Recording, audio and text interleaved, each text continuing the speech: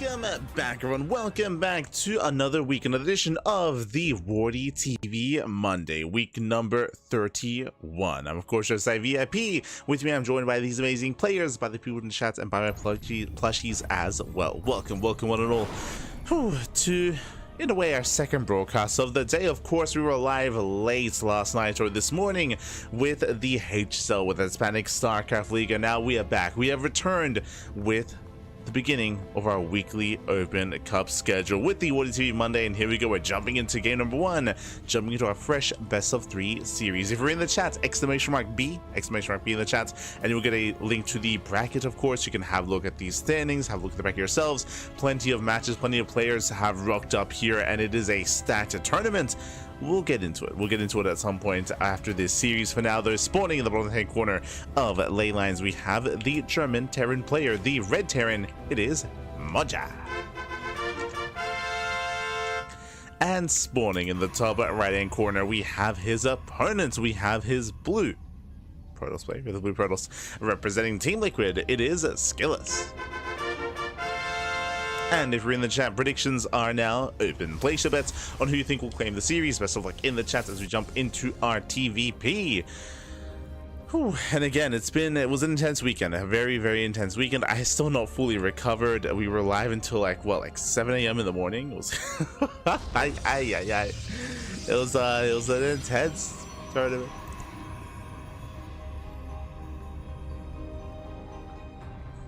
It was an intense cast, intense tournament, intense HSL.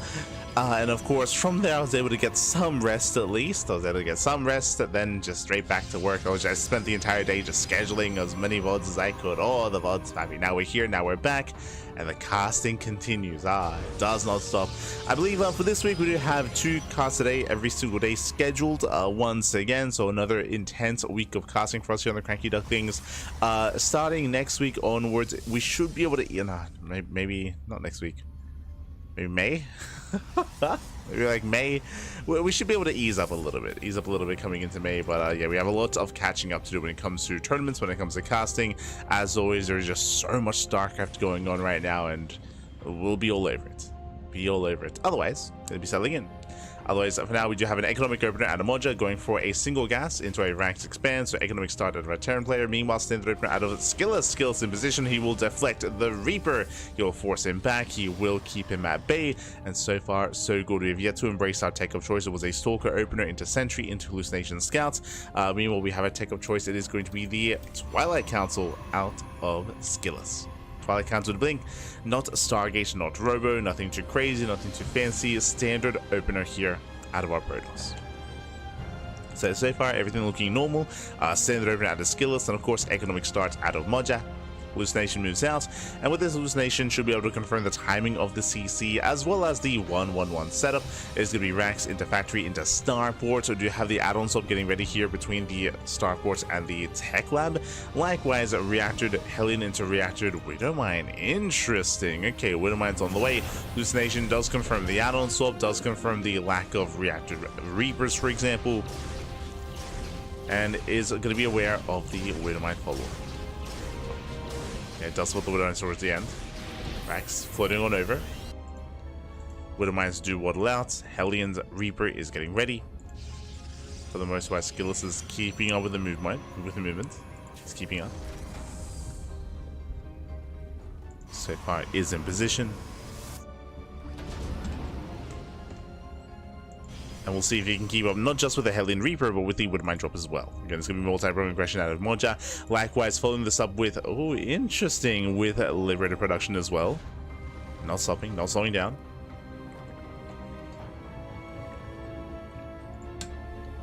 As Moja does move out.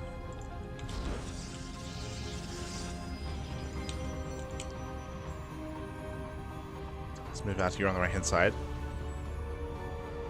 Does threaten a dive, alas, Skillus in position. Likewise, Hellions, they poke in, they do confirm the expansion, but no damage yet.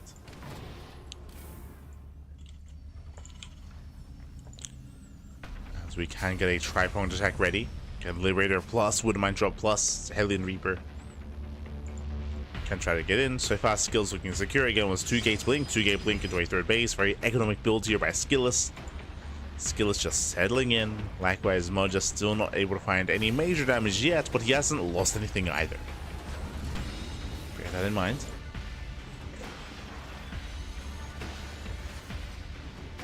He is set up outside the main.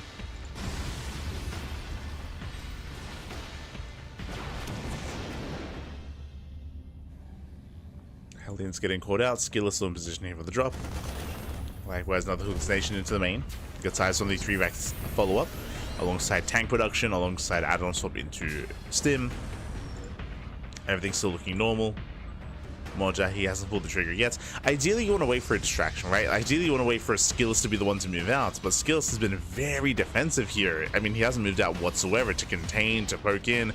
It's usually very standard and very common for Protoss players in this kind of position to move out just so they can make sure that their opponent is stuck at home and there's no drop play or anything like that. But Skillus has been a little more defensive here. He's been less concerned with what his opponent's up to. I mean, I say that, has been scouting non-stop, does have the observing position, but is not really too concerned with catching any stray units or catching any kind of move out with an army. Of course, I mean, he's aware of the drops, he's aware of the aggression. So for now, he's pinned back. From here, taking up into Gateway Explosion, into Forge, into +1 and Charge. Standard follow-up here by Skillus, going for delayed Colossus production, but still just focusing on taking up, skipping some warp ins here and there, just focusing on building up his army into the mid-game. So it's been a pretty passive start so far. Upgrades are on the horizon. Moja, he will soon be able to move out once he gets his stim. Likewise, Depot does fall.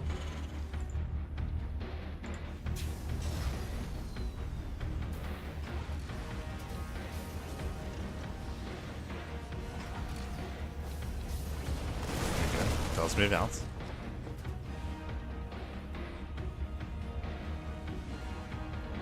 Predictions? Oh, true. I didn't quite do them. There we go. Predictions in the chat. My apologies. Wait, did I not? No, yeah, I did. Okay. My bad. For some reason, I thought I didn't. But here we go. Moja does move out. Does a push towards the third base. So far, does deny the expansion. Skillus getting in position. Does move in, collapsing on the main army. So far getting some of the tanks here. Tank's going to be going down. We have rough positioning here for Moja. As is being forced back. Now would be the time, but alas, Skillus still in position with those stalkers. Moja, he does siege up towards that third base. Skillus, he does react in time, takes down the Liberator. Likewise, drop does not go in. And Skillus is just all over this. He shuts down the main army, shuts down the Liberator. And he's ready for the drop as well. And Moja falling on all fronts, and now he's in a rough position. So in the chats, the anti-F2 Liberator. I mean, you say that, but I mean, this medevac also hasn't moved. Like, on the one side, yes, he did siege up in between the bases, but he never F2'd. Like, the medevac is proof of that, of course. Just had it parked. Meanwhile, Skillus moving in. Taking down the ByuN. Marauders, they do get on top of the Colossus. Colossus, oh, can we bring it down? One more volley and the Colossus up will fall. Despite that, though, there's almost nothing left on the ground. The Immortal moving in. Second Colossus has arrived. It took everything to bring down one Colossus, and there's now a second. Not like this. Some wasted DPS here on the depots, unfortunately, but regardless, Skillus does move forward, and he has broken the back of Moja. Meanwhile, Mind Drop comes back in for the first time, gets some decent probe damage, but again, doesn't matter. The Prism has arrived, reinforcements on the front lines, boys are being pulled into charge shots, GG gets called, and Skillus, he shuts down Moja, and he will take a 1-0 lead. GG. Whew. GG, well played. It does take the lead. Again, impressive game there by Skillus. He was just shutting down Moja at every turn, keeping up with the Liberator, with the Mind Drop, keeping up with everything that Moja had to throw at him. Very impressive. And again, it was quite fortunate that Skillus did end up catching that first move out as well, that first army, before, as it was sieging up outside of the third base. So very impressive there by Skillus. Again, Moja, he was doing whatever he could to try to find some damage to get across the map, but yeah, Skillus doing a great job of just keeping a cool, calm, and collected head. Didn't overreact, he didn't over-respond, he wasn't too safe or anything like that. Like, he was able to successfully tech up and, yeah, embrace that mid-game. GG. GG, well played. That was an impressive game there by Skillus, and we'll see if Moja can bring it back and force us to the ace match. Personally, I hope we do. Hope he can make it there, but again, the pressure is now on the Terran, and spawning in the bottom left-hand corner of Ultra Love, we have the German Terran player, the Red Terran, down in the series. We'll see if he can bounce back. It is Moja. And spawning in the bottom or in the top left-hand corner, we have the blue Protoss player representing Team Liquid, leading the series 1-0. It is Skillus. We go. We have our setup. We have our second game. Now, when it comes to game one, again, game one, there was really nothing too fancy that was occurring. There was no major aggression, no earlier tech. I bring that up just because I imagine that we might shift gears here coming into game two. Skillus, what he showed off in game one was crazy impressive and was a little bit terrifying. So I would imagine that Moja, especially after game one, may look to take a different approach. Maybe something more aggressive, something more assertive. Ultra Love has a shorter rush distance by ground. It is a smaller map, so you can be a little bit more aggressive here. I say a little bit more aggressive. There's a little bit more to it. Ultra Love has all those defensive features, has all these defensive positions. So at times it can be more difficult, but if you can go across the map unscattered, I mean, that's when you can pop off. But now, ranks expand once again, just like the previous game. We do have an economic opener out of Moja. Once again, we are not going for the faster factory. We're not going for faster tech. Instead, faster economy. Okay. So nothing too aggressive, nothing too crazy, at least early on. But this can still lead into like mid-game aggression. We can still see Moja make some more aggressive decisions from here.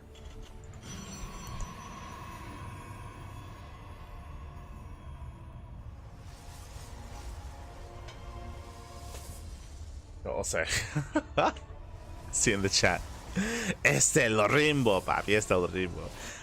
Welcome back, by the way. Welcome back. What I mean by that is welcome back to StarCraft. Kind of. I missed you, papi. I missed you for quite some time. But I did see that este el rimbo. Are you on the Gunners team? No. What team are you on? Is competing in the All Things Protoss Team League. So we'll be cheering. We'll be cheering. Lorimbo's team. Hold on, I have to check. All Things Protoss Team League. What team is Lorimbo in? Maybe he is a Gunner, but he's not on the Gunners. Let me. Oh god. Ah no. Hard to say. Ah yes, Cinque Fromage. There you go. God damn it. We'll be cheering for you. Best of luck. Este Lorimbo. And here we go.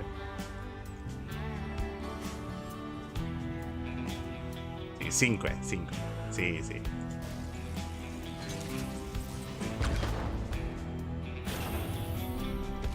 As for now, we are going to be settling in. Nothing crazy. Oh, I was going to say nothing too crazy yet. My apologies. Twilight Council opened out a Skillus, and I assumed it was going to be Blink. I assumed it was going to be something standard, but no, it is anything but. It is going to be a charge opener instead. Something much more aggressive, much more assertive. Ideally, we're going to hit that timing with charge. Gateway explosion on the way, getting up to 5 gates already. And we might see even more than that. 5 gateways so far. We'll see if we can get up. Sorry, 4 gates so far. We'll see if we do go up to 5 or up to 6. So 4 gates for the time being. Skillus is setting up for an expansion. No gases here at the natural. Bear that in mind. Meanwhile, Moja back at home. Oh, hello. Faking out cloak. Does open up Banshee. Hallucination somewhat confirms. Bearing in mind that this time there is no setup for a mine drop, the hallucination does confirm this, as there's no reactor on the factory, so much earlier tank production, much earlier than last game. So Banshee does move out.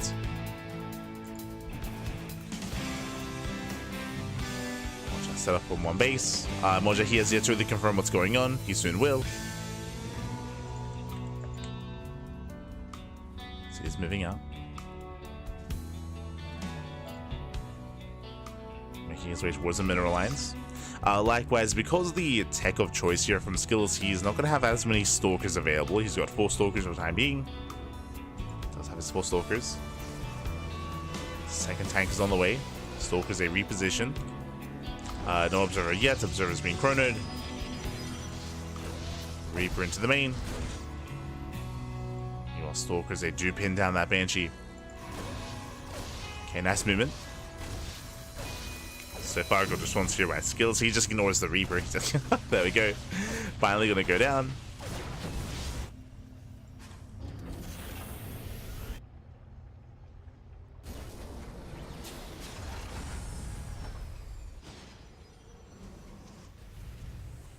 And he does go down. I believe we somewhat, we have yet to really confirm the gases yet. We do have Blink now on the horizon. Forge +1.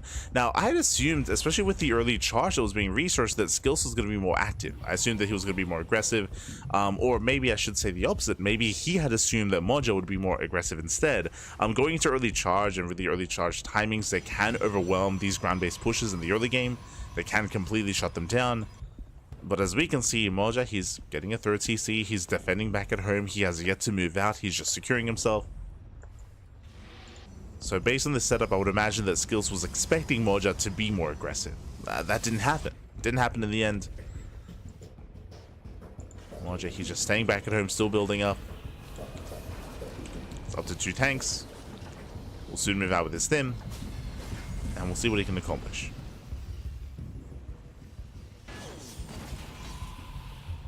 As the Blink is going to finish up in a couple of seconds. First Colossus is on the way. Here comes our first move out, checking the vision. Skillless, he does not see this. Skillless is not aware, just now moving up the observers. He will spot the army. And the army spots him. Oh, gets one. Takes down one. One see of the other observer, barely doesn't get it. Skillless moving in. And he does have a lot of charge lots. Is it going to be enough? There's 0-0. Oh. Tanks do siege. Skill is being forced back, but the Colossus has arrived. Oh! Blink is done. Blink is done. Chargeless, yeah, they dive in. Tanks are going to be going down. Nice disable here on the Colossus. Oh, he researched. Oh, I thought it was a fake out. Did research. Does disable the Colossus, but it doesn't matter. Yeah, the Colossus, the Zells overwhelm. Mojo going to be forced back. Ay. Going to lose everything here. Even without the Colossus, it doesn't matter. Skillless, he does shut this down. Again, he did see it ahead of time. Now getting a 4th base, and now I'm concerned for Moja. After losing all those tanks, after losing that bio army, can he expand? Can he claim that 3rd? I'm sure he wants to. Skillless moving in, takes down the bunker. Takes down the bunker. Likewise, another disable here on the Colossus. It's been so long since I've seen the Matrix actually be useful. It's like he's surviving, he's holding on. Let's go. It's an opener in a style that really fell out of fashion, especially after the nerf, after requiring the upgrade as well. Skill is splitting up. Go forward mines. The friendly fire. Oh, okay, clutch on Burrow. Does on Burrow. Zells, they dive in. Mine shots. Oh, they connect. Massive connections. Zells are getting completely shut down. Skillless, he has to back off. When he has no fear, proxy pylon here on top, just at the front lines, outside of the 3rd base. Colossus taking a lot of hits. That's a lot of Vikings. And Skillless has here extended. He will lose 1. He should lose both. Colossus 1 barely survives. Oh my god. It's on 1 HP. Barely does survive. Mine shots popping up. And with these reinforcements, even though they're slow loss, they should be able to come in time. Warping finishes, another Colossus goes down, the Skillless overextends. Big overextension. SCV's going to be going down. Zeltzer in the mineral line. Looks like Moja, he should barely hold on here. Brings up the Zealots, forces back Skillless again. These are slow warp-ins. It takes so long. But it still might be too much. Yeah, Skillless, he's barely standing. GG gets called. He is broken, and Skillless, he will take the series 2-0, advancing on into the round of 16. GG. GG, well played. Skillous, he will claim the series, will advance on. I can also to Moja, he did play well for himself, of course. So we did see some quirky kind of timings when it came to game 1 and game 2. It was interesting to see Moja go back into Matrix. Again, it's something that we don't see too often nowadays. I do see someone referring to it in the chat. One of the reasons why we don't see it as often as we used to is because the meta has shifted quite a bit. Raven openers were a lot more commonplace back when Robo openers were a lot more common, specifically Robo openers and Phoenix Colossus as well. That's when Ravens really did thrive. This was like, what, a year ago, 2 years ago?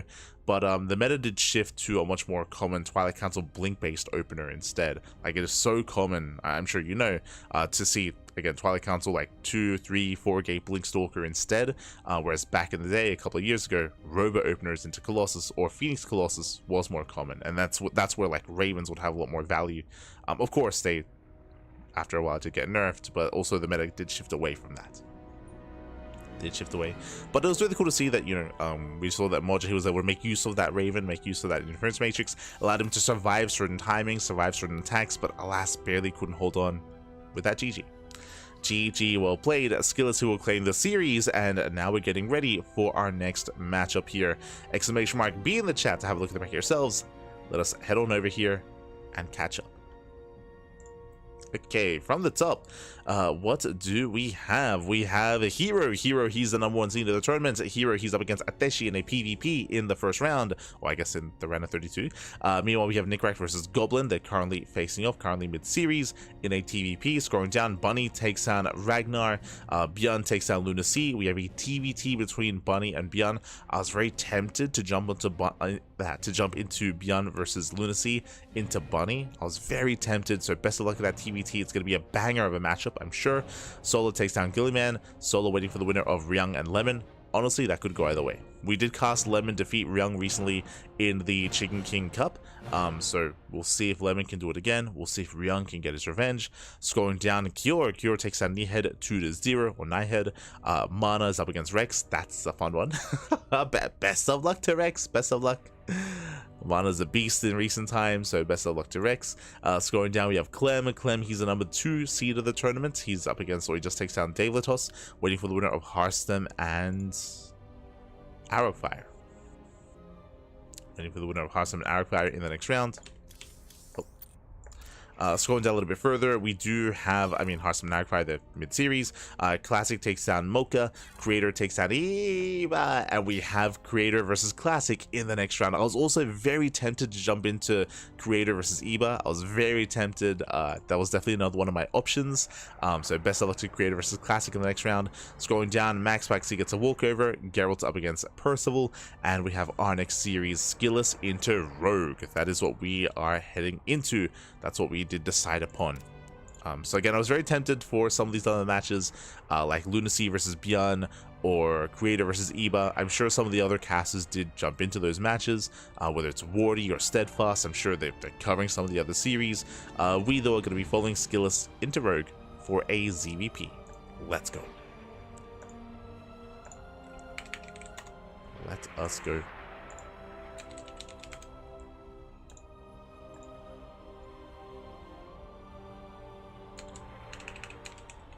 As videos are underway, and we need a moment to set things up.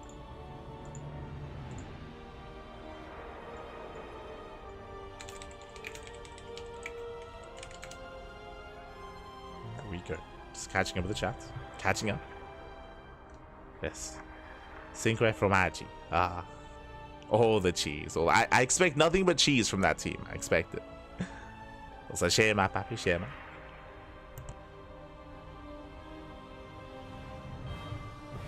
Skillous versus Rogue next.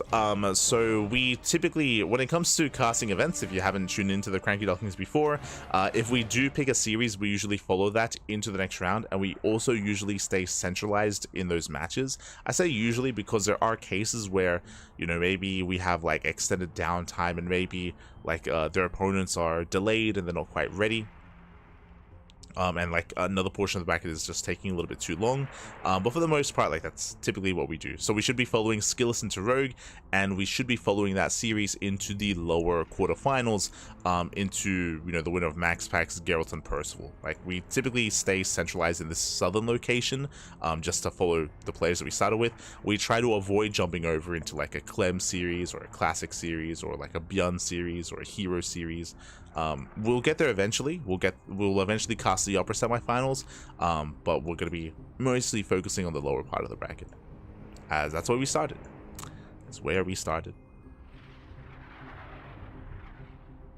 Yo, ¿qué tal? ¿Cómo estás? Este protocito. ¿Qué tal, papi? ¿Qué tal? Buenos días, buenos días. Good to see you.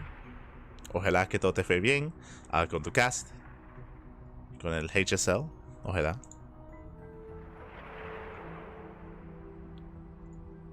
But yes. And now vetoes are underway. Again, Skillous versus Classic up next. Is coming up next.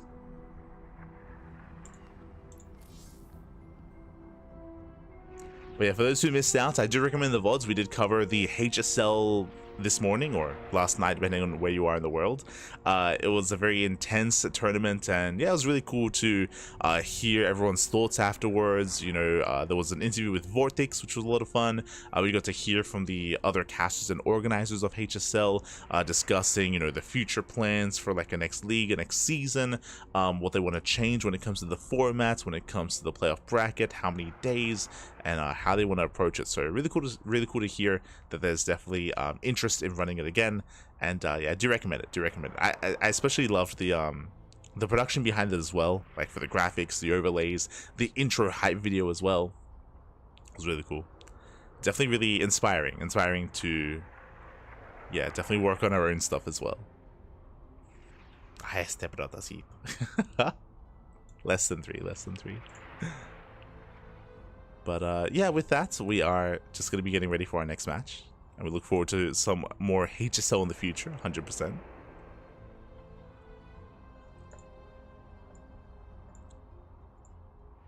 Forward to more of it.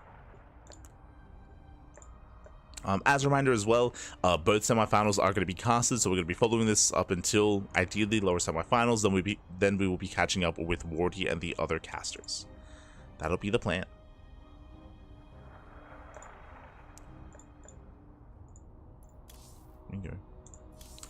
But yeah, it was really cool to see HSL come to fruition, just because it's been a long time. It's been a long time since there's really been much initiative to host events like that in the past. In years past, we used to work with like La Espida. That was creators like Enki, Jim Rising, Demon Swap, Otis as well. This was like back in like 2020, 2021, 2022. Since then, a lot of the creators that I just spoke about aren't really around anymore, and the initiative of La Espida kind of fell by the wayside. But yeah, that's why it's really cool to see like some more collaboration and some more yeah, interest in running something for the Hispanic scene again. It's been too long, papi. It's been too long. It's really exciting to see. Meanwhile, Vitas are done, and we are jumping into our next series. As a reminder, when it comes to the format of this week's tournament, it is a little bit different. So we do have a custom map pool. As we always do, we do feature some of the new TLMC maps, but for specifically this week for the WardiTV Monday, they have removed even more of the ladder maps and added even more TLMC maps. So the map pool is even more diverse than it used to be. We have Lost Fantasy, Persephone, Torches, Incorporeal, Tokamak, and Maganatha. So we've got a lot of TLMC maps we're going to be featuring here tonight, and one of them is coming at you here and now. Let's go. And spawning in the bottom left-hand corner of Persephone, we have the South Korean Zerg player, the Red Zerg, representing Team Falcons. It is Rogue. And spawning in the top left-hand corner, we have the blue Protoss player, representing Team Liquid. It is Skillous. And if you're in the chat, you know what time it is. It is Gamba time. Predictions are open. Place your bets on who you think will claim the series. Best of luck in the chat, as you can get your Gamba going. Whew. and we're able to feature our new map. Again, Persephone, I say new map, Persephone has been featured quite a lot. We have it in our own weekly tournaments as well, like Sparkling Tunic Cup and Tenacious Royal Tussle. So it's one of the more favored, or one of the more popular of the TLMC maps. I believe he got top 2 or top 3 in the overall TLMC standings, and it's great to see it here again. It's quite popular amongst the players. When it comes to the features of this map, we do have the goal base on the right hand side, covered here by just non-stop speed zones towards the top side, bottom side, and left hand side as well, so speed zones all around. We have the healing pad, which we have finally seen used once already. Once so far. I think Clem used it like last week. So there's a healing pad that's also available, which can factor in. The healing pad is a little bit more unique because, as you can see, these purple kind of blockers in the air are air blockers. This means that sky units like oracles, phoenixes, medevacs, they cannot use the healing pad. Only ground units can. So that's a way to balance this out a little bit. Like, imagine PvZ with oracles like topping themselves up. Like, that'd be insane. So only for ground units. Likewise, the rush distance by ground is very direct here on Persephone. That is gonna factor in as well, I'm sure. For now, hatch gas pool, standard opener out of Rogue, going for the unnatural natural, forced to expand in a little bit of a more uncomfortable way. At the same time, Skillus across the map going for his own standard opener as well. Pylon is in position. We're set up for a Stargate opener. Again, typically if it's a Twilight Council, we do hide the Pylon a little bit further back in the main base to make it more difficult to scout. Based on its positioning, it should be a Stargate. There we go, Stargate is on the way. From here, Skillus, he has a couple of options. He can go for an Oracle-based opener. He can go Void Ray as well. There are some quirky builds that can make use of a Phoenix opener, but for the most part, Oracles and Void Rays are a little bit more commonplace. So we'll see where Skillus takes us. As the first adept does move out across the map. Now, this isn't really designed to get damage done, more so to scout, to get a read on what's going on, to make sure that there's saturation, that there's droning happening. Skillus does move in. Rogue likewise just droning. He's got a couple of safety links on the way, nothing major. Adepts, they do scout the main. And he confirms no extra gases, no lair. So far, everything looking normal. Oracle is in production. It's going to be Oracle first, not Void Ray. As he does pull away. Does a healing pad work on Vikings on ground mode? It should. There's no reason not to, right? It's only limiting like healing from the skies. So if you can get to the ground, then you can be topped up. I think the better question actually, does this stop a Colossus from interacting with the healing pad? I think it does stop it. I think if the Colossus tries to, because of the air blocker, I think that technically blocks the Colossus. So that is something that I believe is an interaction that I want to see. but I think this does block Colossus. I think they're too tall, back. They're too tall. Meanwhile, Lings, they do get across the map. Oh, going for the adepts. They get one. They get one. They get two adepts, and they're gonna get all three. Very nice pickups here.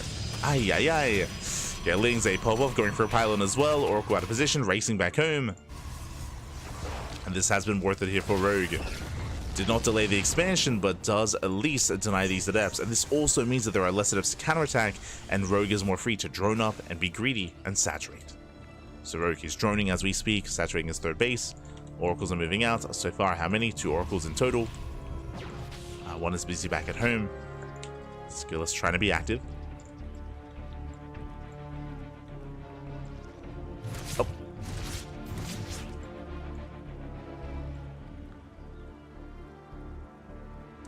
Technically, he name moves on anyway. Hello, Moja. Hello, ¿qué tal? ¿Qué tal? GG, papi, GG. It's okay. We ignore the Twitch chat GMs. Don't worry about it.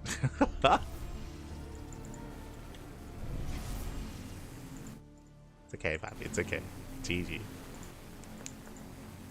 But now, though, Oracles, they dive into the corner of the map. So far, looking for a cancel, looking for a denial. Third Oracle gets activated, and it looks like we will force a cancel. Nicely done. Is denied. Likewise, the Adepts threaten to shade here towards that third. We'll see if Rogue can keep up. Bearing in mind, he has not replaced his Lings. We have 16 Lings on the way, but they're not ready yet. And Adepts do bust in, and drone's going to be going down. 3 drones already. Oh my god. 3 drones already. Very nice damage. Gets 3 workers. Adepts do threaten a shade here into the natural. They will commit. More drones going down. And this is adding up. Oracles are going to be deflected. So far, 8 drone kills. Very nice damage. And again, herO was caught off guard. I don't blame him. If you recall, something that I had assumed, because herO had killed 3 adepts early on, we just assumed that maybe wouldn't warp in, additional adepts wouldn't replace them, and that he'd be safe to drone up. Safe to drone, safe to skip his lings. Alas, he was not. So herO was punished. Lings, they poke back in. Don't quite bust into the natural. They're trying to, though. Stalker taking a lot of hits, taking a lot of damage.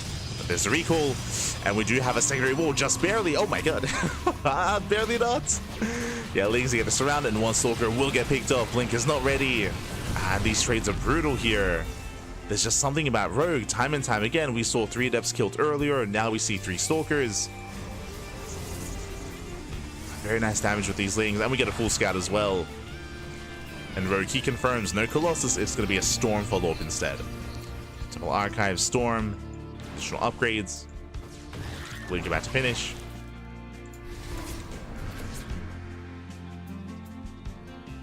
Meanwhile, Skillus trying to be active. He was able to deny the expansion earlier, and we do see Rogue double expanding. Lack of 4th base is slowing Rogue down. He's being slowed down, but the tech is still going on. Hive is on the way. We do have the Lurker Den as well. Getting into Lunker tech, getting to Hive tech. And this is where Rogue really thrives, whether it's against Protoss or against Terran as well. Rogue, he's very fond of rushing and getting into Lurker tech and slowing the game down and making use of Nidus Worms from there. That's where Rogue can really thrive, with those Nidus Worms, with those Lurkers. He's getting to that point. Skillus up. Does pick up a couple of Hydras, nice blinks. Skillus, he pulls away. Does pull away in time. Gets a Revelation up.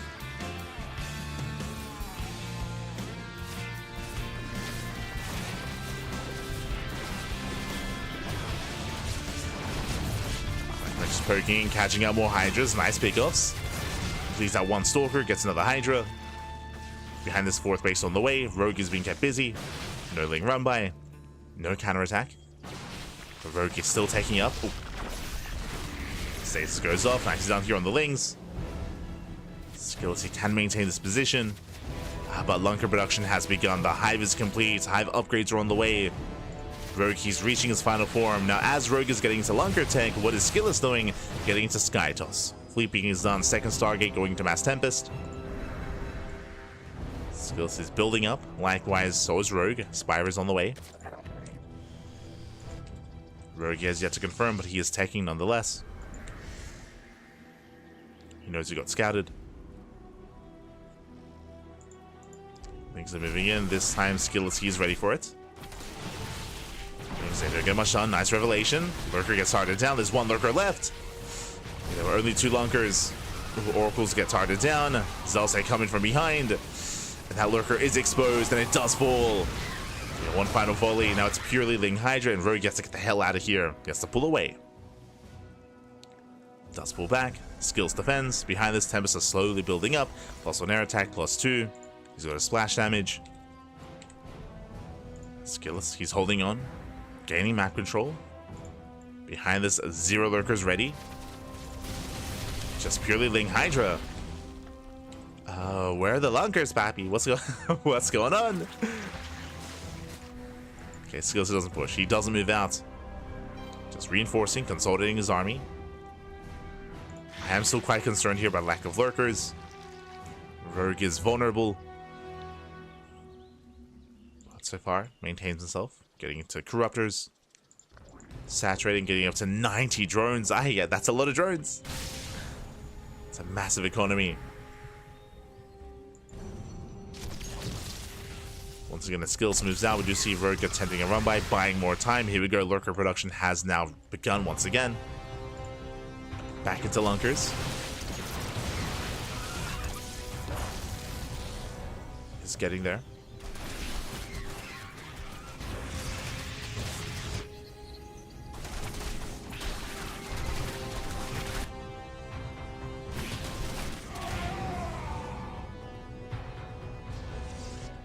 As both armies are maxing out. Rogue just building up more lurkers, more corruptors. Skillus poking in, but he has no way to reinforce himself. Skillus just pushing onto the edge of creep. Shouldn't be committing. Oh, as he moves out, Lings they move in once again. And not the first time. So far, good response, but a recall is forced. And Skillus, he turns around.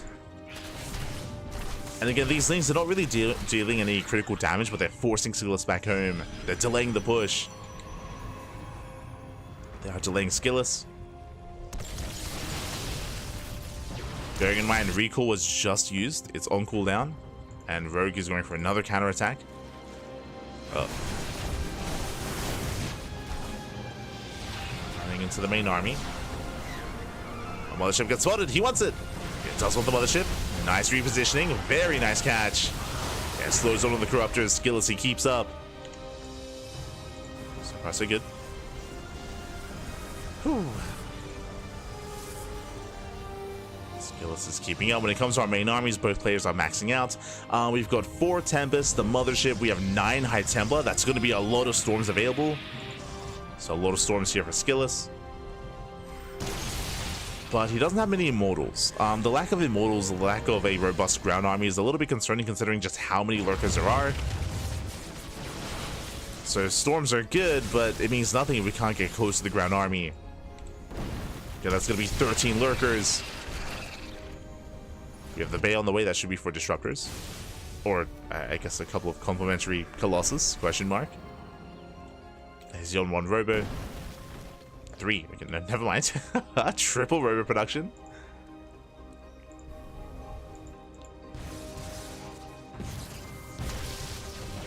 His army is split. Just keeping the main army busy. Corruptors going for the dive. Here come the slow zone once again. Storm's coming in. Corruptors, they will go for the Tempest. They get 1. 1 Tempest goes down.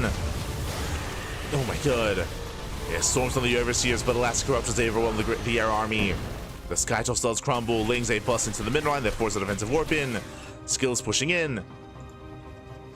And the main armies, they, almost pass by each other. Lurkers, they split off. Cells take it to the mineral line. This feels a little bit risky here from Skillus. Pushing forward, no detection. He has to back up. He has to get the hell out of here. Skillus pulling back for now. Observer has arrived. Okay. He has the Observer. He can try to surround this. Yeah, these lurkers are exposed. They're going to get surrounded. Where's the support? Every lurker goes down. Massive pick off. Rogue overextends. Rogue, he's in trouble. He's remaxing here with 23 Hydras, but how many lurkers does he have? 0. 0 lurkers for Rogue. Send that baby. Keep going. Skillus moving in. We have 7 lurkers in production, but they're still in production. Prism does go down. No more reinforcements. Lurkers are almost ready. Skillus taking a little bit too long. Lurkers, yeah, they morph in just in time. Catching 1 lurker. But again, we have 7 lurkers ready for this. Army moves in. Observer just got sniped. Tempests are exposed. They try to respond. And again, Rogue, he does barely hold on. Again, the lurkers, they morphed in just in time. Skillus, he was being a little bit too careful, a little bit too tentative when it came to moving in. Once again, both players max out. Skillus going for the gold. Rogue going for the production. Oh, gets a Nexus. Not bad. Should force a cancel. Oh, that was a kill. Yeah, that was a kill, not a cancel. Rogue moving out.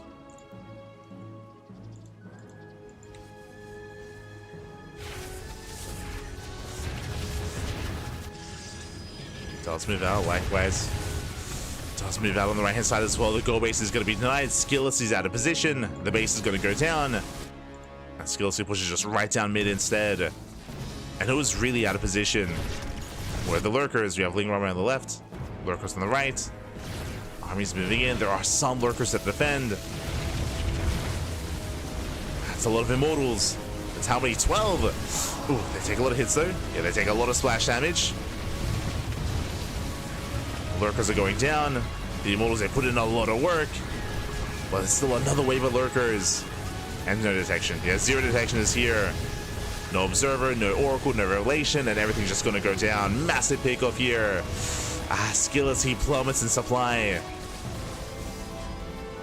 And Skillous doesn't really have much of a bank either. Oof. Warpin finishes, and he's getting some damage done, but alas, roRo, he's already looking to remax. Takes down the Zealots. Takes down the reinforcements. Tempest rallying in. And this is the army. This is Skillous' army. One Tempest, 3 Immortals. Ay. Unfortunately, he just had no detection and he was pulled apart. Though definitely some really good moments here for Skillous. Definitely. But barely not going to be enough. As roRo, he's remaxed. He's moving out. 12 lurkers on the way. It's not impossible, but it's going to be difficult here for Skillous to hold on. Lankers, they're moving in. Storm's trying to buy some time. But roRo, he will overwhelm. Moving forward, this time we do have detection, but it's too little too late. It's interesting that for the past couple of fights, these Corruptors, their one goal has been to snipe the Observers, as they're doing right now. It's just been snipe the Observers, one after the other. And GG gets called. Lurkers are overwhelming. roRo, he will take a lead in the series. He will take game number 1. Whew. GG. GG, well played. roRo will take a lead. Again, a very intense back and forth. Skillous definitely had some strong moments here in this game, but alas, roRo was able to persevere, able to buy time, able to build back up. Reality is that roRo, his economy was for the most part untouched, so he was able to maintain those losses and maintain those trades. Skillous less so.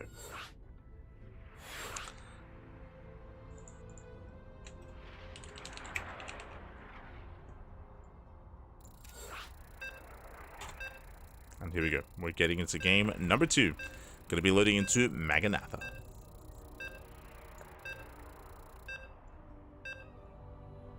We go. Don't know about making Tempest versus no Broods. The Tempest, they had their place, especially against the Hydra Lurker based composition, 100%. Like they had their place, like leading into the later stages of the game. I will not fault Skills for that at all. But here we go. We're getting into our next game. We're getting into game 2, and spawning in the bottom right-hand corner of Maganatha, we do have the South Korean Zerg player, the Red Zerg. Leading the series 1-0, representing Team Falcons, it is roRo.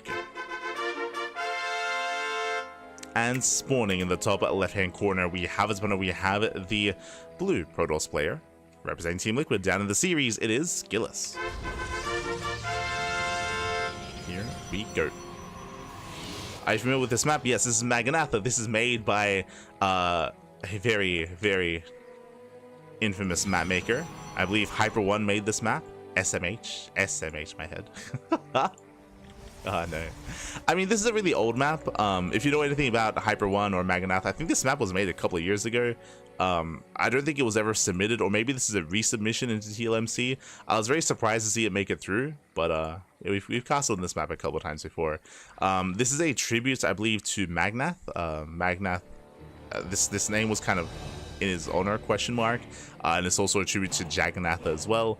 And likewise, there's a lot of rocks. There's rocks all over the place. We got speed zones, we got rocks, we got towers, we got rocks, we got more rocks. We heard you like rocks, so we put rocks on your rocks, and that's Maganatha. That's God damn it. This map is by Hopper. True, by HyperOne, not HyperOne. He is the superior map maker. True. SMH. Feels bad, man. Feels bad. So, yeah, shockingly, this map did make it into the top 10 or top 20 of TLMC. It's crazy. No, but so for those who are curious, this is a larger map. It's a larger macro map. As I mentioned, there are a lot of towers and rocks that you can knock down and you can bring down to kind of morph and to adjust or terraform even the map itself. You even have here, for example, you can knock down this tower, you can destroy the center of Zelnaga, you can deny access to the goal base, you can destroy even the goal base if it gets taken. I mean, there's a lot going on here, for sure. And yeah, it's been a while. It's been a year, maybe more than that, since I've castled a Maganatha. I castled it a little bit when it came to the TLMC. And I don't know if any adjustments have been made since it was first created. So we'll see. We'll see how players do dive into this.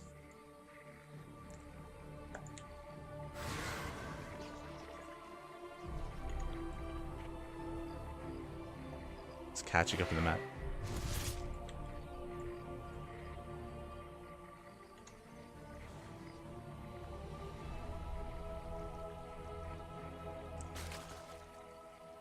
Rogue uses a similar style against Hero Marine, waiting forever with building units. As I mentioned before, Rogue, he does have a very unique style and a very distinct style that he does enjoy in ZVP and in ZVT, which is kind of like being the defending player and taking up into lurker tech.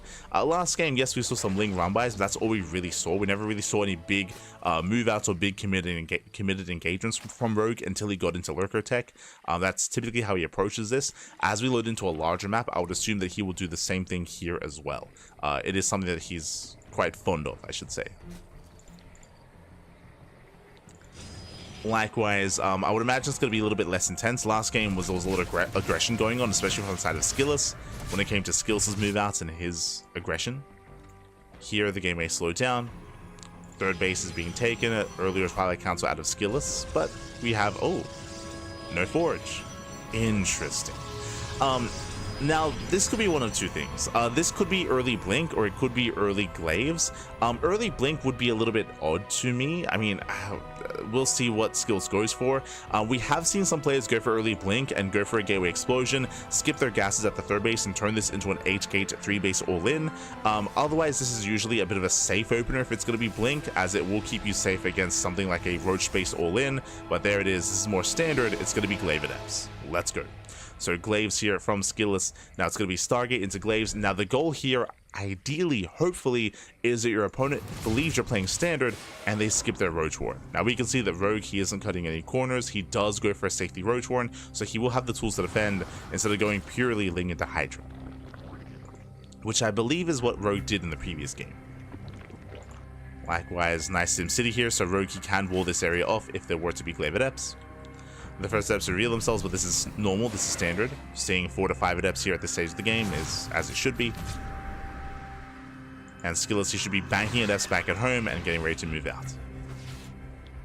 Overlord Scout coming in from Skillus, sorry, from Rogue. Trying to get a read on what's happening. Now, as a reminder, this is not an all-in. From here, you do transition into a longer game state, into saturation. But again, this is designed to catch your opponent off guard and get some cheeky damage early on before taking up. Now, the reality here is that if we don't get enough damage done, then the Protoss player will fall behind, as this is a big commitment here. That's a lot of Adepts. Adepts stay shade in, Roach is still in production. Mining is going to be denied. And Rogue, he should be getting ready to wall off. A couple of Roaches do go down. At the same time, Ling Runback comes in. Oh no! Oh, Ling's a bust into the mineral line. Probe's going to be going down. Skillus, he's in trouble here. Does shade, but last the wall is solid, and Skillus, he does not get into the natural. Ay. As that's going to be 12. 12 workers go down. That is too much damage. The Stalker's going to be falling as well. Skillus, he turns back around. He's racing back home. This is getting out of hand. Again, Skillus was just not ready, not expecting something like a Ling counterattack. Not like this. It gets dealt with, and now Skillus, he falls behind. Lost 12 workers. He doesn't get much damage across the map. Checking the Unisol Sap here. He got 2 drones. He's now getting 3 up to 4. That's a little bit better here, but still not enough. And remember, as a reminder, this build from Skillus, it means that Blink is late. It means that +1 is delayed as well, like your tech, your upgrades, your saturation, all is delayed in favor of Glaive Adepts, and it wasn't worth it. Now, what I will say is that Skillus, he still has the Adepts. Like, it's not like they were thrown away or they were killed. True, like, he still has them, so he still has potential to get some value, but he needs to. Right now, there's a lot of pressure on Skillus to get some damage done with these Adepts. Shading into the third. Doesn't quite commit. Gets one, gets two more drones. Again, that is something, but this is where herO can get comfortable. Now, something that I mentioned before is that herO is known for being more defensive and more turtly, at least teching in towards lurker tech. But things are a little bit... no, never mind. I was about to say that because he's working on 1-1 and because of Rogue's current advantage, like, he can just look to drone up to like 3.5 bases and then just max out and push with Roach Ravager. And he could, but he's not. Again, Rogue is doing what he does best. He's going to just be taking. He's just going to tech. He's just going to tech up into Hive, into Lurker tech as well, into maxed out Hydra Lurker Viper. Or just Hydra Lurker, really. So again, this is what Rogue is known for. And again, he does have the option, if he wanted to try to max out on Roach Ravager and to take advantage of his lead, but is opting not to. I mean, I guess you could argue that the map itself is not really conducive to a counterattack just because it's so large, but it does mean that Skillous is going to be given time to recover. It's not going to be easy, but Skillous, because of the passivity here of Rogue, it means that Skillous, he can take a 4th base, he can take up into Sky Toss, he can try to turtle up as well. Now the problem with that is, oh, we do see a couple has a couple soldiers to go down, but the problem here is just how large the map is and how open some of these bases are. You could argue that this 3rd base is a little bit more secure, but there is an area in between the bases here, in between the 3rd and the 4th, and likewise the 4th base is a little more wide open, going to be a little more difficult to defend. Speaking of, Rogue is moving in. He moves in with his Roach Hydra. He will knock down the expansion. And Skillous, he can't stop him. He cannot stop him. The base is going to fall. Adept safe during the counterattack. Rogue moving in. Not the most amazing storm here. Better storm on the road. Oh my god. Does stand in the storms. Tempests are on the way. Adepts, they do shade into the minimize. They trade against Lings. Good trades here from Skillous, but alas, snaps to Cybercore. Cybercore goes down. He also scattered, was researching. Rogue, he is aware of the Sky Toss. And Skillous, he will hold, but Rogue didn't have to kill. All Rogue needed was to deny the base. Deny the 4th base. That's all that was necessary. Rogue pulls away. Hive upgrades almost done. And we're getting to the lurkers. We're almost there. Oh. Tempest getting called out.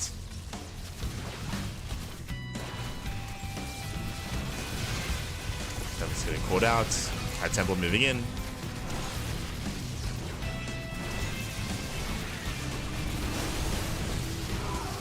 Where Storm does zone. Storm zones away, and Rogue, he does overextend here. Again, he's just trickling out some units. He should be pulling back, consolidating, and getting into his lurker-based army. So Rogue is getting punished.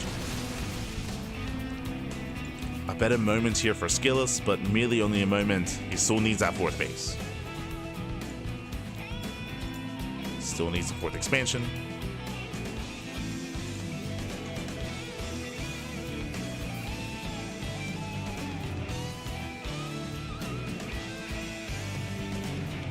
Base that is funky. Middle base seems easily abused by Tempest.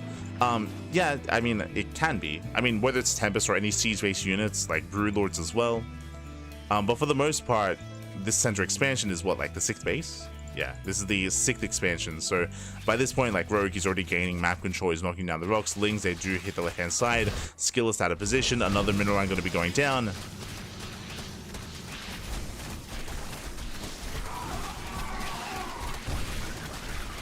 We'll see if Skillous does respond in time. As he rotates to the left, we see Hydra's getting ready on the right. No lurkers morphing in for the time being. We have the Corruptors, or I should say Aspire, on the way here for Rogue, and Rogue is still looking very comfortable. Again, he denied the 4th base earlier. The 5th base is now on the way for Skillous. Skillous, he's still trying to stabilize. Now, he is on the road to recovery, and the reality is that if Rogue is passive, then Skillous, he can catch up, but Rogue isn't being passive. He's moving in once again, this time with his Hydras. Oof, we'll take a storm to the... Oh god, Jesus, he stands in the storms! Does stand in the storms, but he can afford to. He can afford to stand in the storms regardless. Does not pull away. Lurkers moving in on the right hand side.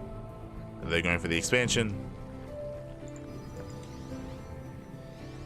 And you can see how spread out these bases are here. The third, the fourth, the fifth base, very spread out. Very difficult for skills to rotate between them. To rotate between the bases. Nexus does fall.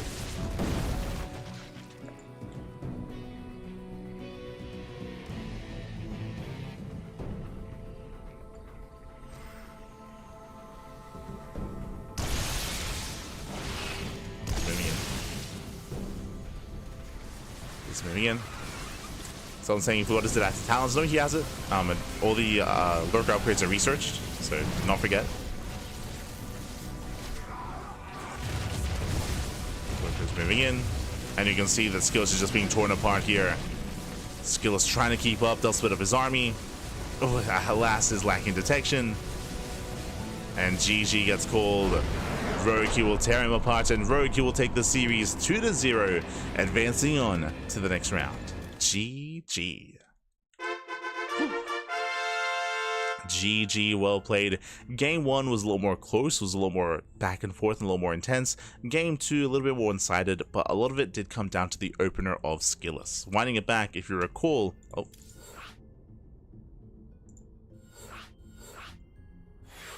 my god, okay. Winding it back, if you recall,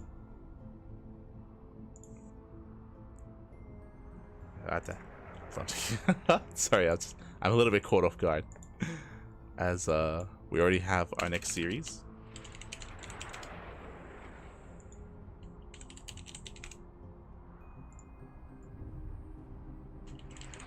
Hold on, just getting it ready. So I was just invited, so I was like. Winding it back, if you recall, it all started with the Glaive Adepts. It was a Stargate opener into Glaives, and we did speak on how it did need to get some damage done. Alas, it did not. But it wasn't just that it got no damage done. If you recall, the Adepts, as they moved out across the map, there was a massive link counterattack and 12 pros went down. The Adepts also failed to get any damage done. 4 drones were killed, and that was in combination of Adepts and Oracle Harass as well. It just wasn't worth it for Skilless, and the reality is that he fell behind from that moment, and he never quite recovered. It was after that moment where we saw that herO was able to come in and punish the bases and deny the 4th base, so herO maintained his lead. Unfortunately, it was Skilless that was stuck behind and doing whatever he could to recover from that moment, but it was very difficult to recover from those early losses. It shows just how important the early to mid game really is. If you sustain too many losses early on, it is very difficult to recover. Momentum is a big part of StarCraft and a big part of that final game as well. GG. GG, well played. herO will claim the series, will advance on into the next round, into the quarterfinals, and we are here to determine who will face off against herO in those quarterfinals. As spawning in the bottom left-hand corner of ley lines, we have the Danish Protoss player, the Blue Protoss, representing Sidestorm Gaming. It is MaxPax. And spawning in the top right-hand corner, we have the South Korean Terran player, the Red Terran. It is Percival. And if you're in the chat, predictions are open. Place your bets on who you think will claim the series. Best of luck in the chat as we get ready here for our next matchup, as we are jumping into our fresh best of 3. Again, do apologize for being a little bit distracted in the lead up to this, but I was just trying to set up the match and figure out if this was game 1, game 2, or game 3. But yeah, we jumped into this real fast and real quick. Like, as soon as we finished our series, as soon as we finished Skills versus herO, like, bam, we got invited into this. So I had to quickly set up. Regardless, GG. GG, well played. We're now getting ready here for our next matchup. Let's go.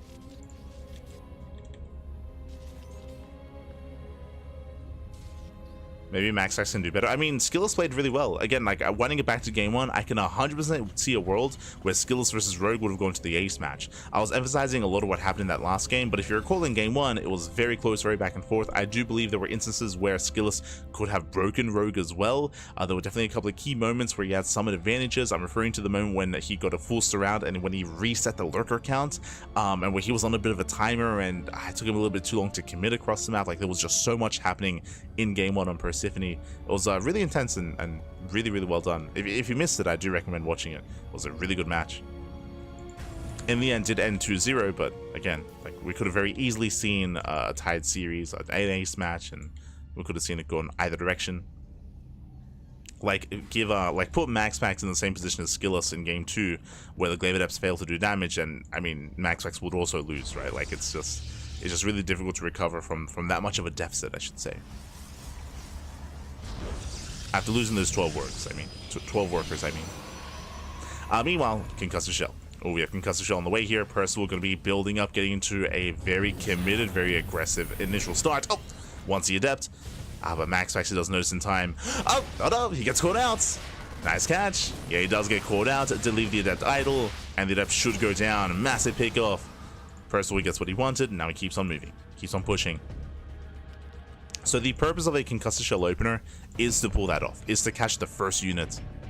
So it does catch the Adept. Behind this, going for what looks to be a 2-on-1 variation. Back at home, MaxPax running down the shield battery, getting ready here for the assault. Percival's moving in.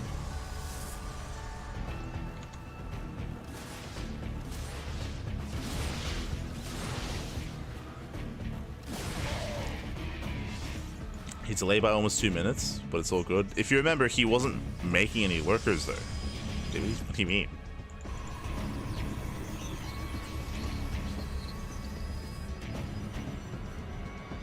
Hello Jinx, hello, ¿qué tal? ¿Cómo estás?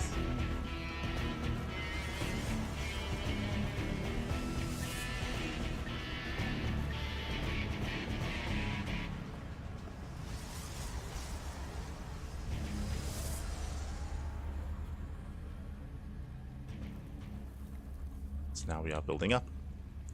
Likewise, it's going to be a blink-based opener here out of MaxPax. How many gateways so far? It is going to be, I believe, 3. Yeah, 3-gate blink out of MaxPax. Getting to a third base, very standard, very safe play here from our Protoss player. Now, this Prism means that he will move out. He will be aggressive to contain his opponents. He shouldn't be able to break Percival, but we'll see. Like MaxPax, he's known for having some of the best 3- and 4-gate blink play in this matchup in PvT. So if he sees an opening, MaxPax, he will go for it. Now, he should be deterred from blinking forward just because of the Concussive Shell. Like, we have a couple of Marauders, but no bunker on the low ground. That is a concern. Yeah, no bunker. Tank is sieging in between. MaxPax going for the warp in. Does reinforce. Oh. Does push forward. Again, there is no bunker. Marine's going to be going down. This is still enough here to deter. First, he's holding on. Sets up his second tank. I'm loving the splits here. Let's go. Este Percival.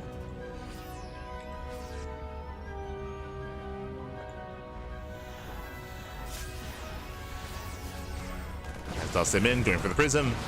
A couple of boys are being pulled. And so far, 3 SCV kills. Not bad damage, but MaxPax is going to be pinned. He's pinned behind the mineral line, and Percival, he will hold. So he will hold, he will defend. Meanwhile, across the map, MaxPax, of course, claiming his third base, getting saturated. And really, we're waiting for the moments where Percival can break out of his contain. Now, Stim is done earlier than usual. Oh! It's done a lot earlier. Stalkers, they can try to threaten and dive into the mineral line. You can see Percival, he does notice. Does react. Does react in time.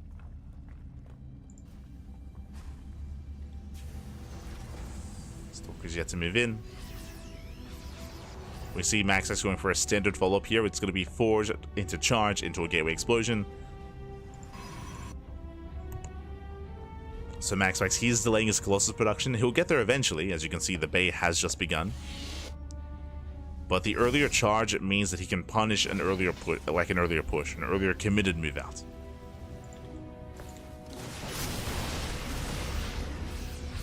As he's going to have a lot of chargeless available. Speaking of Percival, he does catch one Stalker. Not bad. As he moves out, you can see Zealots are ready to move in. Percival, he has to be careful. Now, there is an Observer keeping eyes on the main army. And again, MaxPax, he's waiting for that move out. He does spot it. And he should be going in. Yeah, there we go. That does trigger MaxPax. He's going into the main base. Percival, he is distracted. Main base is exposed. Zealots get dropped in. Likewise, can go for the warp in as well. Boys being pulled away. So far, getting what, 4 SCV kills. Getting it to 6. Thankfully, Prism is going to be hunted down. 6 SCVs do fall. Percival, he commits. Focusing on this push. Oh! Doesn't waste a stim. Scans at a time. Does see them as charge lot. Ideally, Percival wants to bait the army into tank fire. MaxPax going for another run by. Percival taking a little bit too long here, but now we have a Colossus. Yeah, MaxPax, he has enough. Zelse coming in from behind. Yeah, they're coming in from behind up the ramp. First tank is going to be targeted down. He gets one of the tanks. He gets two. He's going to get all three. Going to get all three tanks. The ByuN army is getting caught out as well. Ay, ay, ay. And Percival gets caught out completely here. The tank count is reset. He's getting his third base as we speak. He's at least trying to. But he's hurting.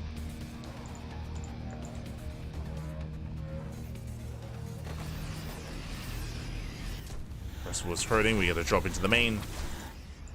SCV's going to be going down.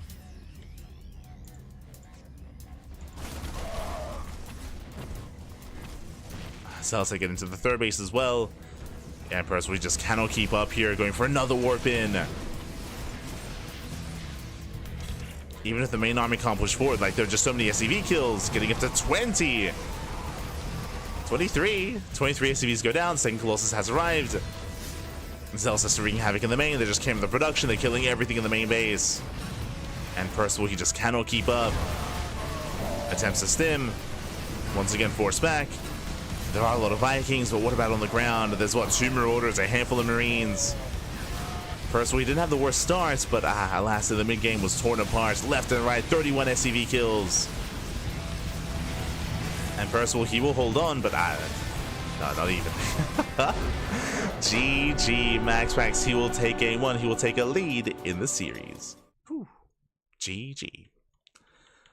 Will take a lead. Again, Percival, he didn't have the worst starts as he was able to catch out the initial units. He was able to defend quite well against the Blink Stalkers, but we did try to emphasize the charge follow-up. And this has become a very common thing in TVP, very common in the meta, is to go into early +1, early charge lots, and that is designed to punish any kind of early push like that. We saw that with those Zealots, we were able to collapse, surround the army, and just break Percival as he tried to move out, and also punish his move out with the drop across the map as well. It has become a common adaptation in recent months in TVP, and this is also why typically in the meta of TVP, Terran players are a lot more defensive, where instead of breaking out and pushing across the map, they break out and they defend back at home. They secure their third base, they play more defensively, more passively, and then they build up towards something greater. These early move outs are a lot more difficult to pull off, I would say. But here we go. We're getting into game number 2, and we'll see if Percival can bring it back and force the ace match, or if this goes the way of the Protoss. As spawning in the bottom left-hand corner of Persephone, we have the Danish Protoss player, the Blue Protoss, representing Sidestorm Gaming, leading the series 1-0. It is MaxPax. And spawning in the top left-hand corner, we have the red Terran player, the red Terran himself from South Korea. Down in the series, we'll see if he can bounce back. It is Percival.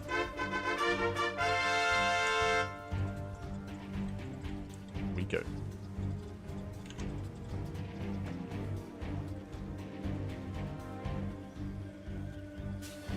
We go. As we are going for a more economic opener here from Percival, likewise standard play here out of MaxPax. Once again, Persephone is one of the more common, one of the more popular maps in the map pool. We've seen it already in both series. We'll see how players do adapt, do adjust. Now, I don't expect Percival to go for another concussive shell opener again. That's usually you do something like that once in a series, not multiple times, as it's going to be more difficult to catch your opponent off guard. Much more difficult. Siege too far away, pixels are hard. I mean, even if he had pushed forward to siege closer to the third base, I think we would have seen a similar outcome. As we mentioned, like those that +1 charge follow-up is designed to punish those tank pushes specifically. So it was going to be difficult for Percival to find any success with that period.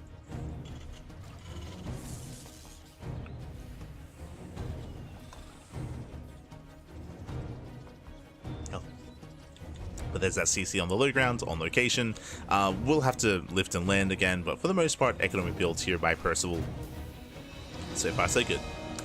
Going Marine first. Interesting. Now, what's interesting about this is that Percival, he doesn't scout. So no SCV scout. Likewise, because it's Marine into Reactor, there's no Reaper scout either. This should lead into a Hellion scout, typically. So we'll be seeing like Reactor Marine into like Hellion production, to Starport. So it's going to be a much later scout here from Percival. Because of this, MaxPax, he's free to do whatever he wants. He shouldn't really be too cheeky with this, but if he wanted to, it could be crazy and go for like a Twilight Council into like Proxy Dark Shrine or something wild like that. I don't know if MaxPax is really one to be that chaotic though. See, that does push.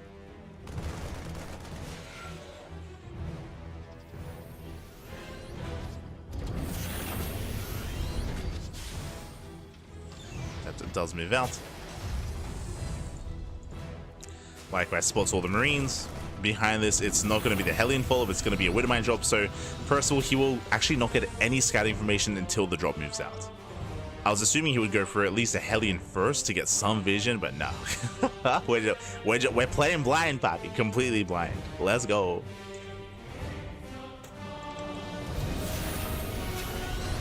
Back at home, MaxPax going for a Twilight Council into a Gateway Explosion into a 3-gate Blink build, just like the last game. So same build out of MaxPax, same build.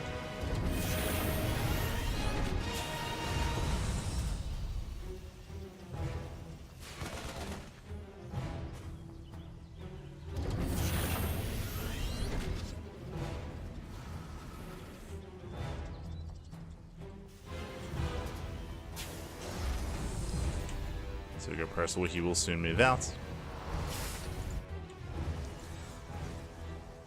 Behind this, likewise, MaxPax not really being too active either. He's not getting any extra gases. From here, he should be expanding, should be getting a third base. He has the money for it. And we'll soon be claiming that third. Widowmine drop is coming in. MaxPax, he does react. Will pull away in time. Oh my god. Does pull away. One probe does go down. Just the one, I believe. No, not even. Oh my god. Never mind. Yeah, the mine shots get wasted on the gas geyser, and with that MaxPax, he will lose nothing. Cleans up the Widow Mines. At least Percival now is aware of what's going on. He now knows. Third base being taken. MaxPax does move out. And it's going to be on Percival to defend back at home. So Percival, he is contained on 2 bases. He has to defend.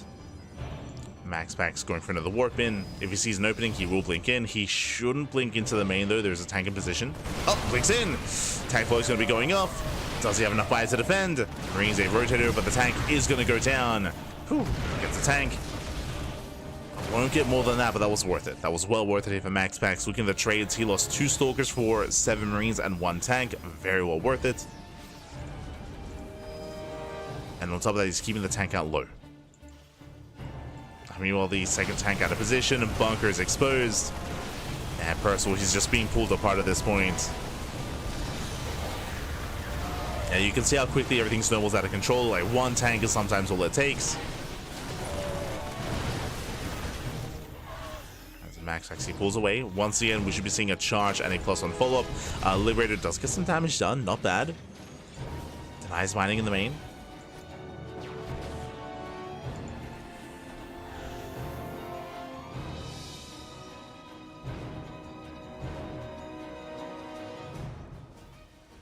MaxPax rotating over. +1 now on the way. Now this +1 is delayed, so it's a delayed +1 here just because everything's been so chaotic and there's been a lot going on. It does get into the mineral line. 3, 4 SCV kills. It's 4 CVs, takes down another tank. Ay, ay, ay. And that's the second tank going down. There's 2 tanks left. And again, even if Percival were to move out, just like the last game, Charge will be ready for it. Charge it would be ready. So MaxPax, he's safe back at home. Now he's taking up in towards Colossus. And Percival, he's pinned. And now he's forced to take a third CC. Third CC's on the way.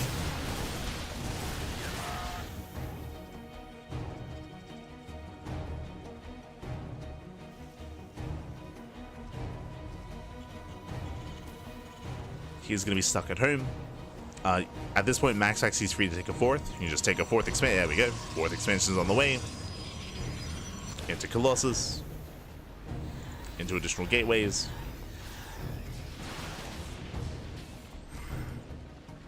And from here, MaxPax, he can get quite comfortable.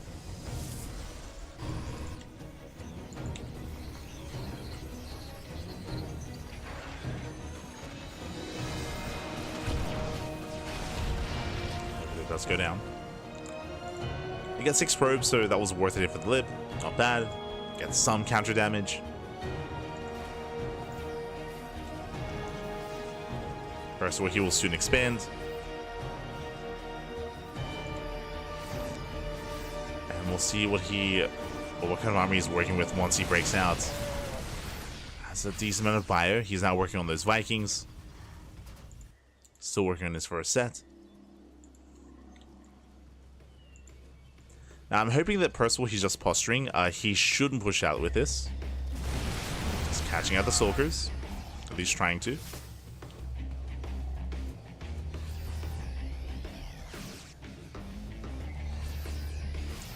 Percival, he does move out past the halfway mark. Prism gets caught. Oh! Does on siege. Percival, he is committing to this. Uh-oh. MaxPax is getting ready. Okay, thank God. Percival, he backs up. Pulls away, he'll reinforce. MaxPax looking for the army. Again, he wants that engage. Instead, Percival, he rotates to the left. Army gets spotted. Percival, he can't siege on the high ground. He does outposition MaxPax. The base is under fire, and MaxPax, can he commit into this? It's going to be a bit of an awkward attack here from the Protoss. Yeah, very awkward. The base is going to fall. MaxPax is coming from behind. The mine shot's going off. Takes down 2 of the tanks. Yeah, tanks are going down. Boys are being pulled. Oh, brutal force fields. Again, he's running out of Zealots, running out of charge lots. And Percival, can he get on top of the Colossus? Oh, can he get it? He can. Barely can. Whew. Colossus goes down. Oh no. Never mind. It will cost him the entire army, though. Does get the expansion, does deny the 4th base, so damage was done. He does trade. But again, he will lose everything here. As he escapes with 3 empty medevacs. Or I should say 3 medevacs and 2 Marines. He gets out of here.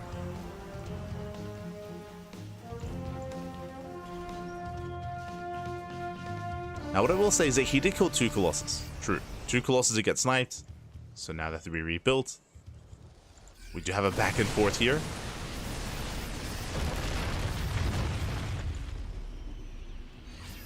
We do have a back and forth. I mean, the 4th base was denied as well. So supply-wise, Percival, he can keep up with MaxPax. Can keep up.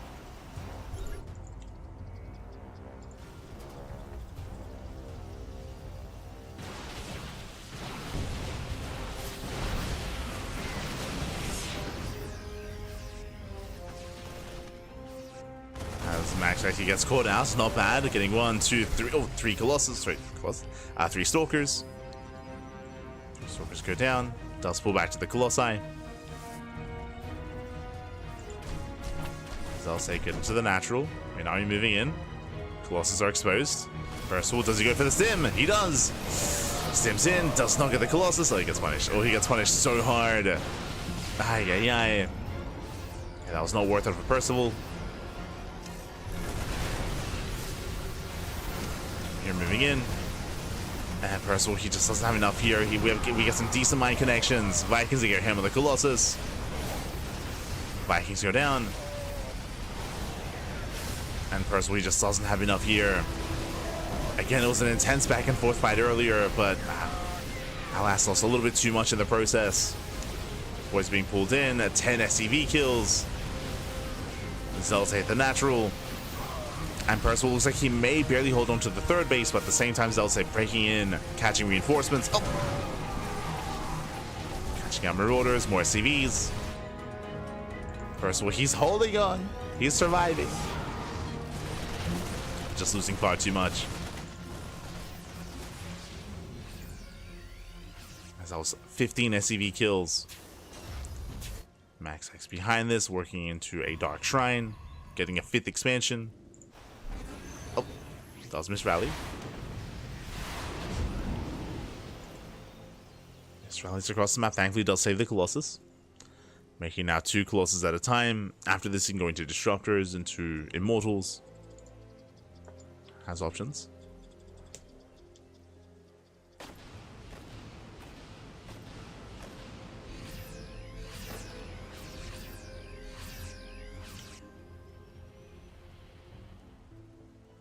Percival being active. Likewise, MaxPax once again moving in. And yeah, GG gets scored, just has far too much here. MaxPax, he will claim the series 2-0, and he will overwhelm and advance on to the next round. GG. GG, well played. Again, Percival, he did have some decent moments in this game, specifically when it came to outpositioning MaxPax. Like, he took the best fight he could have hoped for when he was able to outposition, get on top of the ramp, snipe the 4th expansion, take down 2 Colossus, and trade evenly with the army. It was impressive. Unfortunately, we saw that he wasn't quite able to stabilize from that point. MaxPax, he was still able to build up and overwhelm. Despite losing 2 Colossus, he could still just out-trade his opponents, and yeah, it just wasn't enough there for Percival. GG, well played. Again, some good moments, but overall was overwhelmed, and MaxPax will advance on to the quarterfinals, where he has his next opponent waiting for him. !B in the chat to have a look at the back of yourselves. As a reminder, we were covering their matches earlier, but it is going to be MaxPax versus Rogue in those lower quarterfinals. Let's go. Let us go. It's going to be our next series. Vetoes are underway.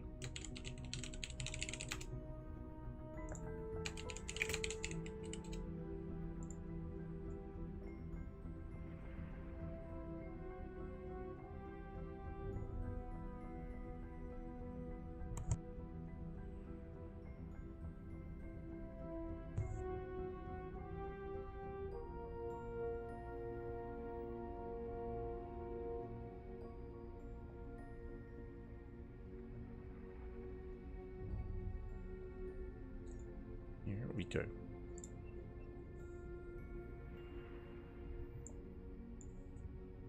Just catching up. 0 probes, that's illegal. True. Illegal, papi. Aye.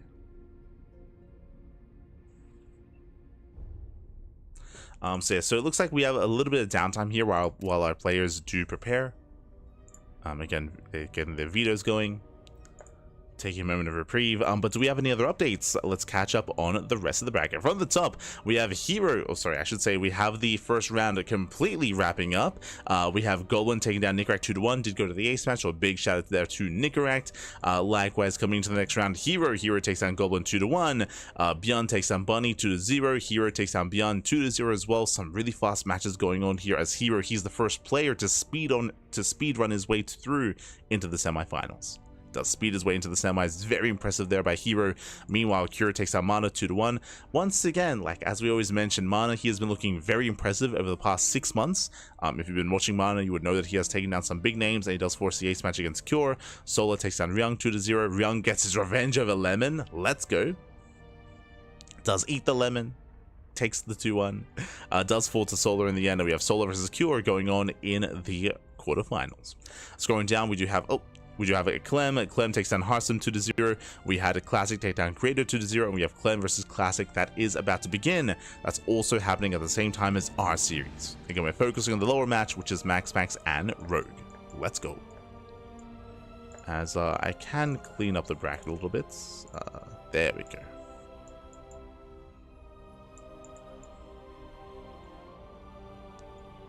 We'll clean up the brackets so we can focus on our top 8.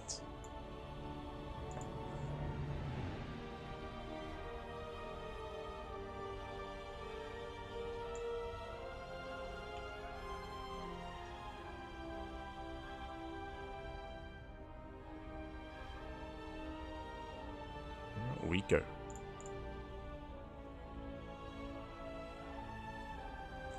For now, though, we're going to be going on a short break, so when we come back, we'll have our next series, we'll have our next matchup. We'll see you guys after this short break. Enjoy the Brutal OST.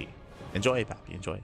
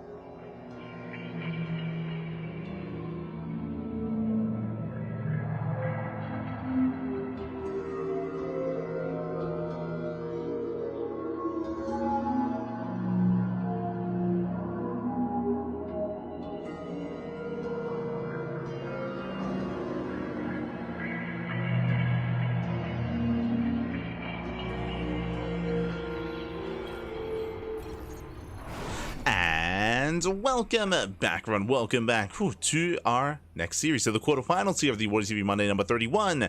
Welcome to our PVZ this morning. In the bottom left-hand corner of Ducklings, we have the Danish Protoss player. We have the blue Protoss representing Sidestorm Gaming. It is MaxPax. And spawning in the top right-hand corner, we have his opponents. We have the South Korean Zerg player, the Red Zerg. Representing Team Falcons, it is Rogue. And if you're in the chat, you know what time it is. It is Gamba time. Predictions are now open. Place your bets on who you think will claim the series. Best of luck in the chat as we do jump into our fresh best of 3. Here we go. Okay, welcome on to Tokamak. Tokamak is one of the newer TLMC maps. I'll be honest, is a map that we actually didn't really get to cover too much of during the TLMC 20 run. So I'm happy to see more of it here and now. Definitely has an interesting layout and an interesting setup. The tank positioning here on top of the ramp in the main base isn't really set up to protect the ramp or the entrance here on the right hand side. So an interesting setup here. Meanwhile, we do have our third locations on the right and left hand sides. We have one on the low ground here, which is looking to be a little bit more exposed. There is thankfully a choke point that you can try to make use of. You have some high ground here as well. Here towards the left, it looks like, yeah, once again we have some more defendable locations, more so than on some of these other maps, I should say. Interesting. It's a little bit more wide open, that is true, but unlike on some other maps, there's no entry point here straight into the natural, so you can centralize your defenses either on the left or right hand side thanks to these rocks. Once the rocks get knocked down, then it's a different issue, it's a different story. But overall, more secure on 4 bases. The 5th base is very isolated. Like, the 5th base is a lot more out in the open, at least towards the left-hand side. Here on the right-hand side, maybe it's a little bit more natural to expand linearly over here instead. Likewise, we have destructible minerals. You can knock down these towers. You can destroy the mineral patches, destroy the gold, destroy the regular patches as well, which is a unique feature, for sure. Destroy all the minerals. Makes it very risky to try to take the hybrid base, for sure. Meanwhile, for the time being, standard Stargate opener out of MaxPax. Likewise, Road going for the unnatural natural as we're settling in.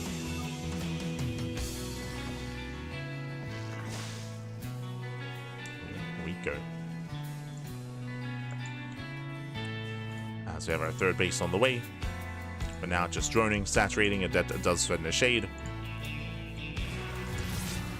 So that's what Rogue is keeping up. And again, right now, Max actually just scouting. He checks for the expansion. He should check for the gases. Check for saturation. He wants a drone kill. Oh, gets one. Not bad. One drone goes down. Just the one for the time being. This Rogue does pull away. Sorry, MaxPax does pull away. Does pull back. Gonna be the initial Oracle opener. From here, we should be seeing a third base. And we'll keep an eye on the timing of the Twilight Council.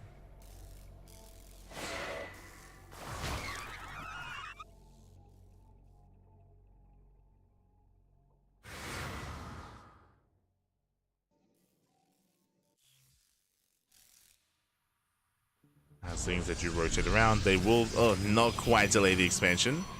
Very close. Lings are forced back. We have 10 more Lings in production. Looks like Rogue does want to apply some pressure and wants to ideally get some pickoffs here. At this point, it would be too late to delay the base. As the Depth says, shade into the mineral line. Drone's going to be going down. Oh, it's going to be 2, 3, 4 workers already. Ay, ay, ay. Yeah, 5 drone kills. Lings, they were just a little bit too late to defend against the Adepts. MaxPax taking advantage of the chaos. Early Eva Chamber here out of Rogue. This should be for +1 melee. This looks like Ling Hydra out of Rogue. Lings, they counterattack, but alas, back at home there is an Oracle. Twilight Council's on the way. We should be seeing a Forge momentarily, but now 7 in total. Jesus. 7 kills. There's the Forge. The Forge is late for MaxPax. Looks like he was distracted by the Oracle harass. So a little bit of a slip up there. Does mean delayed upgrades.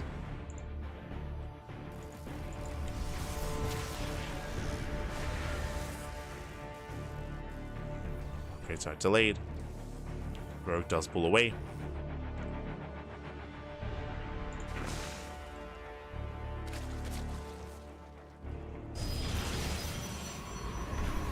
Going into burrow. Okay, that's a little bit more unique. Interesting. Like, plus on melee makes plenty of sense going into Ling Hydra, but Depth say shade back into the mineral line, getting another 3 drone kills, getting him to 4, getting him to 5. Oh god. 5 workers go down. Rogue taking a lot of losses early on. So really rough early game here for Rogue. And we'll see if he can recover. As MaxPax is not done. Ideally, he wants to deny the 4th base. Rogue keys up against the wall.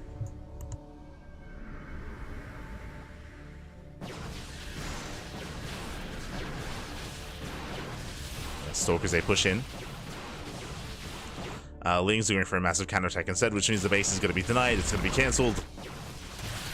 And MaxPax, he can always recall if need be, but a couple of Stalkers, all he needs, all it takes. He defends the 3rd. The natural is a little bit more exposed. So MaxPax's army is safe. He's pulling Rogue apart, catching out Overlords, shaving off Lings. And things are looking dire here for Rogue. They're looking very dire. He invested so heavily into this Ling round and achieves nothing. He gets maybe 1 Stalker. I think he got 1 Adept kill. Lost the 4th base. Now he's double expanding. Rogue is getting desperate. More Lings in production. And MaxPax, he rotates. He wants that 4th base for a 2nd time. There's a shield battery on the way. Lings, they hit the natural. 4th base under fire. Do we have a warp in? We don't need it. Jeez. Doesn't need the warp in. Stalkers, they blink away. The expansion is going to be denied. More Lings, they hit the 3rd base. But again, MaxPax, he should be fine against this. Assuming he turns back around, there's the recall. Okay, recalls back home. He shuts down all the lanes. He got what he wanted. GG gets called, and MaxPax will claim game number 1 and take a lead in the series. GG. A very rough game there for Rogue. Rogue, he was shut down at every turn. Remember, he lost 7 drones at the start of the game. That was insane damage. And it wasn't just that he lost 7 workers. He kept going for link counterattacks. Like, he just kept going for them. And unfortunately, they weren't getting any value.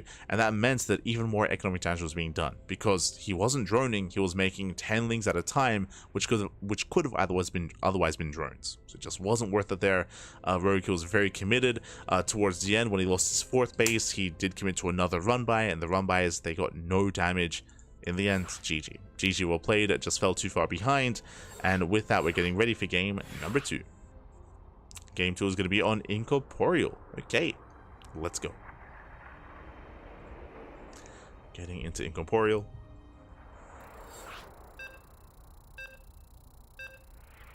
Good night, morning greetings from Dinamérica. ¿Qué tal? ¿Cómo estás? ¿Qué tal, Manuel? ¿Qué tal? Bienvenidos. So we're getting to our next game. Oh, ahí están. Good morning. And here we go. Spawning in the bottom right hand corner of Incorporeal, we have the Danish Protoss player, the Blue Protoss, representing Psystorm Gaming, leading the series 1-0. It is MaxPax.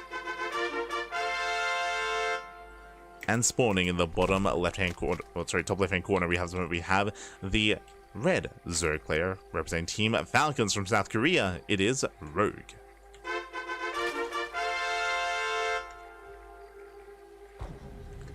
Here we go.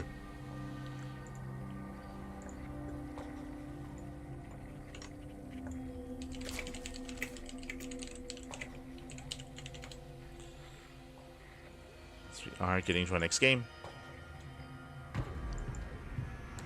Getting to our next setup here. And again, Incorporeal is another one of these maps that we haven't really seen too much of as of late, so we'll see what kind of features we are able to indulge in here. For now, we do have our main and our natural base setup. We do have this time a much more open area. As a reminder, last game we did have rocks kind of closing in the natural, protecting the natural base and securing it to make it a little bit more easier to build up on a 3 and 4 base setup. Here the bases are more spread out. They're more open as well, just because you have multiple entry points here towards the linear 3rd base as opposed to only the 1 point in the last game. So here you can come in from multiple angles, multiple surrounds. Likewise here as well, much more wide open. It's on the low ground as well. There's like 3 angles of attack.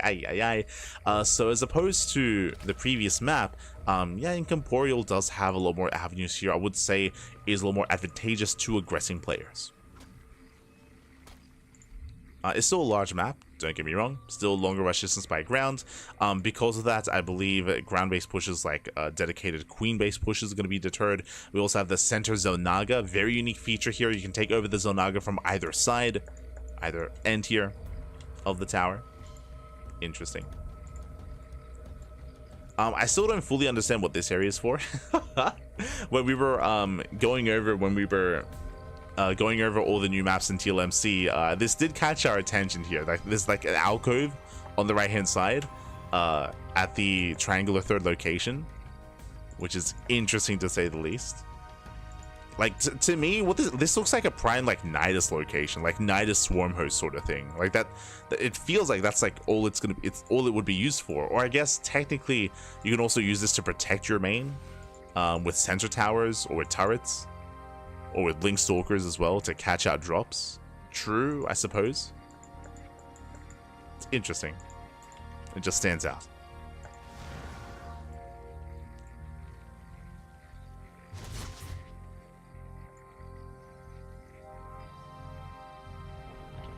So now it is going to be a Stargate opener out of MaxPax once again. Standard play. Rogue will saturate his base. Overall, I would say that coming into this map, it is a little bit more difficult to be the defender as opposed to the previous one. We'll see if a Rogue finds anywhere near as much damage or more damage than last game.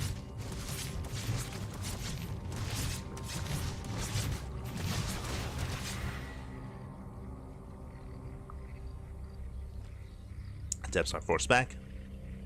Lings, they're looking for the Adepts. They will miss them.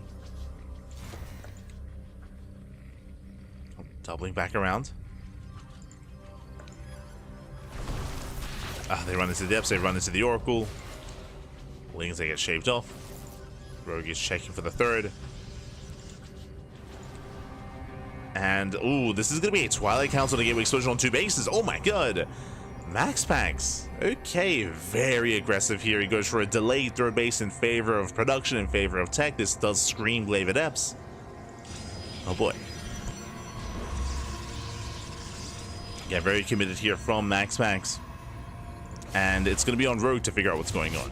Now, as a reminder, what happened last game? Last game, Rogue, he went fast Evo Chamber plus on melee into Ling Hydra. He skipped Roaches. Last game, Rogue did skip Roaches. If he skips Roaches again, then Rogue is going to be in a lot of trouble. As we mentioned, there are those Glaive Adepts. And I don't see a Roach Warren. I don't see a Roach Warren yet. We could see one here at 5 minutes. But for now, we're still on 1 gas. We're not pulling in. Oracles, they threaten to dive. And, oh, it's going to be Lair first. Lair first, now gases. This does look like... Oh, thankfully, safety Roach Warren here from Rogue at the 5-minute mark. But there's still going to be a lot of Adepts. And it's not about having the Roach Warren, it's about actually making Roaches and having them ready. Now, the rush distance by ground is still quite long. So that is going to favor Rogue. It means it takes longer to get across the map. It means there's a higher chance he scouts what's going on. Does see some Adepts, but that wasn't enough of a tell. As MaxPax, he commits. Rogue, he does have some Lings. He has some SimCity. He has a Tumor blocking the wall, though. Adepts, they shit past. Yeah, they just rush past the army. The wall is open. Dives on the Queens. Gets one. Yeah, he gets one Queen. Going for the other. Oracle's under fire. Oh, Stasis goes off. And MaxPax, he should be able to clean up these Lings. Trying to go for the Queen. Shedding to the bases. Gets a couple of worker kills so far, but nothing major. It looks like Rogue, he should hold. He should survive. Did sustain a lot of losses, but geez, losing up to 40 Lings. And there are more Adepts. Yeah, more Adepts are coming in. They shade towards the right-hand side. Drones, they pull away. Adepts, they get more damage done at the natural. And this is nice damage here by MaxPax, but again, not game ending. Not yet.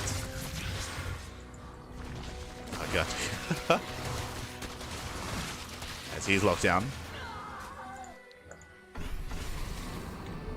It's going to be locked down.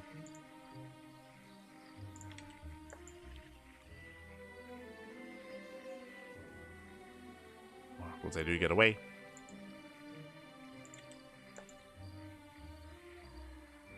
And Rogue, after sustaining all that damage, he's not droning. He's not droning up. He's not re-droning. He's not getting a 4th base. He's not macroing from here. What do we go for? A Drop Lord all in. We're going for what looks to be a German taxi. And we have Overlord speed done. Drop Lords, they load up the Queens, and it's all or nothing for Rogue. One way or another, the game ends. Either he breaks MaxPax or he dies trying. He's gonna send it.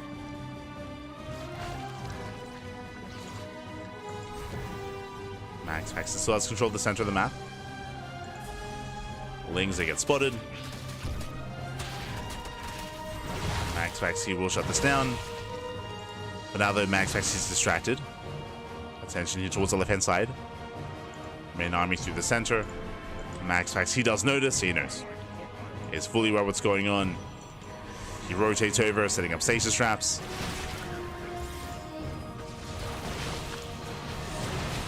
Stasis traps on the way. Oh! I'll say knock it down. Decent stasis here on the Queens. Queens getting caught out, while some of them do connect. And again, it's all or nothing. Rogue, he does have a decent sized army.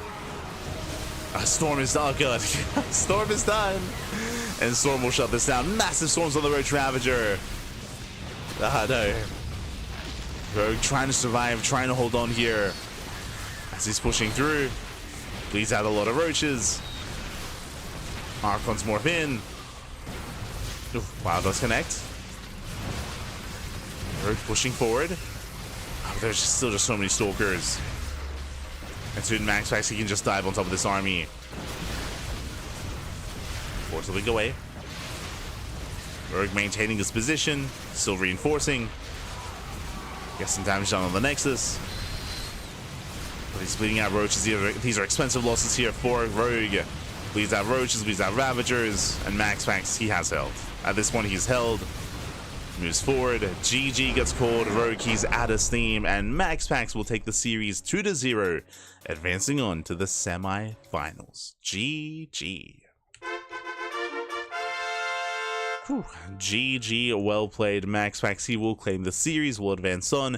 Again, Rogue, after the Adept build, after the Adept aggression, Rogue did sustain some losses, but he did make the decision to just turn that into an all-in. Unfortunately, MaxPax, he saw it coming ahead of time. He was more than ready for it. He had so many Blink Stalkers. He had Storm finishing up as well, which was crazy. And some very nice control there in the defense at that third base. Again, MaxPax, he just cleanly dealt with the army. The Roach Ravager never really got any damage done, didn't really trade well against the Stalkers, didn't get into the mineral line, just, yeah, didn't really achieve much here with that all-in. GG. GG, well played, and with that, we are now getting ready.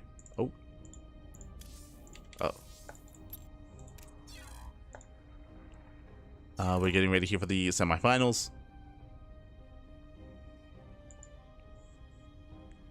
We're getting ready here for the semis as MaxPax does advance on, and we have some catching up to do. We'll be jumping in mid-series into herO versus herO. Oh boy.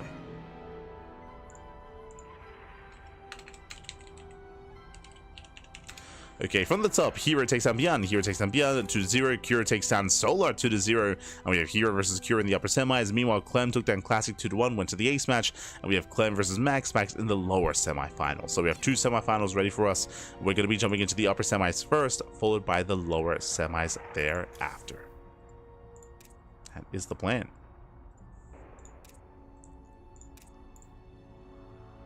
Is going to be the plan here. But again, the upper semis are already underway.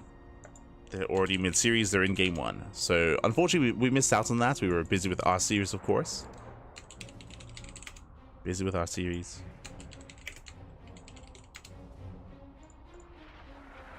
But it's all good. Like, it was worth it. It was worth it to be there for our players. So it's gonna be herO and herO, and of course herO is on his new team. It's on Twisted Minds. Did join yesterday or a couple of days ago.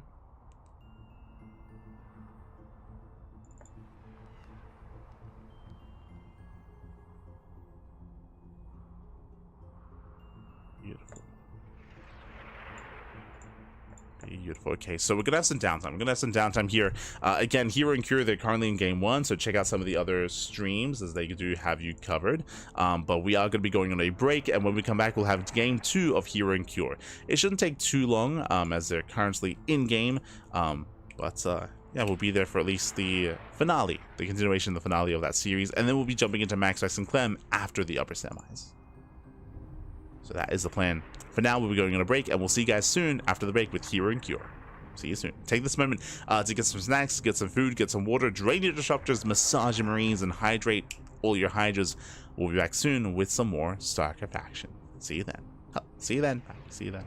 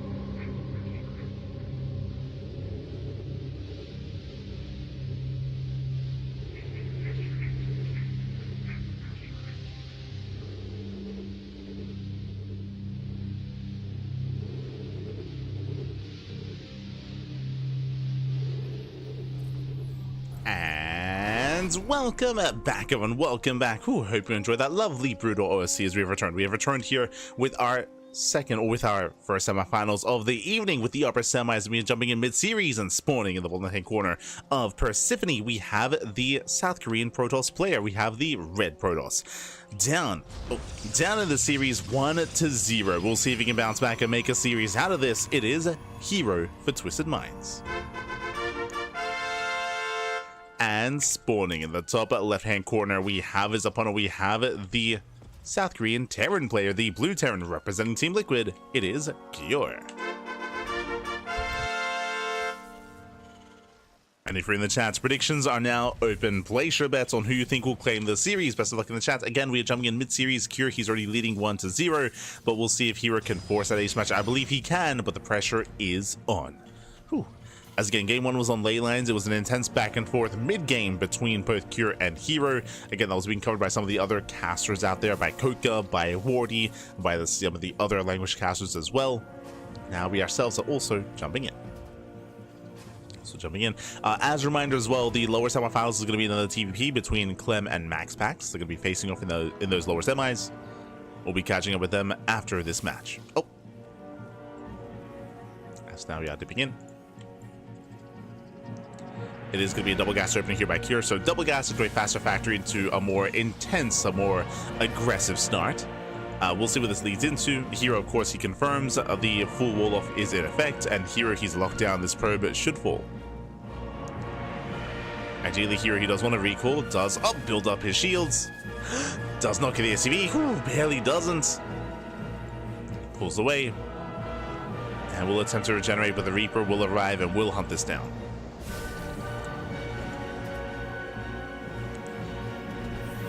Does head over. Probe is trapped. Again, there was no opportunity to recall. And back at home, we do have a standard opener here. herO just going for a Gate, Cyber Expand into his Twilight Council. Most likely, we'll see what kind of tech he does throw down, whether it's a Twilight Council, Stargate, or a Robo. I wasn't able to see the early game of game one, as we were in our own series at the time. So not too certain how things did open up. Regardless, Twilight Council here from herO. Let's go.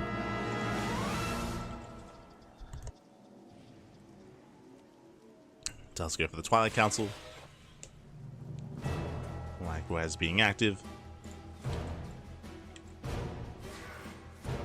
And behind this Kyor, he does go for the CC on the high ground, going for his own 1-1-1. Early tech lab on the factory. Do we go for early tank production? No, it's going to be Cyclone. Okay, Cyclone opener out of Kyor. He does not scout his opponent, so it's a very safe way to open up. If there was an Oracle or a Phoenix, then this Cyclone would completely shut it down. And from here, we can go into an early tank drop across the map. We'll see if he does go for the tank, or if he does calm things down and go for an add-on swap instead. Ooh, early medevac. Okay, Kyor, he's being hyper aggressive here. He's going to move out. He's going to commit with everything that he has. Marines, Cyclones, again, potential tank follow-up as well. If we do see a tank follow-up here, this would be designed... Oh, okay, second Cyclone. I believe this is designed to hard counter something like a Stargate opener. Thankfully for herO, that is not what he's going for, but there's still going to be a lot of DPS, a lot of firepower waiting for him. And speaking of, Cyclone gets spotted. herO, he pulls away. Here comes that drop from Kyor. Kyor, he be dropping. He is spotted. Ooh, yeah, herO, he will spot this. Back at home, he's getting ready. He has 2 Stalkers so far. Shield battery is done. Here, he's warping in. Getting in position. Nice target firing at a Kyor. He does get 4 probes so far. Takes on 4 workers. It ups his shade in towards the main base, but we have a second Cyclone back at home to defend. So we get a couple of SCVs. Oh, shading into the main. Shades in, 5 SCV kills in total. SF5 getting into 7 SCVs, not bad. Not bad, but it's going to be a one-way trip. The Depths, they should not make it out. Yeah, they're locked into the main. He's locked in, does fall. And Kyor, he preserves his army. Does preserve the army, racing back home. Did bleed out some extra SCVs though, so there was a bit of a back and forth. Overall, though, I do favor Kyor's position, bearing in mind that herO's being active with these Stalkers, but Kyor, he can try to chase him down. now though. Pulling back. The drop is still being active. Headed towards the natural. Cure, he's out on the... Sorry, here he's out on the map. Cure moving in. Uh-oh. And here he just used his warp in. So no warp in. Oh, there we go. Force the recall. There's no defensive warp in. Ay. Very nice drop here by Cure. He doesn't get damage done, but he does force the entire army back home. And he spots the expansion. So Cure is looking good. Looking very nice here.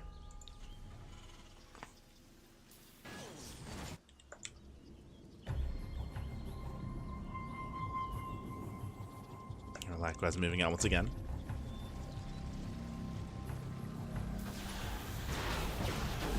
Does move out, so will delay the Raxes. It's a couple of SCVs. And shouldn't lose anything. So 3 SCV kills, does pick up.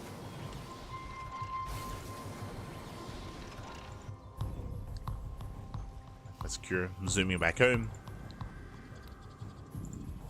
They start securing themselves.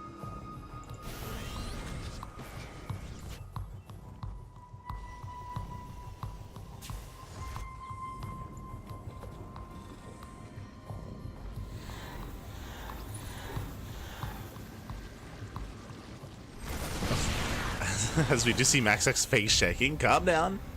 Doesn't lose anything. For the most part, he's just containing. Just containing his opponent back at home. MaxPax just getting his third base fully saturated. Likewise, getting into +1, getting to charge, getting to delay Colossus.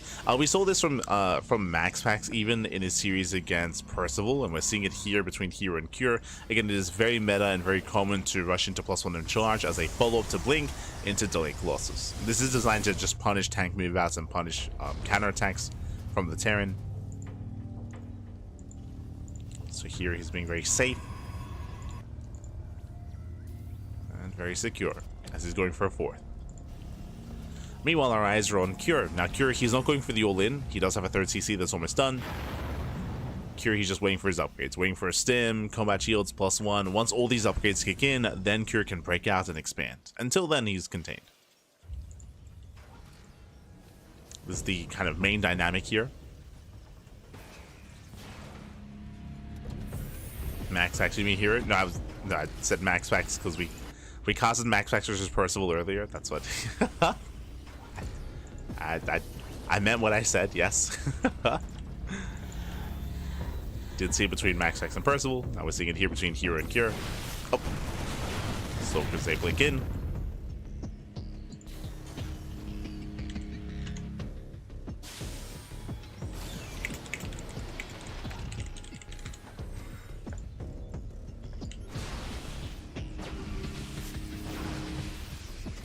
He does respond. Meanwhile, as Cure gets distracted, Zell's say do dip into the mineral line. Oh, getting some SCVs. Yeah, 3 SCV kills so far. Oh, okay, here's a 5. Nice run by. Nice damage. Oh, jeez. Again, here getting a lot of value.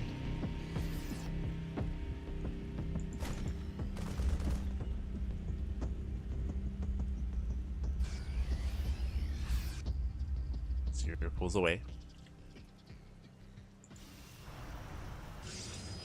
Oh, unless I continue to say his name after talking about him. Potentially. If so, I apologize. Yeah, here he's building up his Colossus, getting another expansion. Trying to move out.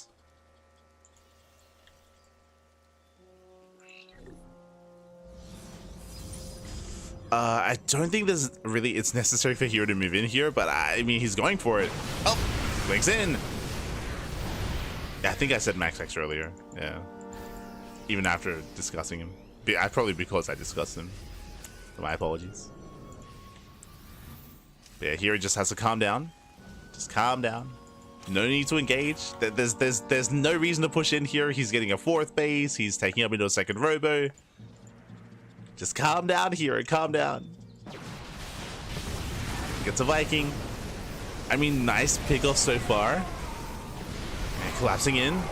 Does spot some of the tanks. The first tank should go down. So far here, he mainly bleeds out Zealots. It's going to be how many? It's going to be 25 Zealots going down. Not the worst trades. But he's playing on a knife's edge. Like, here, he cannot afford to lose his high-tech units. Right now, he's just bleeding out Zealots, trading Zealots more than anything. Up to 3 Colossus, getting a 4th Colossus behind this, getting to +3. Getting to +3 attack.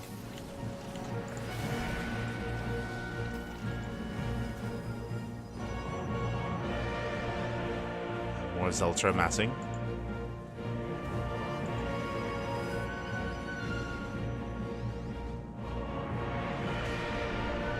Once again, he commits, gets a tank, goes to the Medivacs.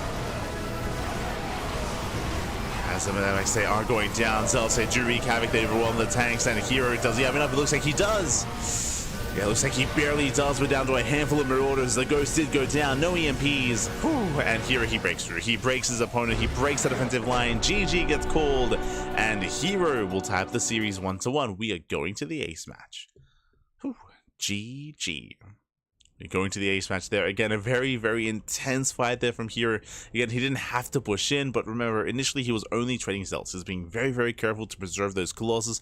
As soon as he lost his Zealots, he backed off. He just backed off, he pulled away, built up more and more Zealots, and he was able to just use that as a buffer, and did barely catch herO. herO was getting into more Vikings, getting into more Ghost production as well, but he was broken.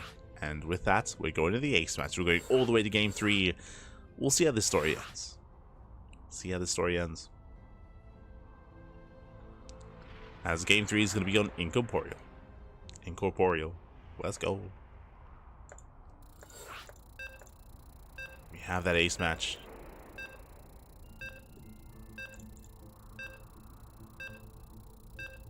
And again, here it wasn't really anything too fancy. I mean, he was able to find some SCV kills here and there. He was able to catch a couple of workers early on. It was impressive. Here he was having a bit of a harder time after the initial Cyclone aggression, which was quite successful. Did have a harder time maintaining himself against the Blink Stalkers, and here we go, spawning in the top left-hand corner of Incorporeal. We have our South Korean Protoss player, the Red Protoss, tying up the series 1-1, forcing the ace match. Can he go the distance? Can he go all the way? It is herO. For Twisted Minds. And spawning in the bottom right-hand corner, we have the South Korean Terran player, the Blue Terran, representing Team Liquid. It is Cure. We go. And again, we haven't seen a lot of Incorporeal, but I think I like this map overall. I'm tempted to add it to our ladder map pool as well. We'll see, we'll see. It's a lot more open, a lot more exposed in certain areas. True. I would say that the 3-base setup is relatively secure. The 4th base is more open, is more exposed. The 5th base likewise will be more difficult to take in a longer game. If we can get there. As once again, herO does open up double gas.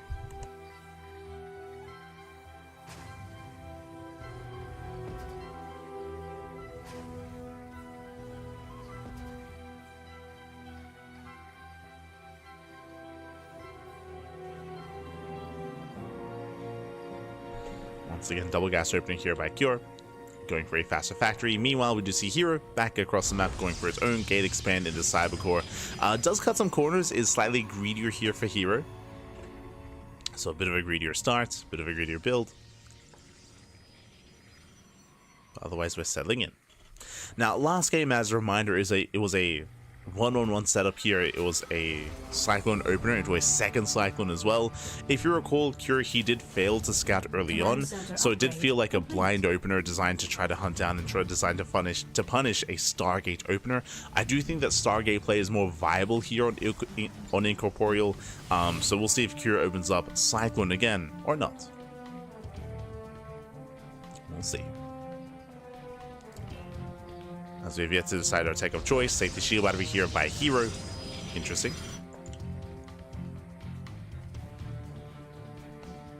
Now set up. Stalker Sentry opener. herO going for the hallucination scouts. herO back at home, opening up, and not with the tech lab, but with a Widow Mine. Okay, setting up for some drop play. Looks like a Widow Mine drop opener out of herO. Not as aggressive, not as committed as what we saw last time. Meanwhile, we do have a Twilight Council, not a Stargate from herO. Interesting location, going for the Twilight Council as a part of the wall. Interesting.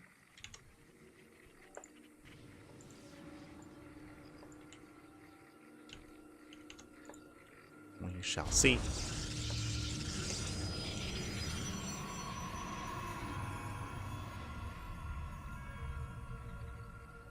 So far here, he's just fully walling up.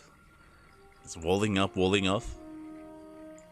So he'll be ready for any kind of Hellion dive or Hellion defense. Bearing in mind that here he has seen very little across the map.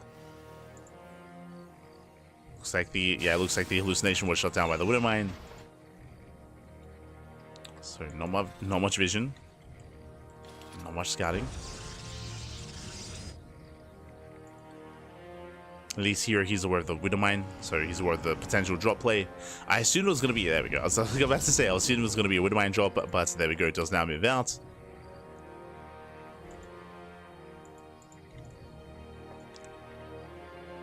Hallucination moving in. Here, he's trying to keep up. Scouts the 1-1-1. Mind drop is coming in. herO not quite in position. Does have some stalkers. Blink is halfway done, but thankfully does have some stalkers in the main. He reacts, he responds, he zones away. Widowmine shot will go off. Oh no! Does pull back. Ooh, 4 probe kills, brutal damage. Yeah, chaotic response there from herO. Yeah, did panic a little bit and lost too much. And what's important here is that he saves the Widowmines. He saves the Widowmines, he can always go back in for another drop. So he has potential for even more damage. Here, meanwhile, counter-attacking. He attempts to poke in. Blink is almost done. As herO moves out, he does take his 3rd base. And herO back at home, he's just securing himself. Tank production well underway. Marines are fanning out. And herO, he should be secure here. Should be secure.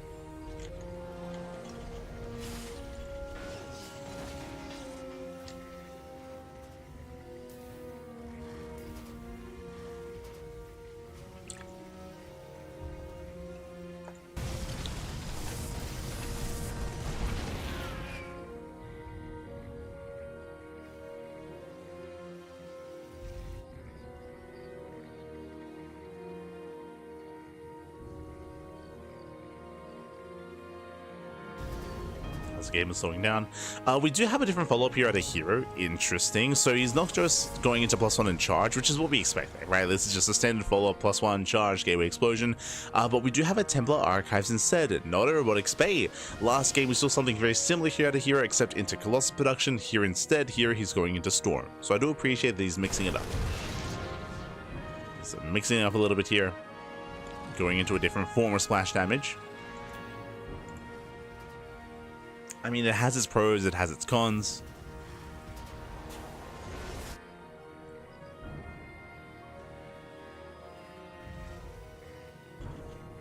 Storm can be a little bit more versatile. Can be more impactful at times as well. Oh, there's feedback here on the Raven. Storm does begin. The feedback does reveal, of course, the High Templar, so now herO knows. Which means he can respond with a faster Ghost Academy as well. Now getting his 3rd TC, slowly breaking out. Now herO is about to finish up his upgrades. He can break out. Research complete. So a couple of tank shots off. Breaking out of his contain.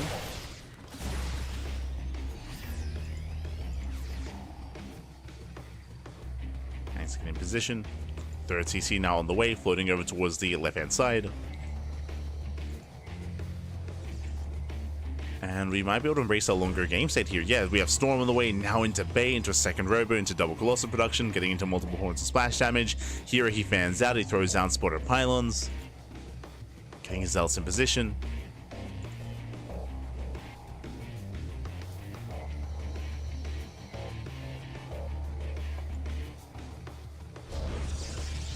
And Again, we don't often see like larger maps like this anymore, especially after everyone got rid of maps like Neon Violet Square and King's Cove. Like this is still a larger map, but it's not very turtle heavy. It doesn't really lend towards that style, which I appreciate. So making our way into a longer game.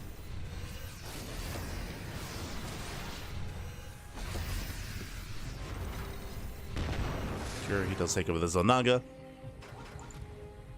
Here he attempts to Zealot run by, he gets spotted. And Kira will shut this down. Shuts down the Zealots. Colossus production has begun. Again, Hero just refining his army, getting to Colossus. Here he spots the move out. Storms are ready. Oh.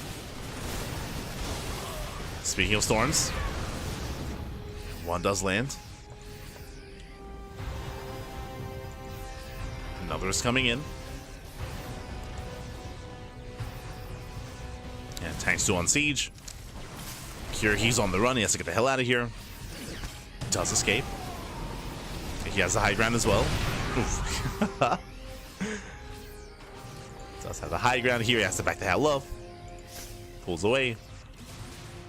Rotates over towards the high ground instead. Hero with a better angle. Yeah, much better angle. Doesn't chase though. Here he has the potential. He does spot the double drop.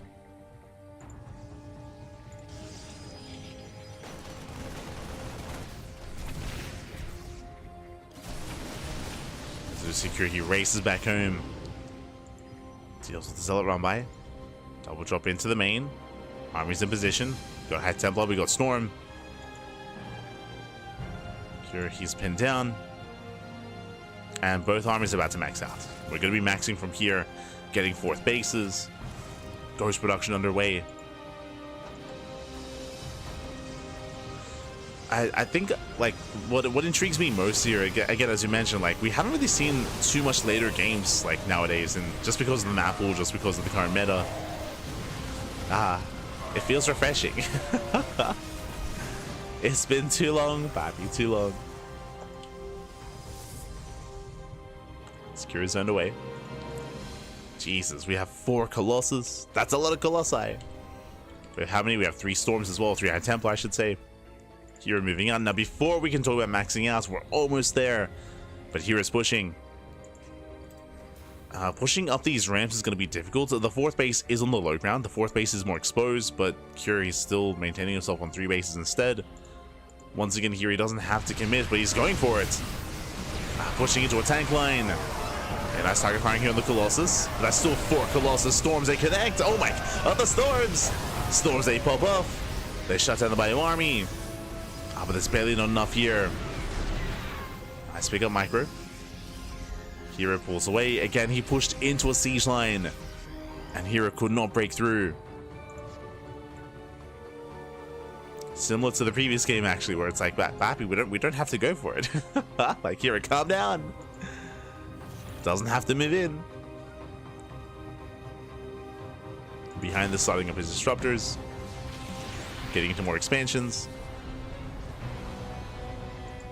Building up. Now, as the game extends from here, again, this is a pretty heavily fortified position, and I don't expect Hero to try to move in once again. I hope he doesn't. But we're now working towards a 2nd starport. This should be for Liberators. For Liberator production.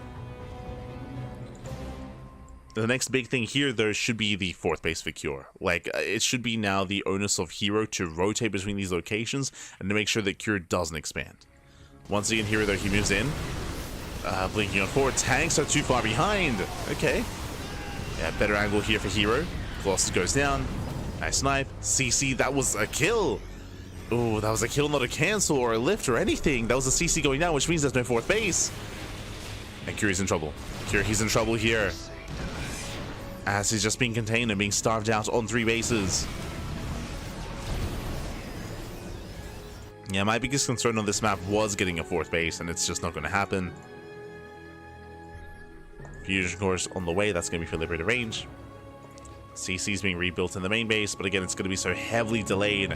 And here, just mass expanding. Just taking more bases, more expansions. Getting a 6th base, now getting a 7th expansion bottom left. Here he blinks in, we'll lose the High Templar.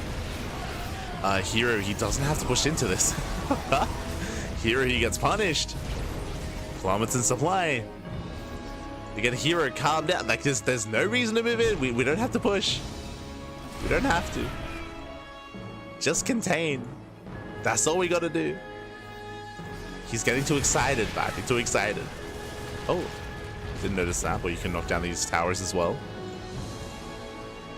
herO, he rotates. Now, if you're in herO's position, like, what can you do, right? Outside of containing, well, typically, as herO's containing, as he's denying the 4th base and keeping Cure on 3 bases, what do? We tech, right? Stargate. Fleet Beacons, Stargates, transition into Sky Toss, double Forge, double upgrades. We kind of have that on the way, so herO, he makes a decision. He says no. He says, I'm not going to Sky Toss. I'm not making Sky Toss here. I'm not going for a Fleet Beacon, not going into Carriers or Tempest. So he throws down a mass amount of robos instead. So he's committing to a ground-based army, which is fine, but like this is what I would have liked to have seen a little bit earlier instead of pushing up the ramp. Like, we just calm down. Just build up the production. herO, he takes every expansion, every other base. Both armies are maxed out. And it's gonna, again, it's on herO to get in position to try and slow down this 4th. But herO, he's out of position. The base is getting up and running. Curie's setting up. Sensor towers, turrets. Tanks as well. There is an opening. Yeah, no tanks in position, and herO, he does break through. Never goes off. Massive connection on the bio. Storm on the ghosts. herO pulls away for a moment. But still better damage. Here at the same time going for Zelarami, running into the tanks, into Liberators. At least here he's worth the base. But again, here he's on the other side. Trying to move in. Now, as the Ghost count builds up, as the Liberator count builds up, I mean, the answer has to be Tempest. Like, that's typically how the tech path works here. As you get into mass lib, then Tempest are more required. But now here he commits, going for the CC. And Nova's a zone away. Command center does go down, massive pickoff.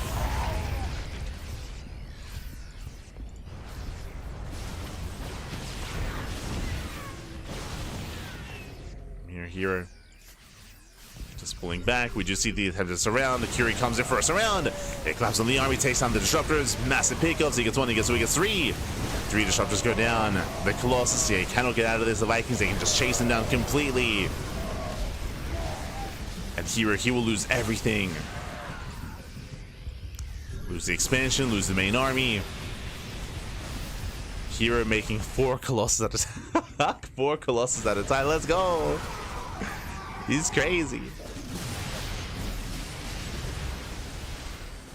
He's got a 5th robo on the way. It's like, I would not make Sky Toss. You won't make me. You can't make me. I mean, fair, right? Like, if he has all these bases, he has the money for it. Like, he can afford to be inefficient. Like here, he can get away with being inefficient here in this kind of game state. My biggest concern is that the 4th base has been taken. And you may be thinking like, oh, but here he has all these bases. That is true, but a Terran on 4 bases, they can sustain themselves. They can max out. And they can take these greater fights. Here is still in a better position, for sure, but like Cure, he's not out of this game. Should emphasize that. As Cure is throwing down more siege zones, more freedom. You have a liberation zone set up at every ramp. As Cure is still building up. Oh. Will also get spotted. How many Vikings does he have? Not too many. Only 4. Here he rotates over. EMPs a graze the army. Nice storm. Storm putting Cure away. More storms coming in. Not quite. Here he pulls away. Cure trying to reposition. I like that he just unsieged these Liberators. Like, he's trying to be active with how he wants to set this up, with where his money goes. Not bad.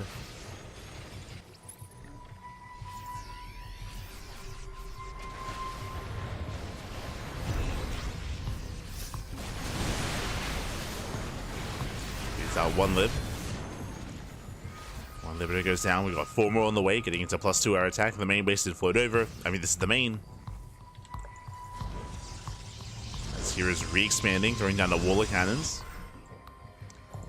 Cure, he's missing this rotation. Uh-oh. Yeah, Curie's out of position. Here he goes for the dive, takes down the Liberators. He gets 1, he gets 2, he gets 3. CMP on the Colossus, but the Storm does zone. So again, Cure, he did miss the rotation. He gets caught out. Oof. You see the mass feedbacks.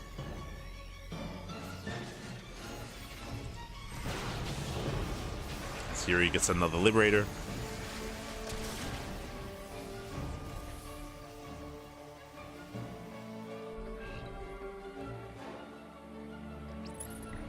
Here is making 5 disruptors at a time. Let's go.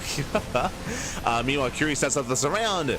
Comes in from behind, and herO, it looks like he will lose these Colossus. He has to get out of here. Curie trying to chase him down. Up. Can he get 1? He should at least get 1. He might get 2. Yeah, gets 1, gets 2. Nice pickups. As herO, he gets punished. Behind this reinforcing with those 5 disruptors.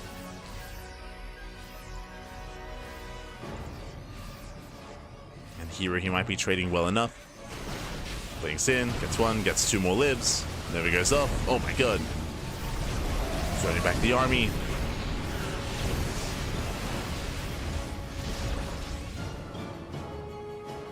Let's get punished by that freedom. +2 finishing up here.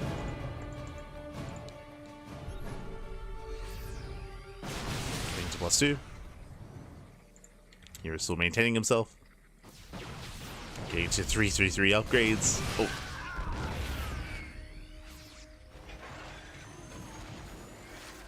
And again, because herO keeps finding his opponent out of position, like, this is still fine. This is still perfectly fine. Oh my god, like that. For the most part, it's been fine. herO, he just wants to blink in. He just wants to dive. Speaking of, Liberators out of position. Oh. At this one, herO, he should just knock down these rocks, but it's fine. Rotating once again, blinking into Marauders. He will lose a lot of Stalkers. Never connects. A lot of Stalkers do get thrown away. Just trying to reinforce. As Liberators, they punish. Decent pickoffs. Just see a recall to the right hand side. herO, he wants that Nexus. He wants that Planetary. He's gonna get it. He's gonna get it. Curie's out of position. This Planetary should go down. Novas, they pop off. They get into the mineral line. Massive connections. And again, it's not the cleanest trade, but he should get it. As more Novas pop off. There we go. Planetary goes down. And he's going to trade a base for a base, but herO, he can afford the bases. Don't forget, we also have these center expansions. True. I think herO may have forgotten about them. Otherwise, we should see them as well. And yeah, GG gets called. There's no final fights, but herO, he is broke. He's out of money. And herO will take the series 2-1, advancing on to the grand finals. GG. GG, well played. herO, he will claim the series, he will claim the match. Again, it was an intense back and forth. herO, he had a 1-0 lead, but herO, he was able to bring it all the way back. Now, we did mention earlier that when it came to that map, when it came to Incorporeal, my biggest concern was the 4th base. If you don't have map control, and we saw that herO, he never, or I should say, he eventually took his 4th base, but it took a long time. It took a very long time to actually claim his 4th. herO, he took full map control, took every base on the map, or almost every base, even some of Cure's bases as well. And with that, GG. GG, well played. herO, he does claim it. And now we're all switching over to the European server, and hopefully I don't get left behind. Takes a long time to switch over. But there we go. So herO, he advanced onto the grand finals, and we're getting ready here for our next matchup for MaxPax versus Clem.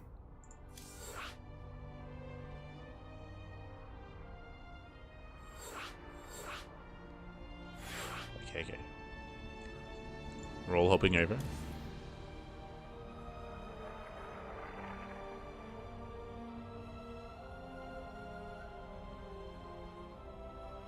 All hopping over. It's going to be a fresh best of 3 to determine who faces off against herO in this finals. Let's go. Just catching up.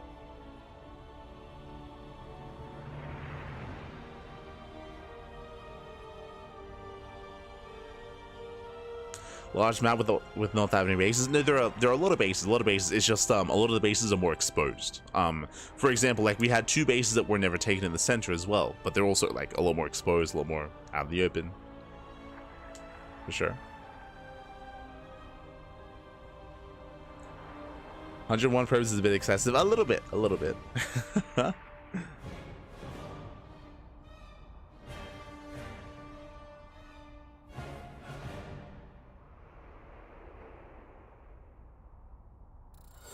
Hey, what do you think of TVP at this level in the current meta? I think it's in a good place, I think I would say. I mean, I think I would agree with what most of the pros are saying, that it's very momentum based. It's very momentum based. So I think it's really dynamic. I think there are a lot of options. I think it's probably one of the better matchups at the moment just because there's a lot of diversity when it comes to Twilight Council openers, Stargate openers, Robo openers. Likewise, when it comes to 111, into Banshee, into Widowmine drop, into Tank drop, into Reactor Reaper Hellion, into Cyclone openers. There's a lot of diverse openers, a lot of diverse play on both sides. So I think that's really good. But what I mentioned before about it being very momentum based is that very often we do see, and it happened in the previous series, even in the last one that we just casted, where if someone gets a lead early on, it can be really difficult to bounce back from that. It can be really difficult to take momentum away from your opponent, and it goes both ways, from the side of the Protoss and from the side of the Terran. And I think that's the main consensus from a lot of pro players. And that's what can make the matchup difficult. But here we go. We're jumping into our fresh series and spawning in the top left-hand corner of Persephone. We have the Danish Protoss player, the blue Protoss representing Sidestorm Gaming. It is MaxPax. And spawning in the bottom left-hand corner, we have the red Terran player, the red Terran representing Team Liquid. It is Clem from Atlanta, France. It was like a really tricky matchup. I would, again, as I mentioned before, I would say that it's probably in the best place compared to the other matchups. Like, I think this, like ZVP, for example, is in a really rough position where openers in the early game is very limited in ZVP, and I think a lot of people would want it to be more like TVP. Whereas I mentioned, there are a lot of openers from both sides, and there's a lot of options, right? Which is always a good thing. There's a lot of options, there's a lot of variety. Which, as a caster, I'll be honest, I do enjoy covering like TVP because of that, for sure. As for now, we do have our opener. Just Gate Cyber Expand out of MaxPax. Likewise, at Clem going for a double gas opener back at home. Double gas into a faster factory. As you mentioned before, this can lead into Reactor Reaper Hellion, can lead into Cyclones, Tanks, Banshee play. We got a lot of options here for Clem. We'll see how aggressive he plans on being with that faster factory. Let's go.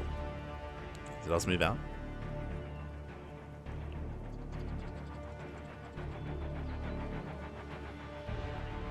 Let's move out across the map.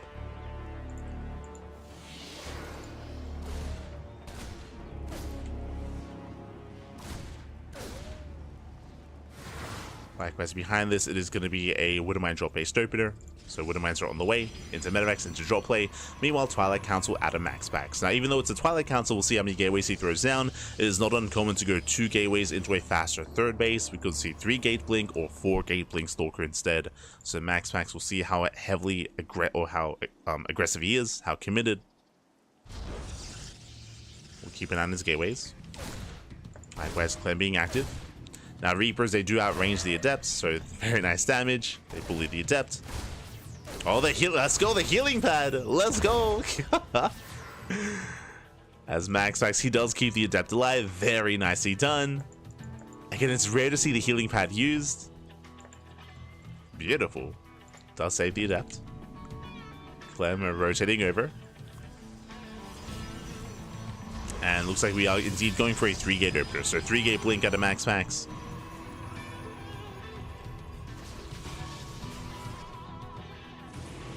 Clem, he rotates over, looking for another way in. Checking Clem's vision, he has yet to really confirm the tech, but upon seeing the 3rd gateway, he can assume it's Twilight Council. So he can make that assumption. The Mind Drop is moving out, as I mentioned before. So Mind Drop opener here out of Clem, 3 Widow Mines across the map, and behind this should be getting ready for tank production. So he's building up back at home, getting ready for the counterattack after the Mind Drop. So far both players are building up into the mid game. Tank production has begun. Job comes in. MaxPax with the intercept, takes down the medevac. Nicely done. Snipes the medevac. Probe's going to be going down. He gets 3 probes so far. Well, meanwhile, Reapers, they do delay the expansion. Yeah, 4 probe kills. One of them was to expand, was trying to get a 3rd base. But Clem will delay. So nice pick up there by Clem. And now that the Mind Drop has been dealt with, now MaxPax, he can move out. Now, the one issue here for Clem is that he lost the medevac. If he was able to preserve it, then he could have saved a Widow Mine. He could still force supply to be kept at home to defend against another drop. But with that medevac going down, now MaxPax, he's free. He's broken free, he's broken out. And now it's on MaxPax to counterattack. Here comes that 3rd base. Clem back at home. We'll see how secure he is. He has a bunker on the low ground. He's got 1 tank in the main. 2nd tank is on the way. But he needs a little bit more time for that 2nd tank. Gets an SCV. Not bad. Clem, he, I believe, does confirm the 3rd. Not quite. But he did see the probe earlier, so we can assume. Can assume.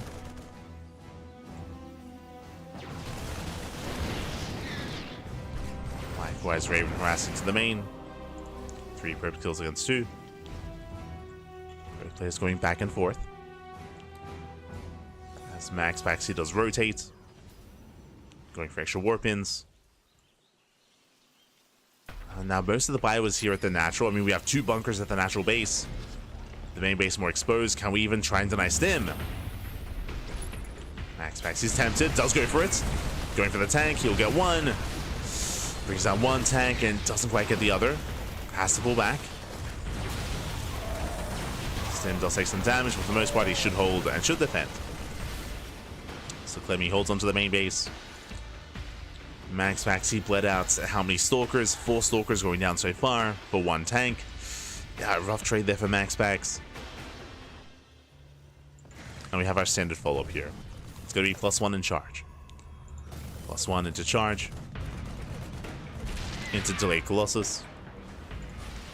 MaxPax still looking for damage, does get behind the mineral line. SCV is going to be going down.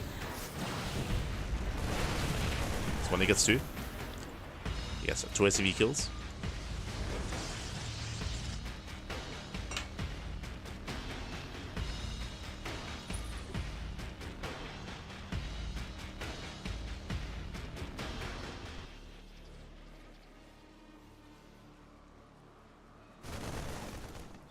So SCVs pulls away. Likewise, the Observer does confirm the 3rd CC, so MaxPax, he knows there's no 2 base all in. He sees everything in the main. And back at home, he is free to take up into Colossus. So with that, the aggression is subsiding, and now we can embrace a longer game. So we're getting into the mid-game. Clem, he will soon take his 3rd expansion. Meanwhile, MaxPax, upon seeing the 3rd base, now he knows he can take a 4th. So MaxPax, he's free to do so.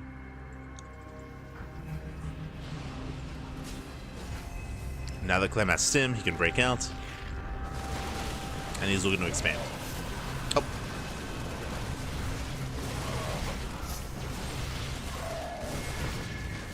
Now, as we get into the mid-game, we don't have any clear advantages yet, but as Clem moves out, Prism is coming in. The Widow Mines! Oh my god!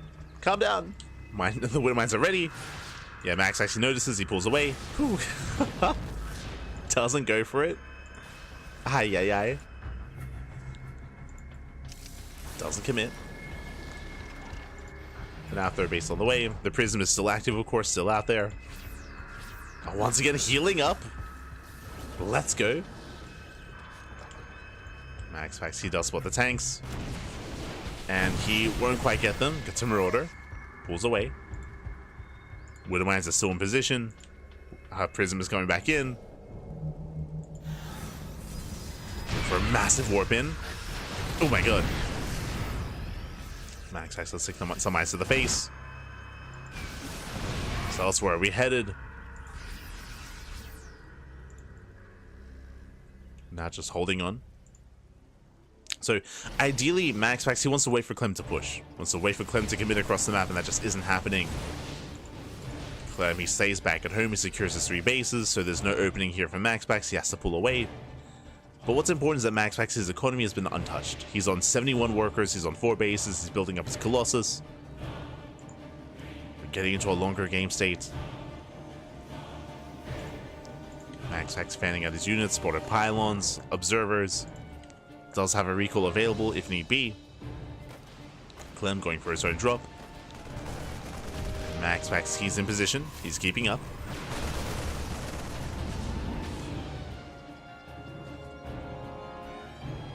We'll zone that Prism away.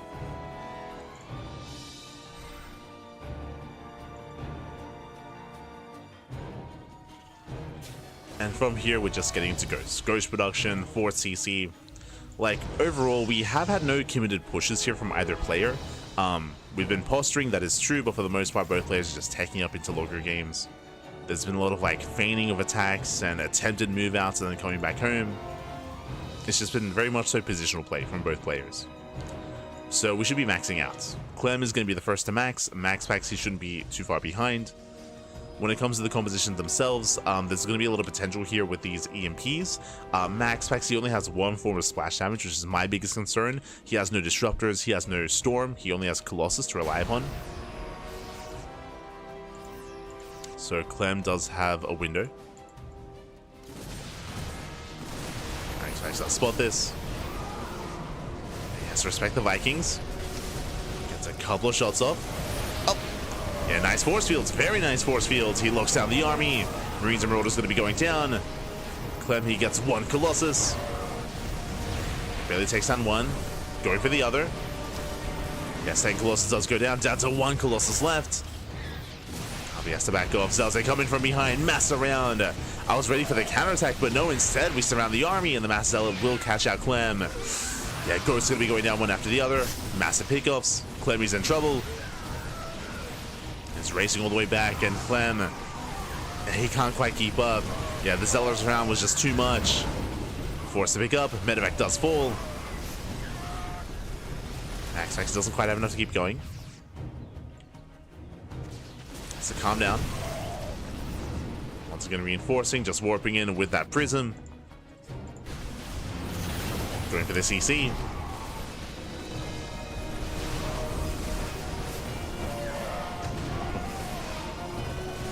MaxPax having a hard time pushing off that ramp, but he might just be able to overwhelm. We get a couple of probe kills, but for the most part, Clem, he's in trouble here. Boys are coming in. Still just 1 Colossus. Oh, did I say 1? Getting up to 2. Getting up to 3. 3 Colossus on the way, and there's only 4 Vikings. MaxPax once again getting ready for a flank, getting ready for a surround. Zelze coming in from behind, and Clem is getting locked in. He does, oh my god, takes down both Colossus. Insane Viking shots. But MaxPax, he's done it. He's done it. He breaks through that defensive line, takes down all the Vikings, takes down all the Ghosts, and there's almost nothing left. GG gets called, and MaxPax, he will take game 1 and a lead in the series. Whew, GG. MaxPax does take a lead. Again, I did notice the Zealot warp in earlier, and I was just, we were all expecting a run by, a counterattack. Clem, he was doing such a great job at defending back at home and deflecting those run bys, deflecting those drops. Instead, surround. Instead, they turned around, we went for a massive surround here in the center of the map, and Clem, he got caught out. He got a little bit too excited. It wasn't just a surround. If you remember, when it came to the fight overall, MaxPax was being very efficient. He was force-fielding the army, he was cutting it up and attacking portions at a time. Clem, he just got a little bit too excited, he committed a little bit too hard, and he overextended, for sure. Clem, he lost everything. GG. GG, well played. With that, we're now getting ready for game number 2, and we'll see if MaxPax can close this out. We'll see if Clem can bounce back. Let's go.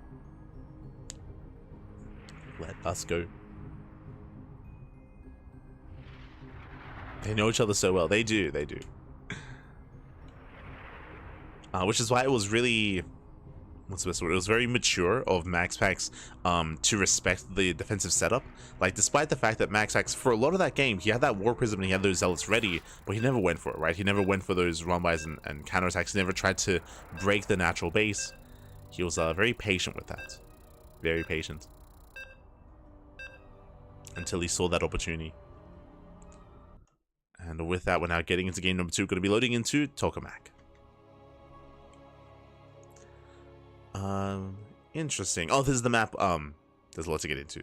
A much more defensive map is what I will say. Much more secure. As spawning in the bottom left-hand corner of Tokamak, we have the Danish Protoss player, the Blue Protoss, representing Sidestorm Gaming, leading the series 1-0. It is MaxPax.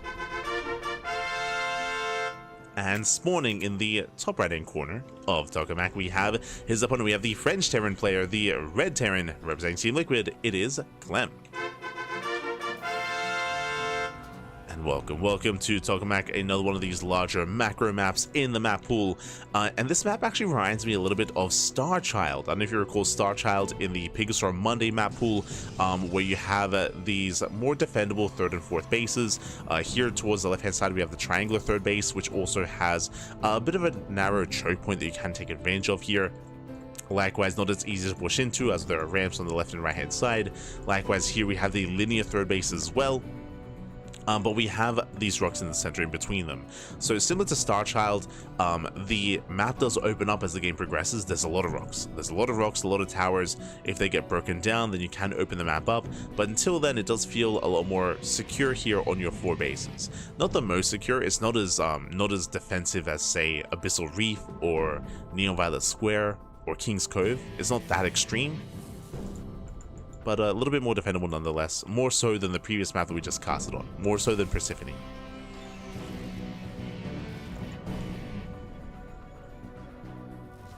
So we could get a longer game out of this.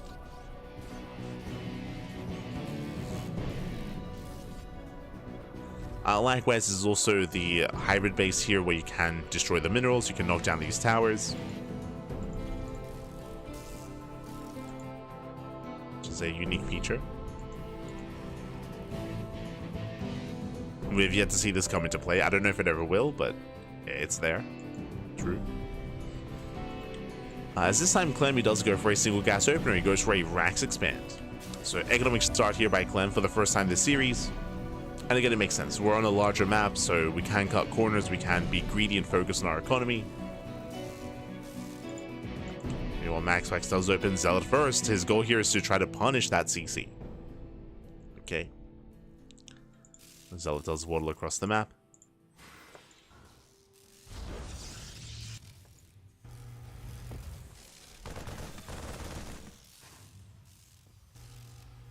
The Zealot does move out across the map. Likewise, Clem does get into the mineral line. There isn't a to defend. Clem, he gets 1 probe. And he shouldn't get a second. Just the 1 worker. Meanwhile, across the map, ooh, SCVs are going to be going down. Getting 2 SCVs so far. But MaxPax, he doesn't delay the command center. Doesn't delay, does finish. Reaper goes back in. Reaper doesn't get another probe.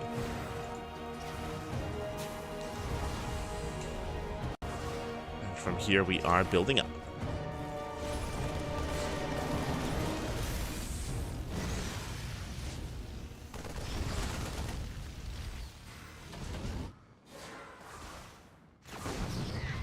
From here, once again, MaxPax is going for his Twilight Council. Last game, as a reminder, it was 3-gate blink. It was 3-gate blink into a standard game state, into a third base.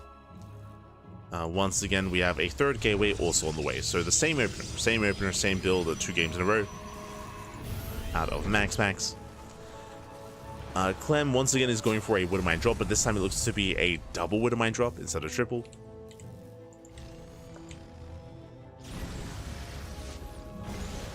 Start being chased down. Gets one.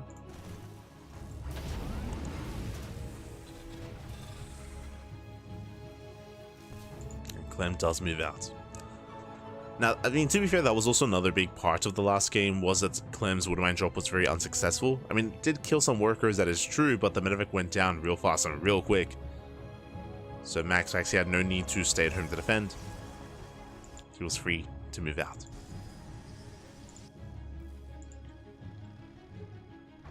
Here, one of the Stalkers is distracted. Mind drop going into the natural. Then he does react. Let me boost away. Oh! Mind drop going off. Not quite. Doesn't quite connect. Widowmine into the main. And MaxPax does pull away. Gets a Stalker. Nice pickoff. Takes down a Stalker. Takes down 2 Stalkers even. And Clem, he waddles away. He tries to. Does try to. Doesn't quite make it out. Clem, he escapes with the medevac at least, but does lose both Widowmines. MaxPax, he does defend.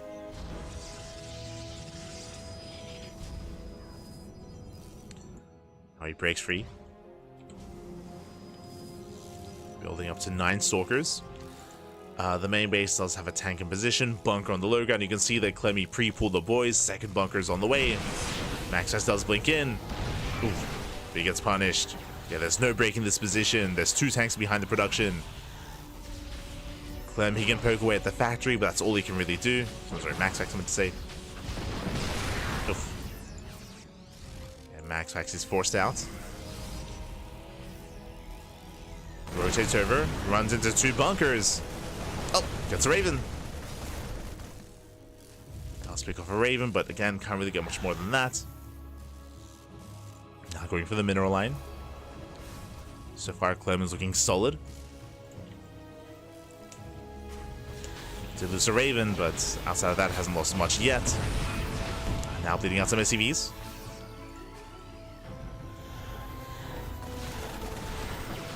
MaxPax going for a couple more, getting up to 4, getting up to 5 SCV kills. Ay, ay, ay.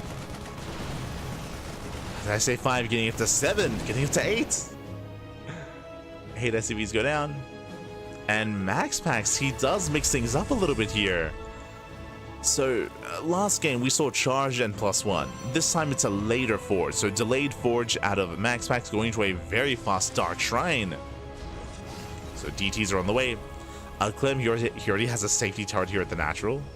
True.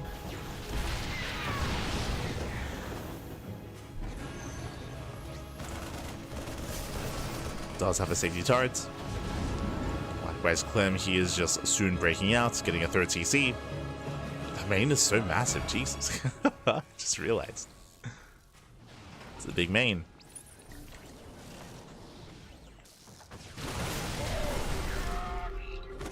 Clem does catch the Observer. Nicely done. Takes down the Observer. MaxPax once again getting ready for a counterattack. Here come those charge lots. Oh, sorry, I should say, here come those DTs. Okay, there is that turret. The main base is more vulnerable. Checking MaxPax's vision. He is aware of the turret. He knows.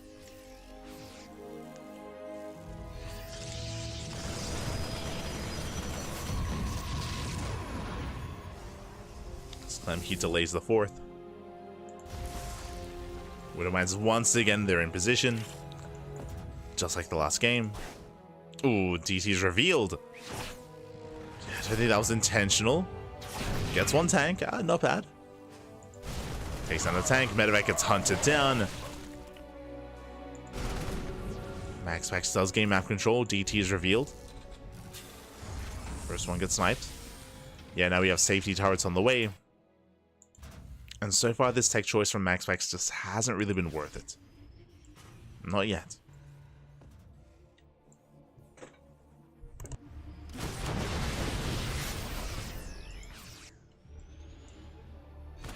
As the prism gets spotted. Clem is on the hunt. Oh, does get it. Massive pickup. Takes down the prison. That means no more counterattacks, no more run-bys. Clem can focus on his push. For now, he backs off. He's building up Vikings. As Vikings are on the way, MaxPax now getting into Colossus.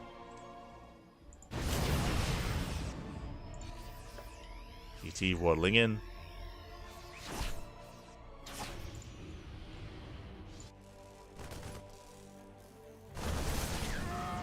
That time gets dealt with. Clem just focusing on his push. And he wants that expansion. And he's within range. Next is under fire. Colossus trying to move in. But MaxPax, he doesn't have enough. He's going to try to though. Might just going off. Forcing with a friendly fire, but the Zealots just melt against this army. Here comes the next wave. Zealots trying to get on top of the tank. Very nice target firing. Takes down the Colossus. Down to one tank, and MaxPax, he has enough. Ooh, does break through.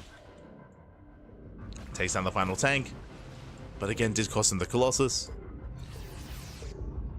Okay, rallying forward. Does rally in.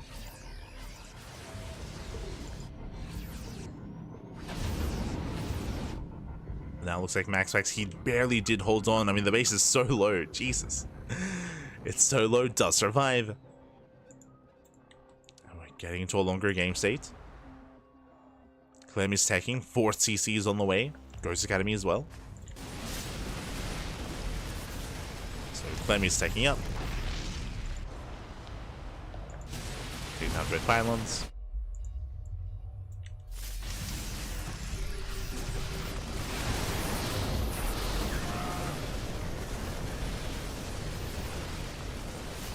Clem, it looks like the base survived early, but nah, it does go down. A nice snipe here from Clem. Takes down the expansion, knocking MaxPax down. Now I mean he has a limited economy. Even getting supply blocked as well. Ay, ay, ay. Yeah, brutal supply block here from MaxPax, throwing down 2 more pylons and an expansion. Very late response. MaxPax just banking resources. Them pulling away.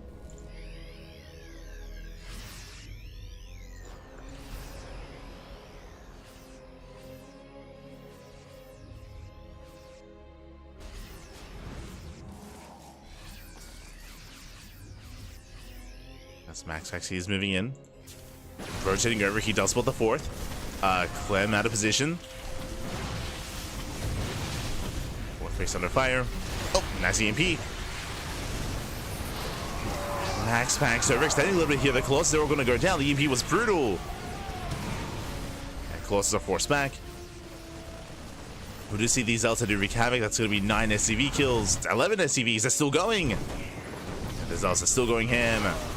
But this might just be worth it because Clem, he gets the Colossus. 14 SGs. They're still going. They're still going.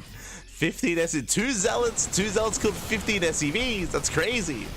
Miss rally here out of MaxPax. Colossus goes down.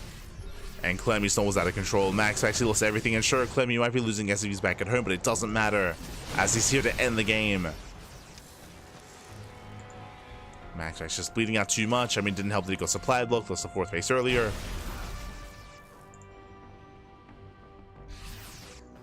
Clem is looking to overwhelm. MaxPax, he's just now making, or now having his first Colossus popping out. Up to 1 Colossus. EMP on the Stalkers. Nice concave, nice spread. And he can just take these better trades. Oh. Denies the warp in.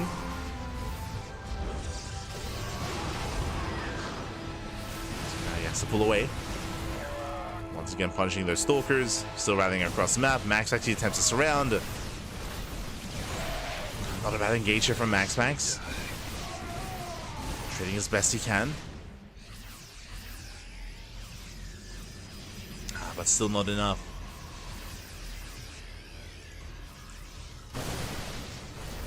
Oh, what does this destroy?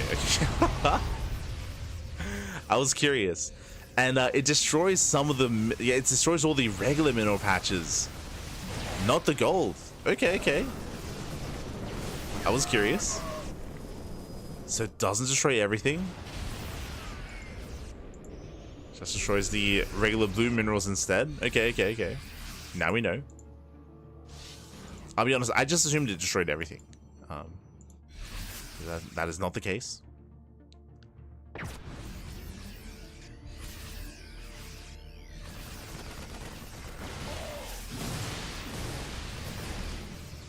So many armies are posturing. Clem is maxed out. Once again, the EPs are brutal. Gets one of the Colossi. Unfortunately, because MaxPax has been trading and because he hasn't been able to build up a bank, there's no other tech. Like, there's no Storm, there's no Disruptors, there's no second Robo. Like, MaxPax has been too busy trading that he hasn't built up a bank to tech up.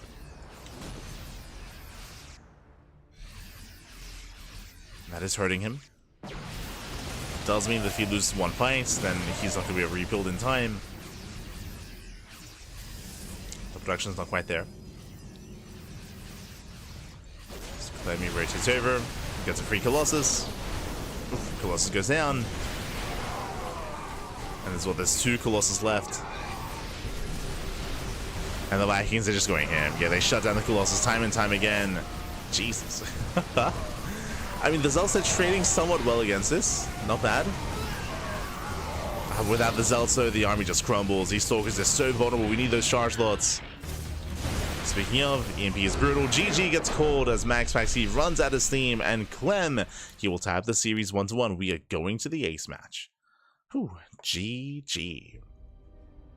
Again, just a really rough start for MaxPax as the initial DT opener didn't get much done. He was also bleeding out Colossus after Colossus when it comes to the main fights. Just some really rough engagements there from MaxPax, and in the end, it was overwhelmed.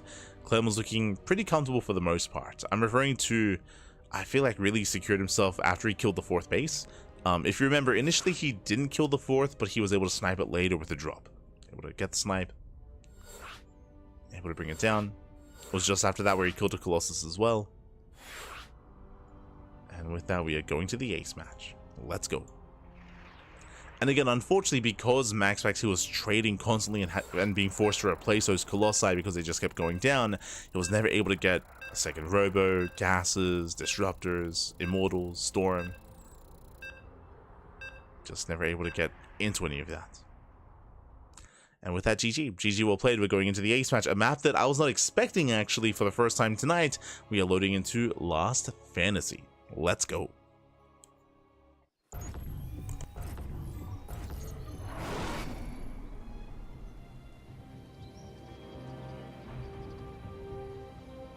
And spawning in the top side of Lost Fantasy, we have the Danish Protoss player. We have the blue Protoss. Representing Sidestorm Gaming, it is MaxPax. And spawning in the bottom right-hand corner, we have the French Terran player, the Red Terran. Representing Team Liquid, it is Clem. Here we go. And welcome one all to Lost Fantasy. This is a 3-player spawn map. You can spawn in top side, right side, or left side of the map as well.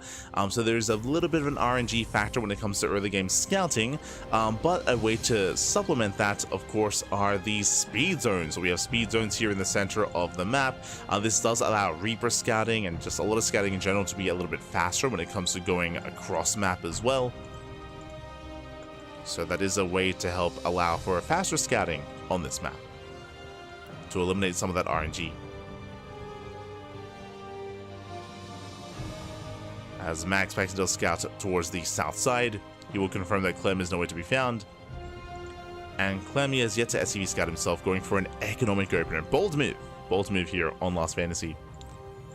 Going for the single gas into a faster CC.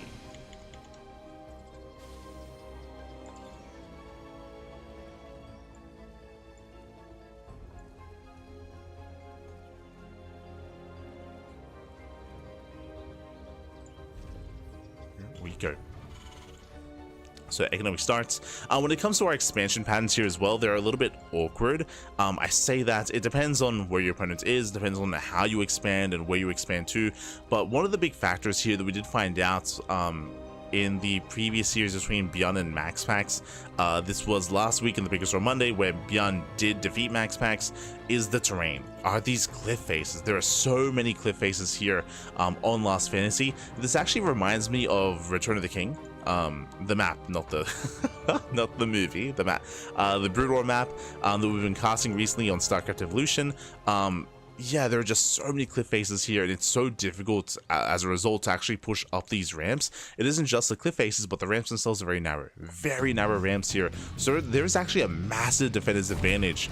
As long as you're able to keep up with the rotations, then you can punish pushes real hard and real fast and real quick. Because of that, we've seen aggression struggle and aggression fail in the mid game, and defending players have more success.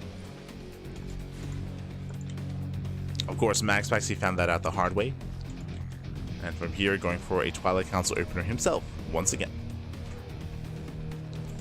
So as you can see here, if we take the linear third base, for example, there's a pretty narrow choke point here coming into the third. There is the ramp as well. There are these cliff faces that you can set up tanks on, of course. Oh, as we get 2 pro kills so far. As we head towards the south side, once again, more choke points, more cliff faces, more choke points, and more ramps.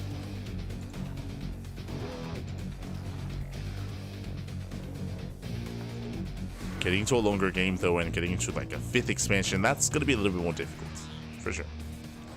We haven't seen that game state yet. We haven't seen like 5 base versus 5 base or 6 bases. But the map is still new. Game as we do have a bit of a pause. Hopefully everything is okay.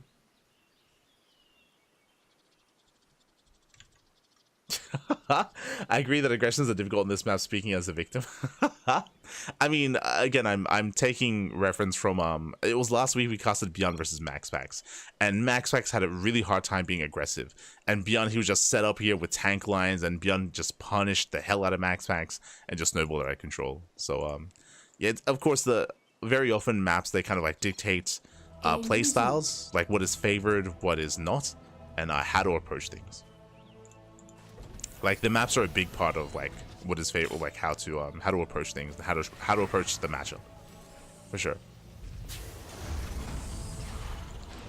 As interesting, Clem, he is setting up here in the main. Now for the past couple of games, Clem, he has gone for mine drops. We did have a triple mine drop in game 1, double mine drop here in game 2, but here in game 3 we're going for just the Widow Mine. Just a single Widow Mine across the map. I assumed he was going to be picking up the Marines, but no, he keeps the Marines at home, and this is just for scouting. Just a single Widow Mine, it's just for scouting purposes. It's not really to commit or anything like that. Clem, he is aware of his opponent, thanks to the Reapers. Making his way into the main. And he will confirm, I mean, he already is aware of the tech. And he shouldn't get much done here.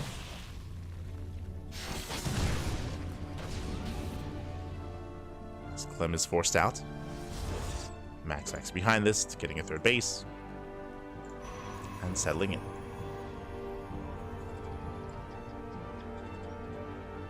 This feels like a mech map. You can play Biotank on this map, for sure. Like, Biotank can be still quite successful. This is probably a mech map in ZVT. I can see that being quite oppressive, for sure. Yeah, I can see that.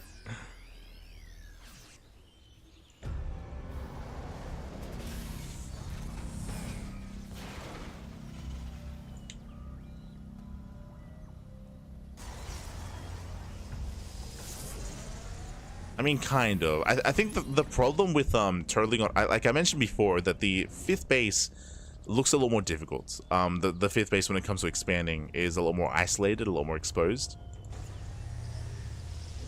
So I feel like if you're stuck on 4 bases, then your opponent can just mass expand behind it. But we'll see. We'll see. Again, like the map is still very new, so I'm curious to see how the meta evolves around Last Fantasy.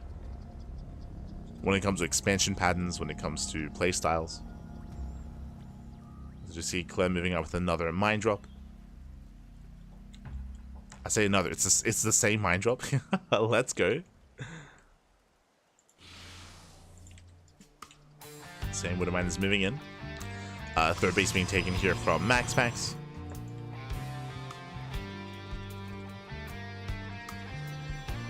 now that I think about it, I think the scary thing about mech on this map is not going to be necessarily slowing the game down, because I think, again, you can secure yourself on 4 bases quite easily as the mind drill comes into the natural. I think the scariest thing about mech on this map is the speed zones.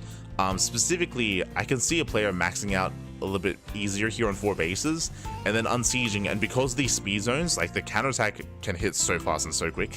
Like, usually mech armies are a little bit slower, but like, pushes through the center are going to be terrifying thanks to the speed zones. I mean, be crazy.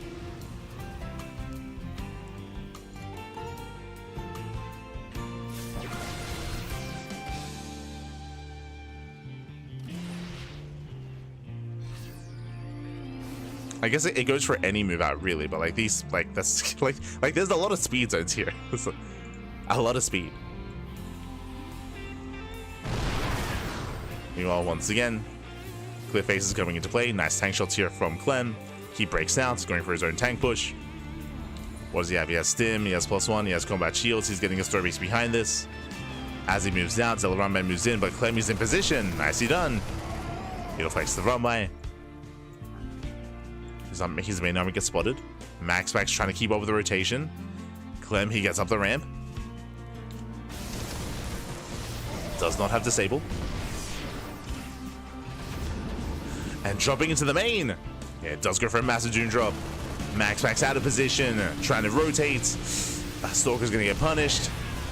Tanks do siege up, going for the tech, going and sniping the Templar Archives. And the Archives does go down, no storm. Autotar's buying some time. And MaxPax, he will force this back, but the tanks take support from the low ground.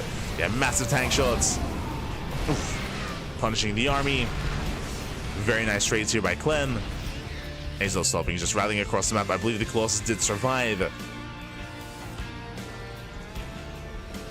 But again, who cares about your choke points when you can just drop? You can just drop into the main base. Dropping once again. Pulling back to the tanks. Zellerunman is attempted, but there are plenty of reinforcements. We see MaxPax trying to collapse on those tanks, but he just cannot touch them. Yeah, these tanks are so secure. GG gets called. Clem, he overwhelms the main base, and Clem, he will take the series 2-1. GG. GG, well played. Clem making use of that choke point against MaxPax. We spoke about the choke points earlier in the lead up to this game and the lead up to the mid game about how difficult it is to actually get through them and get past them. So Clem didn't. he didn't get past them. He actually used that choke point against against MaxPax instead, sieging up on the other side and using that as an anchor point to go into the main base and to wreak havoc in the main base instead. And MaxPax, he could not touch those tanks as a result. Again, that choke point was brutal, working against the defending player. He was able to maintain that position and just abuse the main. Just abuse the main base instead. GG. GG, well played. A very impressive push there by Clem. Once again, making use of the map and using the terrain against MaxPax.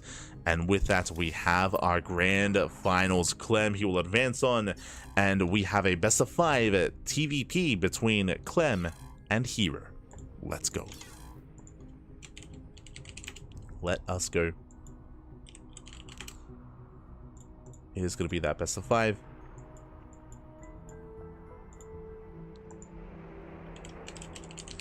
As vetoes are underway, and we are setting up.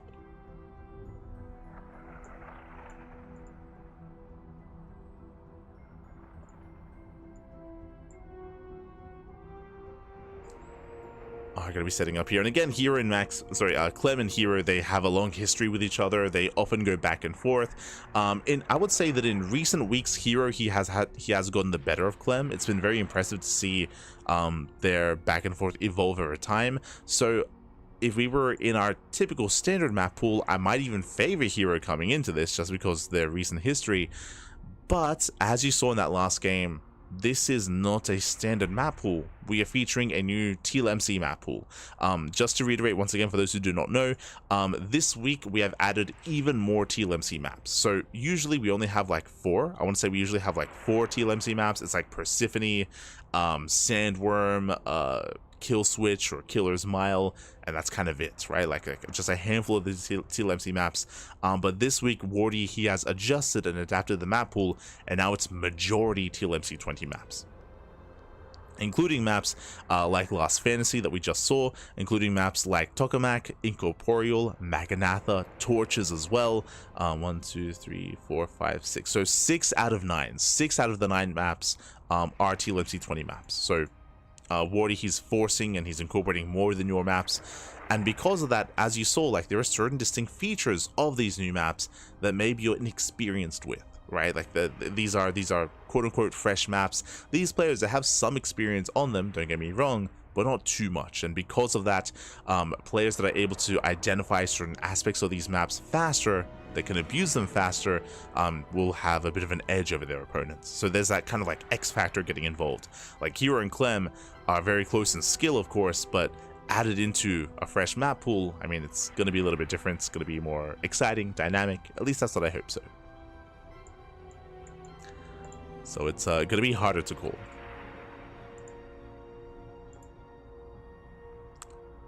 But we are getting ready. There are maps that we haven't yet seen today. We haven't seen Torches. We saw Maganatha once. We saw Tokamak like twice. But yeah, Torches is the one map that we haven't really seen yet tonight. And hopefully we see it here in the finals. Would love to see it here in the best of 5.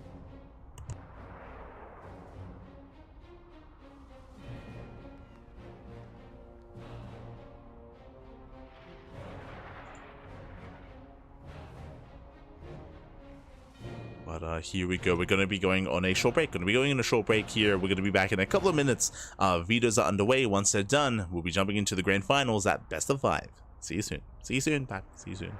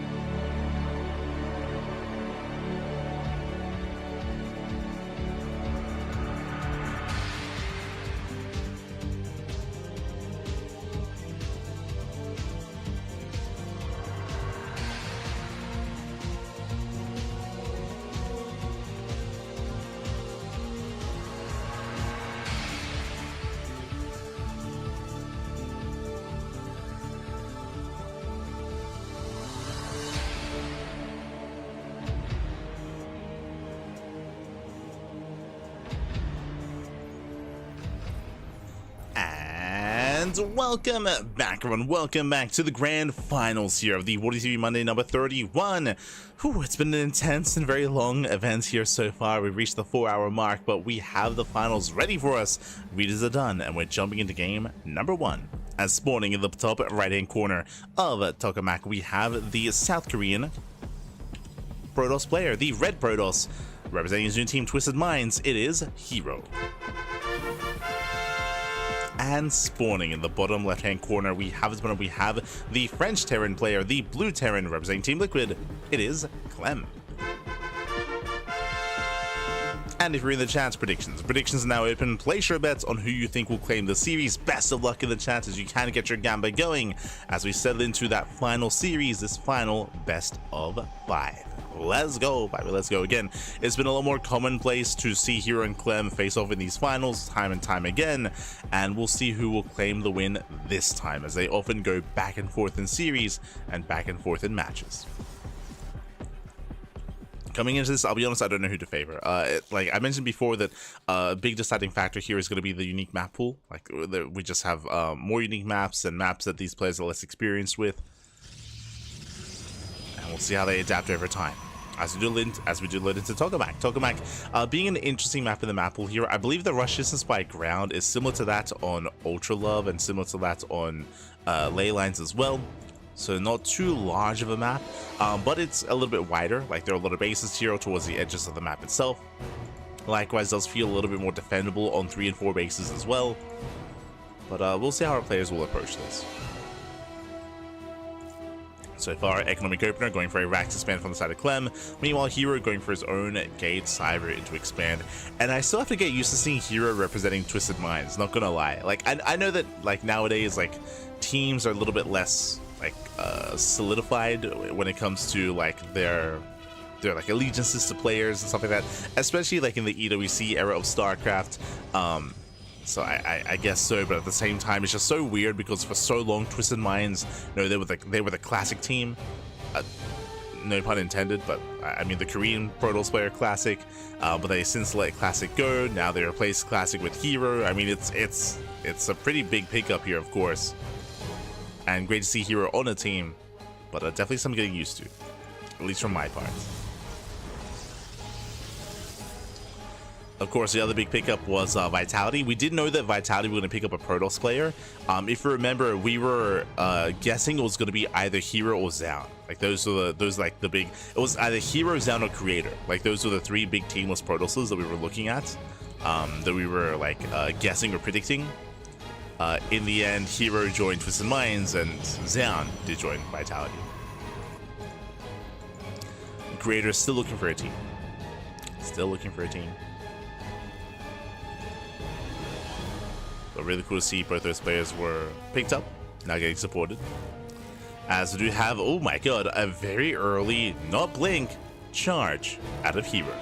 Okay, so Twilight Count's opener, I just assumed it would be for a blink-based build, but no, it's going to be charge instead. So something much more aggressive, much more committed here from the side of the Protoss player, and we'll see what herO can get done. Meanwhile, oh my god, Clem rushing to a 3rd CC! That's a 3rd CC before Starport, after the factory, or maybe even before factory. Jesus, almost done at this point. Very greedy here from Clem. 3 CC. And now the pressure's on herO to punish this. So he did scout. Okay, he's aware. So he did scout the CC, so he is aware. He did scout with the hallucination. He is rechecking, rescouting. Does confirm. And now charge makes that much more sense. So this should be to punish. We should be building up towards a charge timing, forged on the way for +1. We'll see if herO can punish. Part of me, I think, would have liked to have seen, I mean, 4-gate blink would also be a way to punish this. The problem is that Clem is going to be defending and fortifying himself back at home. I don't know if herO can break this position. I mean, we'll see. Okay, waves are on the way. Reaper goes down. Clem is building himself up. There's also warping in back at home.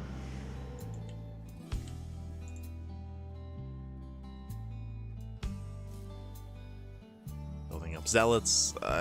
Charge and +1 aren't really lined up. Now, if you remember, we saw this opener earlier in the broadcast, and like early charge does feel like either a way to be hyper aggressive or a way to punish like aggression from your opponent. But there we go, prisms on the way. We have a gateway explosion getting up to, I believe, 6 gates. Did I say 6? Getting up to 7. So a 7-gate setup here from herO. Third base already being landed. Clem is being so greedy. Man, there's no shot.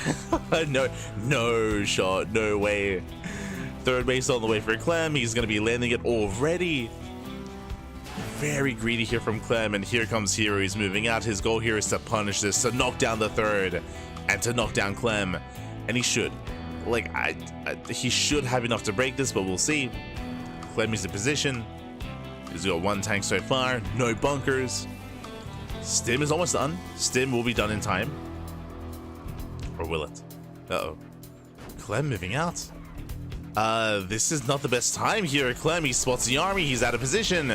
Yeah, tank is exposed. Tank's gonna be first thing to go down. He gets 1 shot off, just 1. And herO's going for the kill. He's going for the kill. He's going for the throats. Clem, he goes for the counterattack instead, going for the base trade.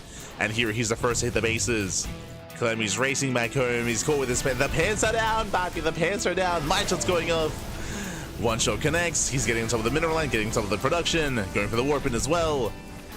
And we just force field the ramp. We can, and we will. There's a force field. Clem, he's locked out of his own main. He's locked outside of the house, Bappy. We've all been there. Sounds like it's the mineral line. Mine shots. Oh, good connections. Good connections to the mines. So it doesn't matter. It does not matter.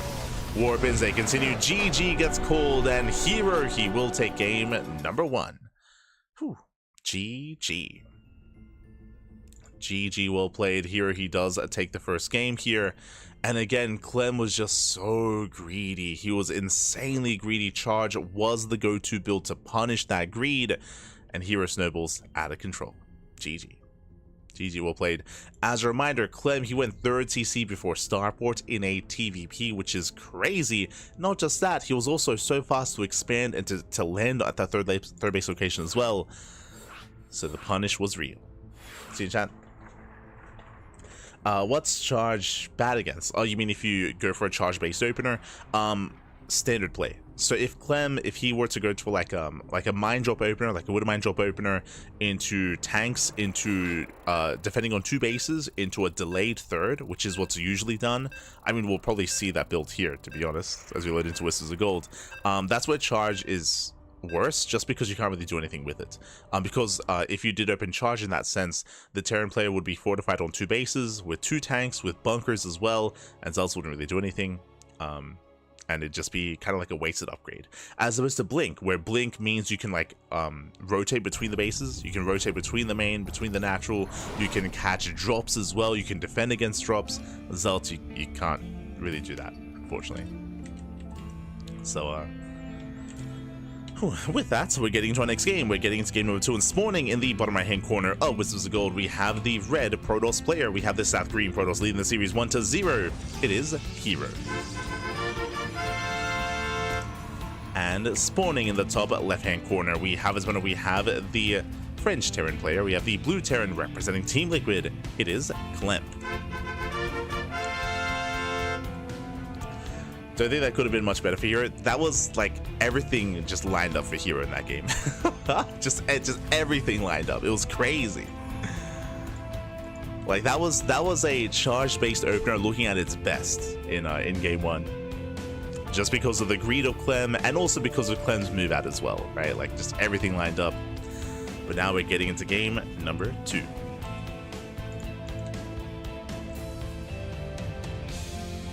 But basically, charge openers only work if your opponent is being very greedy or if your opponent's being hyper aggressive, like the 2 extremes. If your opponent's playing standard, then you just fall behind. It's just, yeah. So it's a much more niche build.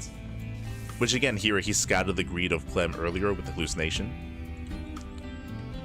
As herO pokes in.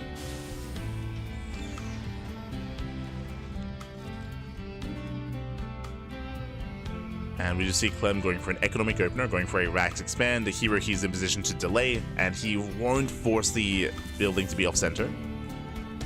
Doesn't quite block. herO pulls back. And we embrace a longer game. Let's go. Now, as we get into our map, welcome one and all to Whispers of Gold. This is not a TLMC 20 map. This is a rush map. It's one of the smaller maps in the map pool. Aggression is favored on this map, and we'll see how aggressive our players are going to be. Now, we do often see, for example, factory into starport into like cyclone drop early on, like cyclone drops or tank drop openers. But with a single gas opener, we should be seeing Clem just calm down, most likely into Widowmine, maybe into early Hellion. We'll see. We'll see where he takes us. herO does open Sentry. With the Sentry, he can hallucination scouts. He can figure out what's going on.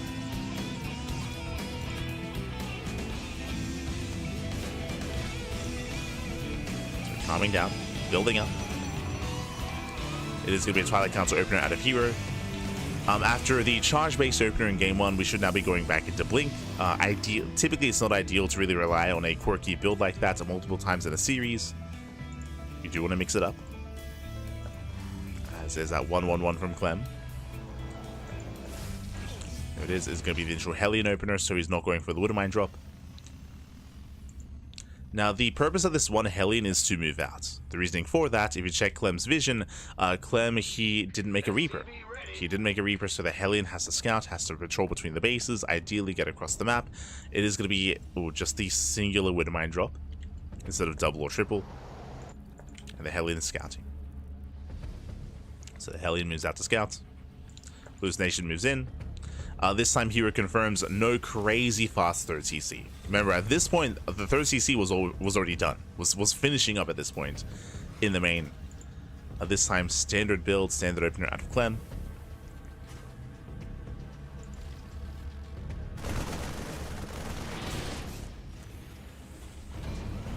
Oh, and Clem, he's not just dropping with the Widowmine, dropping with the Marines as well. Okay, let's go.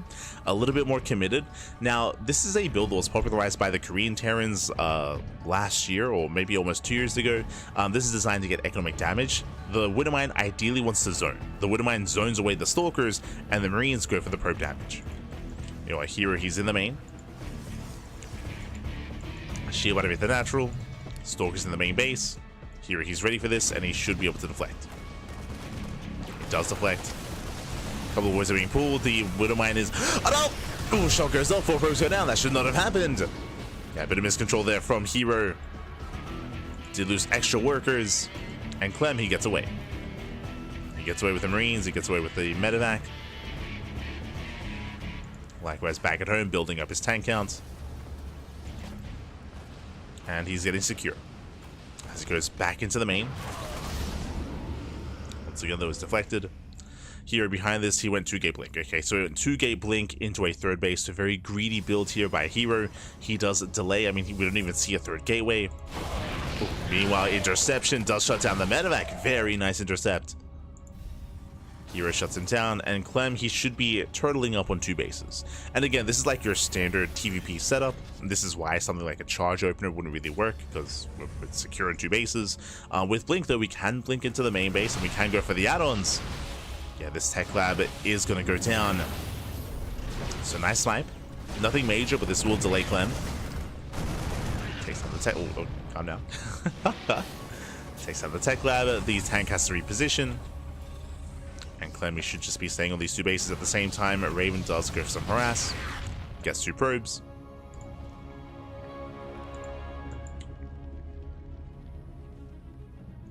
And from here, the standard follow-up is +1 in charge.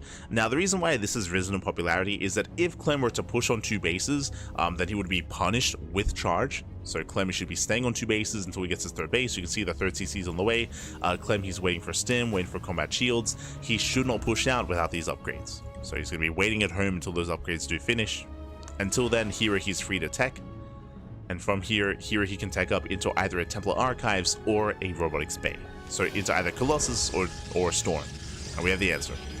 So Robo into Bay into Colossus should be on the way here for herO. So here he's working towards Colossus, and gaining map control, and containing Clem.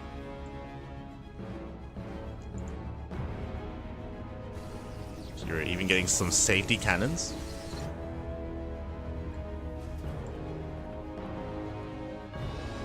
So from here we do have a bit of a lull period in the game. Clem just now breaking out to expand. Remember, stim is done, and he wants these stalkers. Oh! Sims in.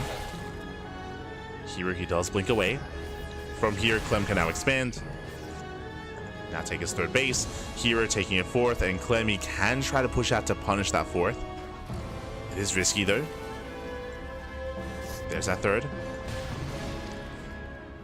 Clem, he sims forward. My biggest concern for herO is that, again, he did delay his robo, so he has no splash damage. Right now, it's just purely a gateway army. You can see Clem hoping that herO moves in. He has set the trap.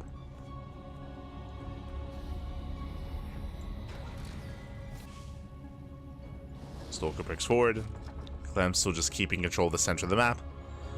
As we get into this, a big shout out to SW Pro in the chat. God, Happy God, thank you so much. Thank you so much, SW Pro, for the raid. Hope you had a great stream. Hope you had a great ladder session. And welcome to the grand finals of the WardiTV Monday. This is a best of 5. We're in game 2. Clem is pushing in. herO getting ready for a surround. A nice splits. Does avoid the missile. Zelzek coming from behind. The tank's going to get surrounded. Yeah, and Clem, he gets punished. He gets sandwiched here. The tanks are falling, but we're out of zealots. Uh-oh. Running out of zealots. Clem, he's moving in. Dustin forward. And without zealots, these stalkers are so exposed. They're so vulnerable. Now Clem, he pulls away. Stims in once again. Goes for another stim. Takes down the observer. Again, we need those zealot warpins. The base is under fire, and herO, he just had to give up on the expansion. Gives up on the base. Does pull a couple of boys. Is trying to save it. Trying to. Yeah, warpin is denied, and the base is going to fall. Massive pick off. And Clem is not done. He's not done. He's going to keep on pushing.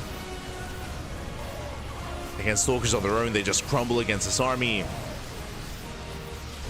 And Clem, he's done it. At this point, he has done it. He has broken the 4th base. At this point, he can just keep pushing. But now he pulls away, playing it safe. Does pull away, but he's up, what, 60 supply. Again, Colossus production was so delayed for herO, and I don't think it was intentional. I mentioned before that I was getting ready for the Bay to be thrown down. I was surprised when I saw the Robo. So, like, it's just all very late for herO.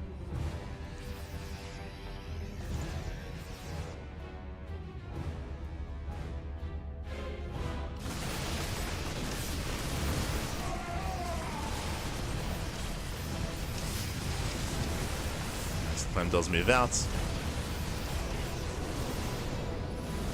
Mind shots, they shut down the zealots. The first Colossus has finally arrived, but it's too late. It's too late at this point. The Colossus won't get much done. It does fall. And from here, like here, he just cannot keep up. GG gets called. Clem, he will tie up the series 1-1. Whew, GG. GG will play, does tie the series up. Again, herO, he just could not keep up with that army. He had a lot of zealots, that's true, and he had a nice surround, but he wasn't able to break the main force. Likewise, again, Colossus production was heavily delayed. It was heavily delayed there for herO. With only a gateway composition, he just could not keep up, not in that main fight, not in the head-on engagements. GG. GG, well played. And with that, Clem did snowball out of control. And now we're getting into game 3. And we'll see who can take a lead, who can extend their lead here. So far, we're tied up 1-1, and we're loading into torches. For the first time, we have never castled on this map here in this broadcast so far. We've never castled on torches. It looks like a very unique map. I think there are some goal bases here. I think it's very vertical. We'll see. We'll see. I think I've castled on it like once. I think I've castled like 1 game on torches. So I have no idea what I'm stepping into.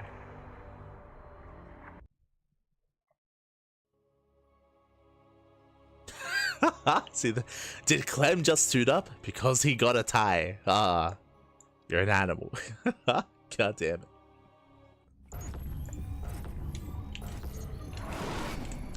And spawning in the top right hand corner of torches, we have the South Korean Protoss player, the Red Protoss, being forced into a tied up series. We'll see if he can bounce back. It is herO. And spawning in the bottom right hand corner, we have the French Terran player, the Blue Terran, representing Team Liquid. It is Clem. Again, Clem, he had a very strong start last game with his initial mine drop and Marines as well. He was able to get probe damage, able to deflect against the aggression as well back at home, and eventually break out. here we go. Yeah, I'm very unfamiliar with torches, so interesting. This reminds me a little bit of, I guess a little bit of El Dorado, a little bit. So we have mineral patches here at the natural base. You can mine through these gold minerals. You can gain access to the triangular third base, and also a gold base in the center, a gold base that you share with your opponents. We have two gas geysers right next to each other, so you can fight for the gold. Interesting. We also have these massive tumors. Now, what is interesting about these tumors is that they do expire at the, I think it's the 8-minute mark. It's like 7:50, like 7:52 is when these tumors do expire. So this area of the map will eventually open up regardless. Otherwise, you can expand linearly. Here towards the left-hand side. Interesting base. There is a choke point here that, again, eventually does open up as well, but a decent choke point to defend. This area here in between the natural and the third is very open, very wide open, very exposed. I'm sure can see a lot of aggression here, a lot of assaults coming in between the bases. We have a healing pad. We have a heal, and this one is not blocked by air blockers. Okay, so I have a very accessible healing pad on the left hand side. Also, another pair of gold bait. Jesus, what is happening in this game? It's crazy. Economic opener here by Clem. Faster CC on the low ground. But yeah, just some more gold bases. Another healing pad. Interesting. Okay. I think I can see why everyone vetoes this map. Like, this map is the most vetoed map in the current ladder map, or in the current tournament map pool. That's why we're seeing it for the first time. There's just a lot going on. There's a lot going on with like expiring tumors, with gold bases, with gold mineral patches, with healing pads as well. Close rush distance by air, that's another big factor. Limited dead space behind the main. Actually, I don't think there's any. I think this is it. So there's no way to hide. There's no way to hide behind the main. Here, I don't think this is enough to hide a unit here either, so you can only hide a unit outside of the natural on the left hand side. So very limited dead space. Overlord pillar here at the gold, and an overlord pillar here as well outside of the natural. Interesting. Do I like this map? It's hard to say. It's very, very hard to say. Likewise, I believe stalkers cannot blink into the main from this triangular third base either. So this is not a blink stalker map, which is why no blink phoenixes. Yeah. Sorry, I was a little bit engrossed in the map, but yeah, there's no way into the main base with blink stalkers. So Stargate opener makes more sense. So Stargate to phoenixes.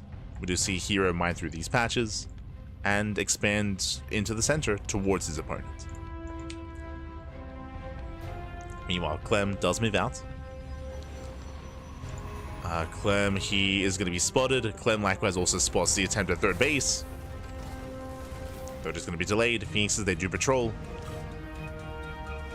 Oh, mind shot goes off. Brutal connection. Brutal connection, regardless of what mine goes down, and herO defense. And here he will still expand towards Clem. So we'll take that Nexus. Behind this, going for the Forge, going for the Twilight Council. And this is going to be a unique experience here as well. Again, Stargate play is not the most common way to play out this matchup. It's going to be on herO to maintain map control and to potentially get some economic damage. As Phoenix as they move out. Run into the Viking. Again, we have Viking Cyclone building up here for Clem, so getting as much anti-air as possible. Stim is on the way. Getting a third Vax into a 3-1-1. Phoenix as they rotate over. Marines in position, no turret. One SCV goes down. From here, herO is going Phoenix into charge. Again, charge is just a really common follow-up in this matchup, followed by eventually splash damage. I say eventually because last game it was delayed Colossus and it did lose herO that game. Part of it was that economic damage as well, true.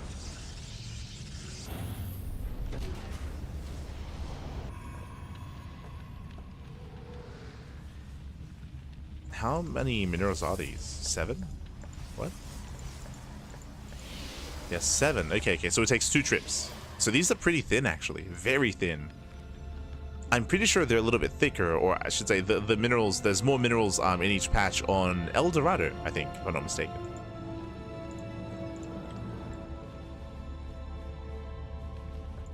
Okay. Alright, building up. Likewise, third TC is on the way.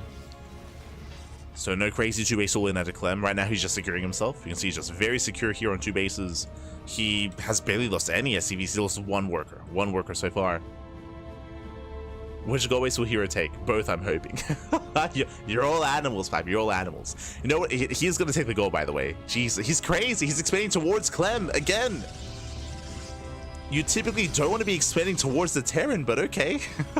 I mean, I guess Clem can't really access his space yet, but I mean, you can see here that these tumors are going to expire soon. I mean, Clem can just focus him down, and he will. Uh-oh. I don't think he was ready. I'll be honest. I don't know if he's quite ready for this. He's got some charge lots. Okay. Clem, he backs off. Does what the Phoenixes. He wants them. Oh. Okay, Clemmy's forced all the way back home. Nicely done. Hero, he's buying time. He's buying time, forcing the army back. And here he's securing this position. God, this is just such an awkward setup here. Like, but okay. Clem likewise expanding to the low ground. I was not expecting this base to be taken, but okay, sure. Very wide open. Very wide open. Zealots, they charge in. The mine shots.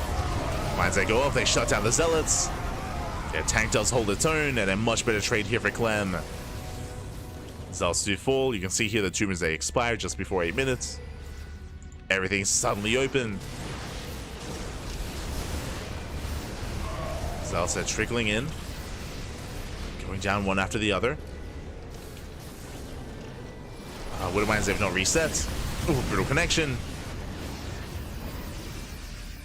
Yeah, and Clem, he just has a massive army. I mean, these are some better fights. Like, better trades, better fights for Clem, time and time again. Here he's let out a lot of units. Now, the gold base will help. He is able to support this a little bit better because of the gold minerals. So he can be a little bit more wasteful when he can sustain those Zealots. But my biggest concern here is how long we've been stuck on this. Now we have a second robo on the way, a bay on the way, Colossus Productions on the horizon. But are we going to get there in time? It's all these Phoenixes. Oof. Takes another mine shot to the face. But here he just has to delay. Has to delay this move out because I really don't think he can defend against this. Let's go. He's got his pure charge. His pure charge lots. And a couple of Phoenixes. Widowmine Sparrow. Clem is moving in. Here he has to make a stand here and now. Marines, they peel off. They deny mining at the gold. Ay.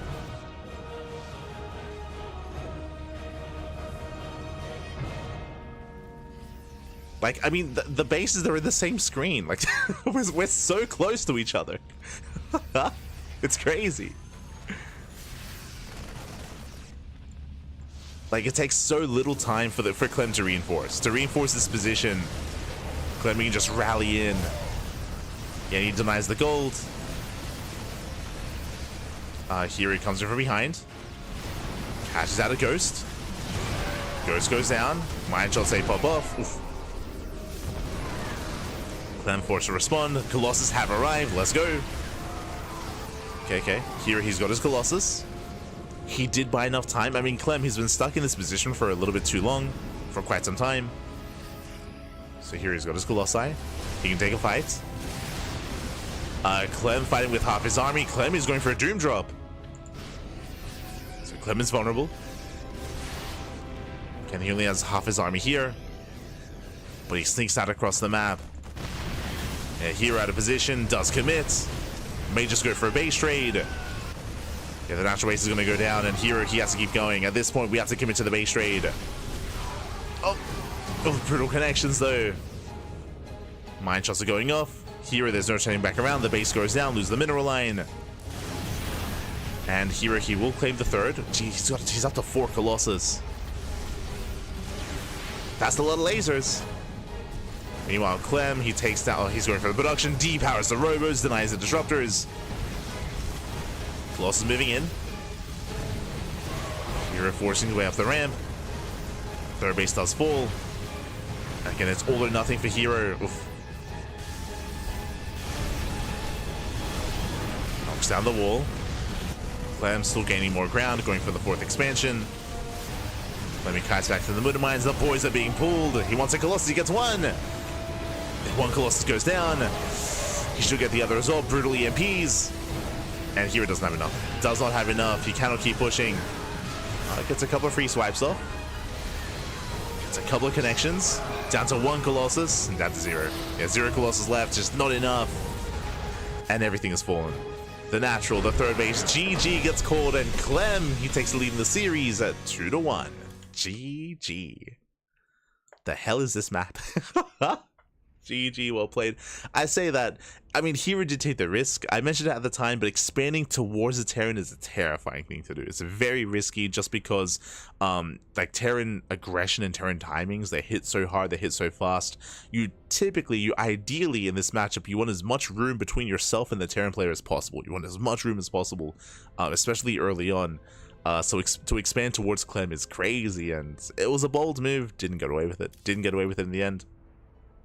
Clem was able to deny mining, and we did have a crazy base trade towards the end. It was a risky maneuver. Clem, he just avoided the main army. He went for a backstab, and herO, he just accepted his fate, accepted the base trade, or at least attempted to try to go for it. And GG. GG, well played. Whew. Oh my god. And with that, we're getting into game number 4. Let's go.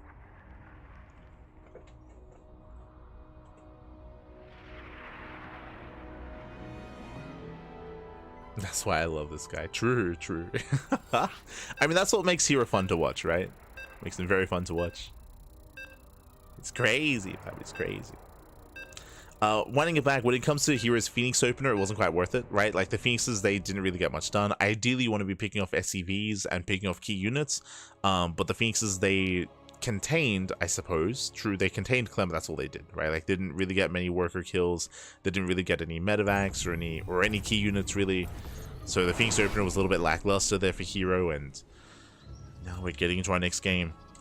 And we'll see how this story ends. I'm hoping for a back and forth. I'm hoping for an extended series, but the pressure is on because spawning in the top left-hand corner of Persephone, we have the South Green Protoss player down in the series. We'll see if he can bounce back and force the ace match. For Twisted Minds, it is a herO.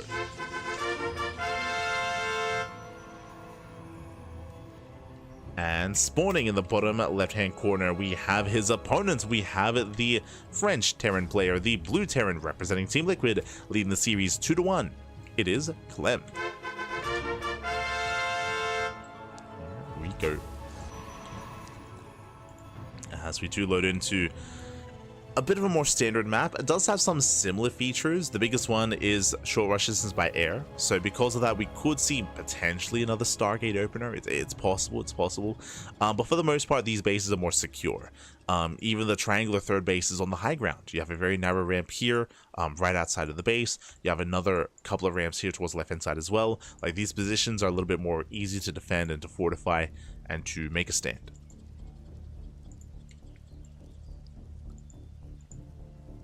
So we shouldn't see anything as chaotic coming into Persephone, but we'll see. For now, economic opener, herO going for a Clem going for a faster CC on the low ground. We have seen a lot of maps or a lot of games on Persephone so far. A lot of games. And we'll see where this takes us.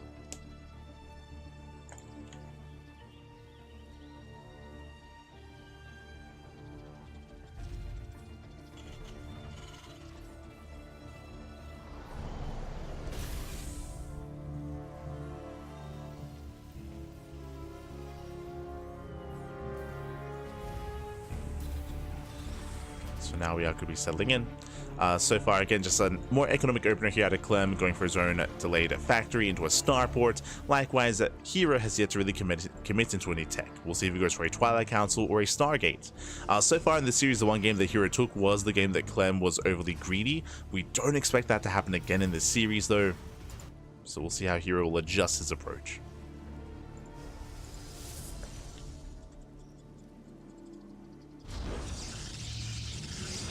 So now setting up on 2 bases, moving out with the Sentry, moving out with the Hallucination to get vision across the map. Meanwhile, we can see that Clem, he hasn't really gotten any scouting information. Just like the last game, no Reaper. So no Reaper scouts out of Clem. He went for an SCV scout earlier. SCV ready. Followed by what looks to be a mine drop. Now last game, Clem did open Marine with a mine drop, so he could move out with everything. We'll see, as he may opt to go for additional Widow Mines.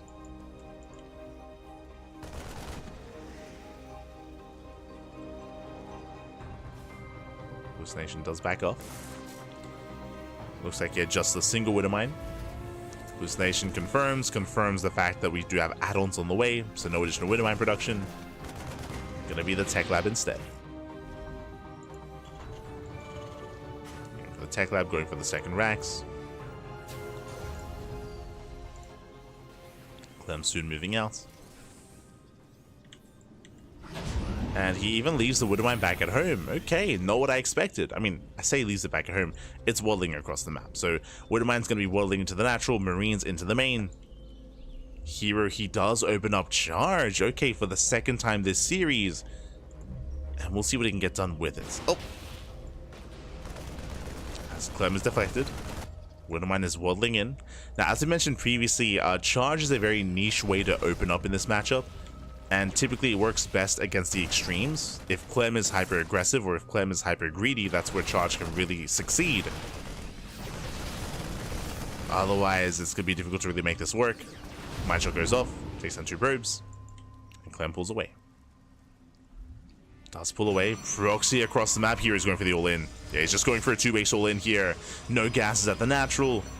And how many gateways are we building up? Jesus, getting up to 7, getting up to 8. Oh my god. So it's going to be an 8-gate, 2-base charge all-in out of herO, proxied across the map. It's all or nothing. Now back at home, what does Clem have? Clem, he will have his 1 tank on the low ground, but ideally he needs bunkers. The problem is that Clem doesn't know. Clem, he doesn't know what's going on. Additional supply depots required. The all-in is upon us.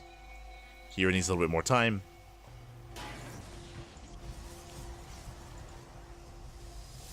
As he is getting up to 9 gates. Jesus.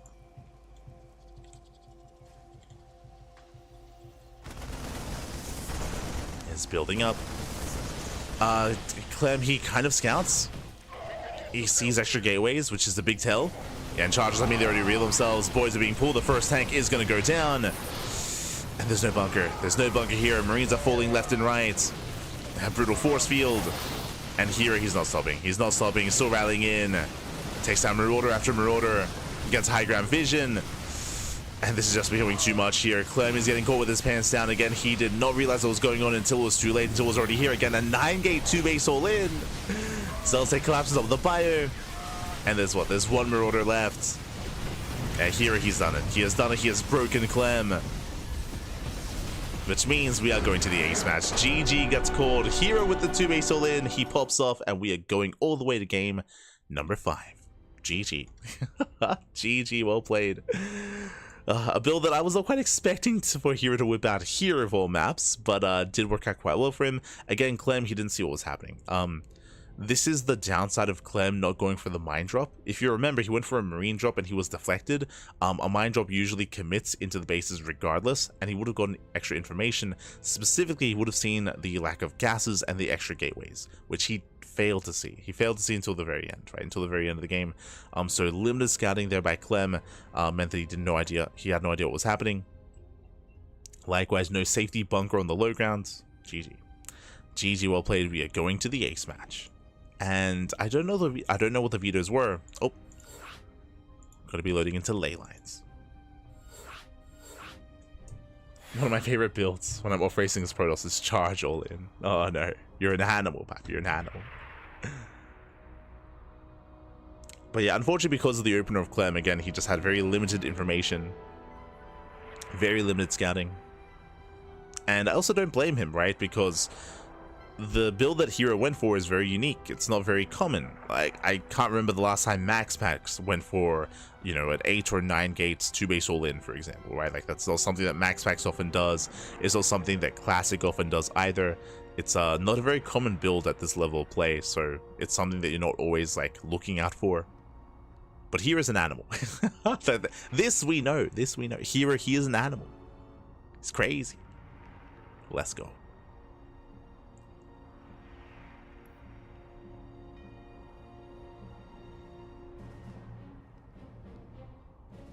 So we're getting into game number 5. And again, game 5 is going to be on ley lines. This could go either way. I don't expect herO to go for another 2-base all-in. As I mentioned before, like usually when it comes to these builds, you do them once in a series. Like even game 1 with herO opening up charge, that was a very different build to what we saw this game as well, right? Both games was charge based, that is true, but herO, he played that off of 3 bases instead. And it did hit a lot later as well. So we'll see what we get this time. On ley lines, we could see some Stargate play again. We could see a proxy gateway early on. Something that herO is very fond of is proxy Stargate, where you open up standard and you go proxy Stargate for a proxy Oracle across the map. He's quite fond of that in this matchup. We haven't seen it yet in this series. We might see it here. We'll see. We'll see.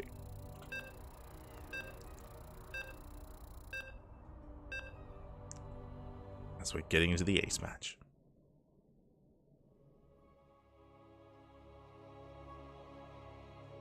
And again, this can go either way.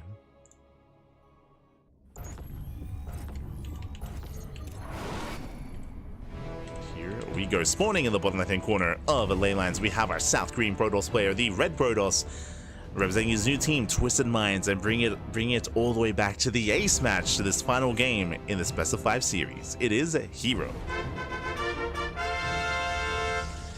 And spawning in the top right-hand corner, we have the French Terran player, the Blue Terran representing Team Liquid. It is Clem. Here we go. Coming into this personally, I'm just happy that we get an ace match. Like, regardless of how this goes, we went the distance between Clem and herO all the way, pappy, all the way.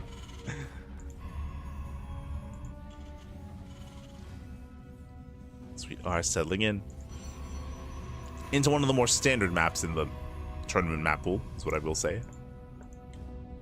At least we got to experience Torches once. Like, Torches was crazy. It's out of this world. What was happening? I look forward to seeing it again. Another day, another day. But now herO moves out. Once again, Clem going for a single gas opener, going for a faster CC. Here he's in position to try and delay the command center, to ideally force it off center.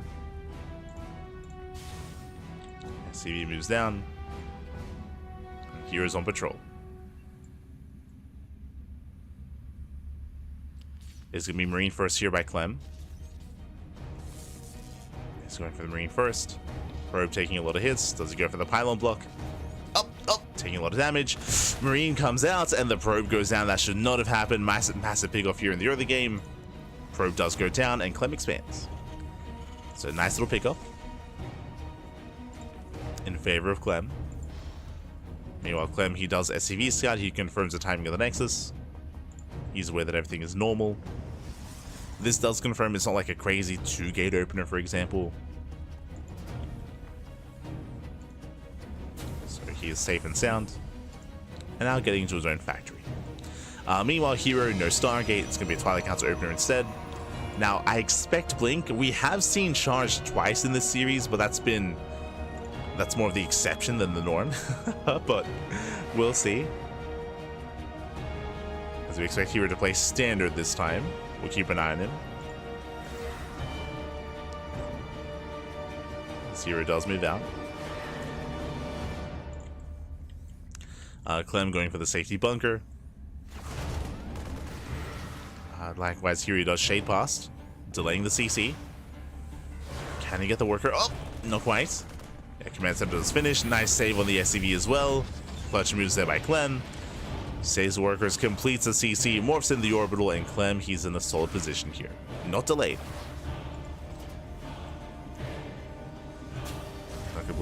Not gonna be delayed too much at least. Meanwhile, blink opener here out of herO. Again, this makes plenty of sense. Standard start. Oh no! Saber. Shout out to Saber, by the way. Saber, he is a Chinese caster. He's a good guy. Good guy. Hopefully everything's okay. That's back at home. Extra gateways being thrown down. It's going to be a 3-gate blink opener here out of herO. How did the soccer game go last week? Did ByuN show up? He did. He did not pass out. In my headcanon, he fell asleep as being the goalie, but yeah, they did post on social media. They posted like a team photo with like ByuN, Solar, Armani, sort of Petit Drogo, Lambo, all them together. Apparently it was tied. Apparently it was the tied 6-6, 6-6 scoreline. No winner.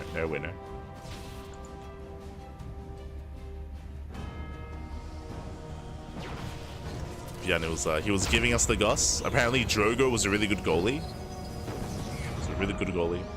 And apparently ByuN did score a goal. I was very happy. He popped off, man. He was like Messi. It's crazy.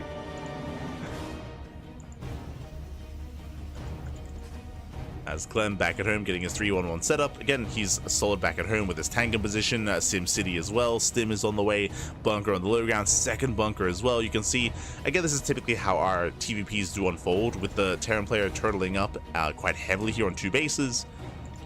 And herO, he's pushing. How many gates so far? 3. So 3-gate blink into a 3rd base. herO, he should be expanding. He is moving out. That is true. And we'll see if herO can find a way in. But that's what the bunkers are for. See the rally here from Clem. herO is still reinforcing. herO, he delays his 3rd quite heavily, actually. 3rd base is delayed. herO, he does have extra warp-ins. He's much more committed this time. Going into the main.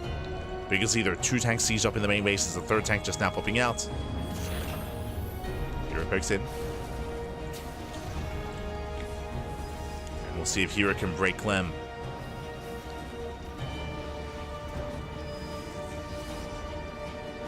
Here we go. He does go for the dive. He gets 1. Takes out one of the... Oh my god. The punish is real. He flinks in. There was a tank, 2 bunkers, and an auto turret. Ay.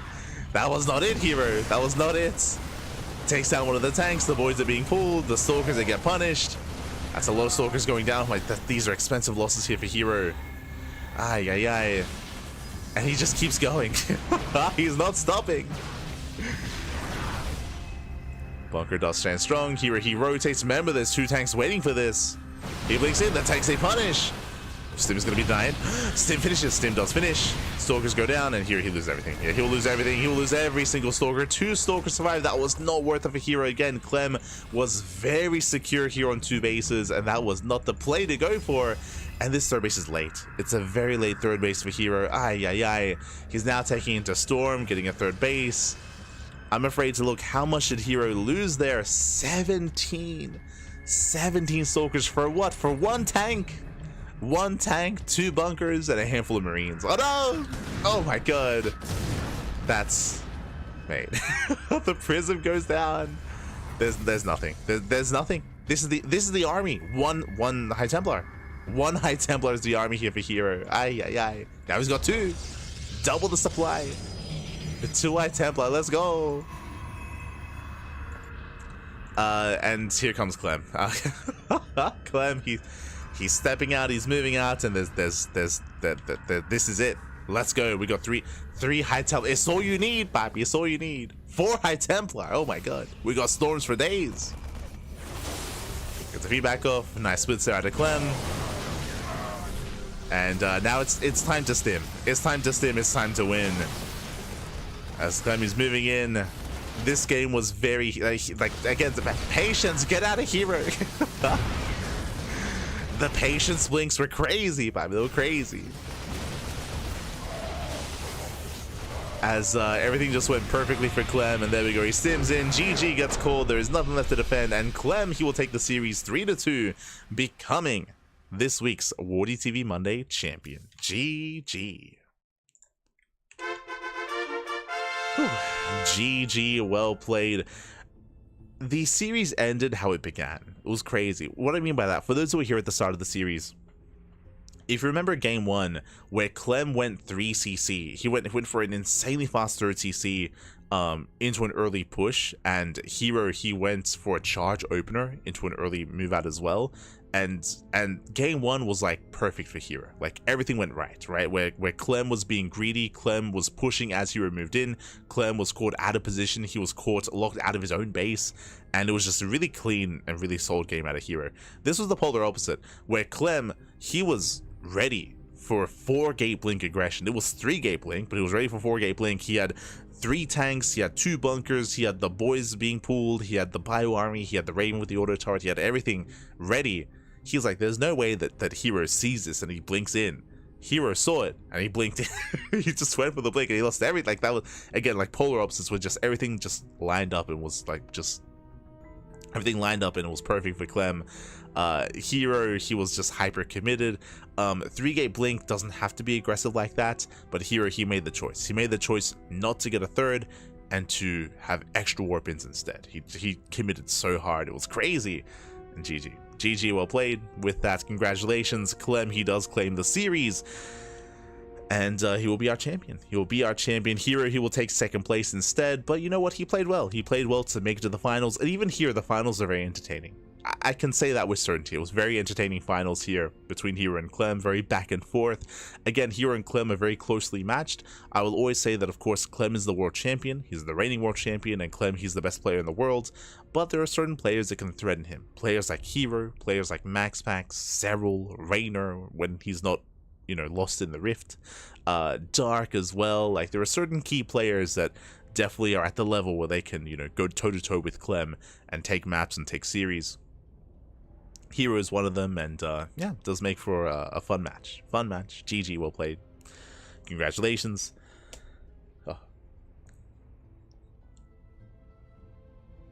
herO has lost it like an animal. Oh no.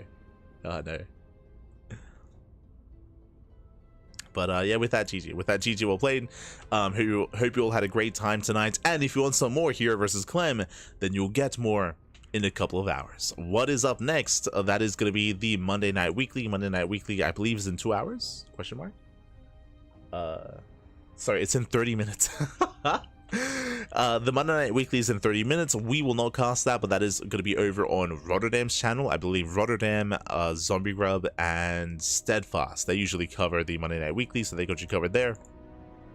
As we switch things over and catch up on our schedule. We, on the other hand, are going to be calming down. We're going to be going to sleep. I look forward to it. It's going to be getting some rest. And in a couple of hours here at 9 AM KST, that's going to be 10 AM AST. That's going to be in 8.5 hours. In 8.5 hours, we're going to be back in the morning with the Pigasaur Monday. So plenty of content on the channel, as always. You can see here Tuesday, we have the Pigasaur Monday. We have the Rex April Madness in the evening. We have Code for Giants Cup, the podcast. We have Lil League Cup. Hey, we saw Lily lagging out earlier, but we are going to be covering the Lily Cup Thursday and Friday. We have the Rex April Madness, KSL, Viagra Cup, and even more StarCraft. So plenty of content here on the channel. Plenty of StarCraft on the horizon. And yeah, with that, if you enjoyed the cast, if you enjoy the content, if you enjoy the StarCraft, then consider following. Consider following us. Check us out on YouTube as well. ! Socials in the chat, and you'll get a link to our YouTube channel. We do stream on a daily basis. Plenty of content. I do apologize for being a little bit low energy. I was very tired here, and again, I just haven't been able to sleep too well just because we've been casting so much. I'll get some rest and hopefully be fully rested and ready for the Pigasaur Monday. Hopefully. So there we go. Otherwise, thanks for watching. Thanks for the support. Do appreciate it. We'll see you guys tomorrow in 8.5 hours for the Pixar Monday, or we'll see you later on tomorrow evening for the Rex April Madness for Group C of the Rex April Madness. We got you covered. Otherwise, thanks for watching. Again, we have 2 casts a day every single day. We do have half a day off on Friday. So Friday we have half a day off, where we can stream and ladder and play some other games. Otherwise, we'll see you guys next time. See you guys next time for some more StarCraft, some more CranKy Ducklings. As always.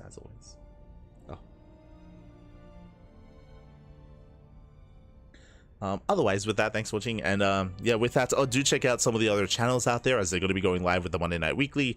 We'll give them a raid. We'll give them some support, give them some love. Otherwise, hasta luego. Ciao, papi, ciao. Hasta luego. See you next time.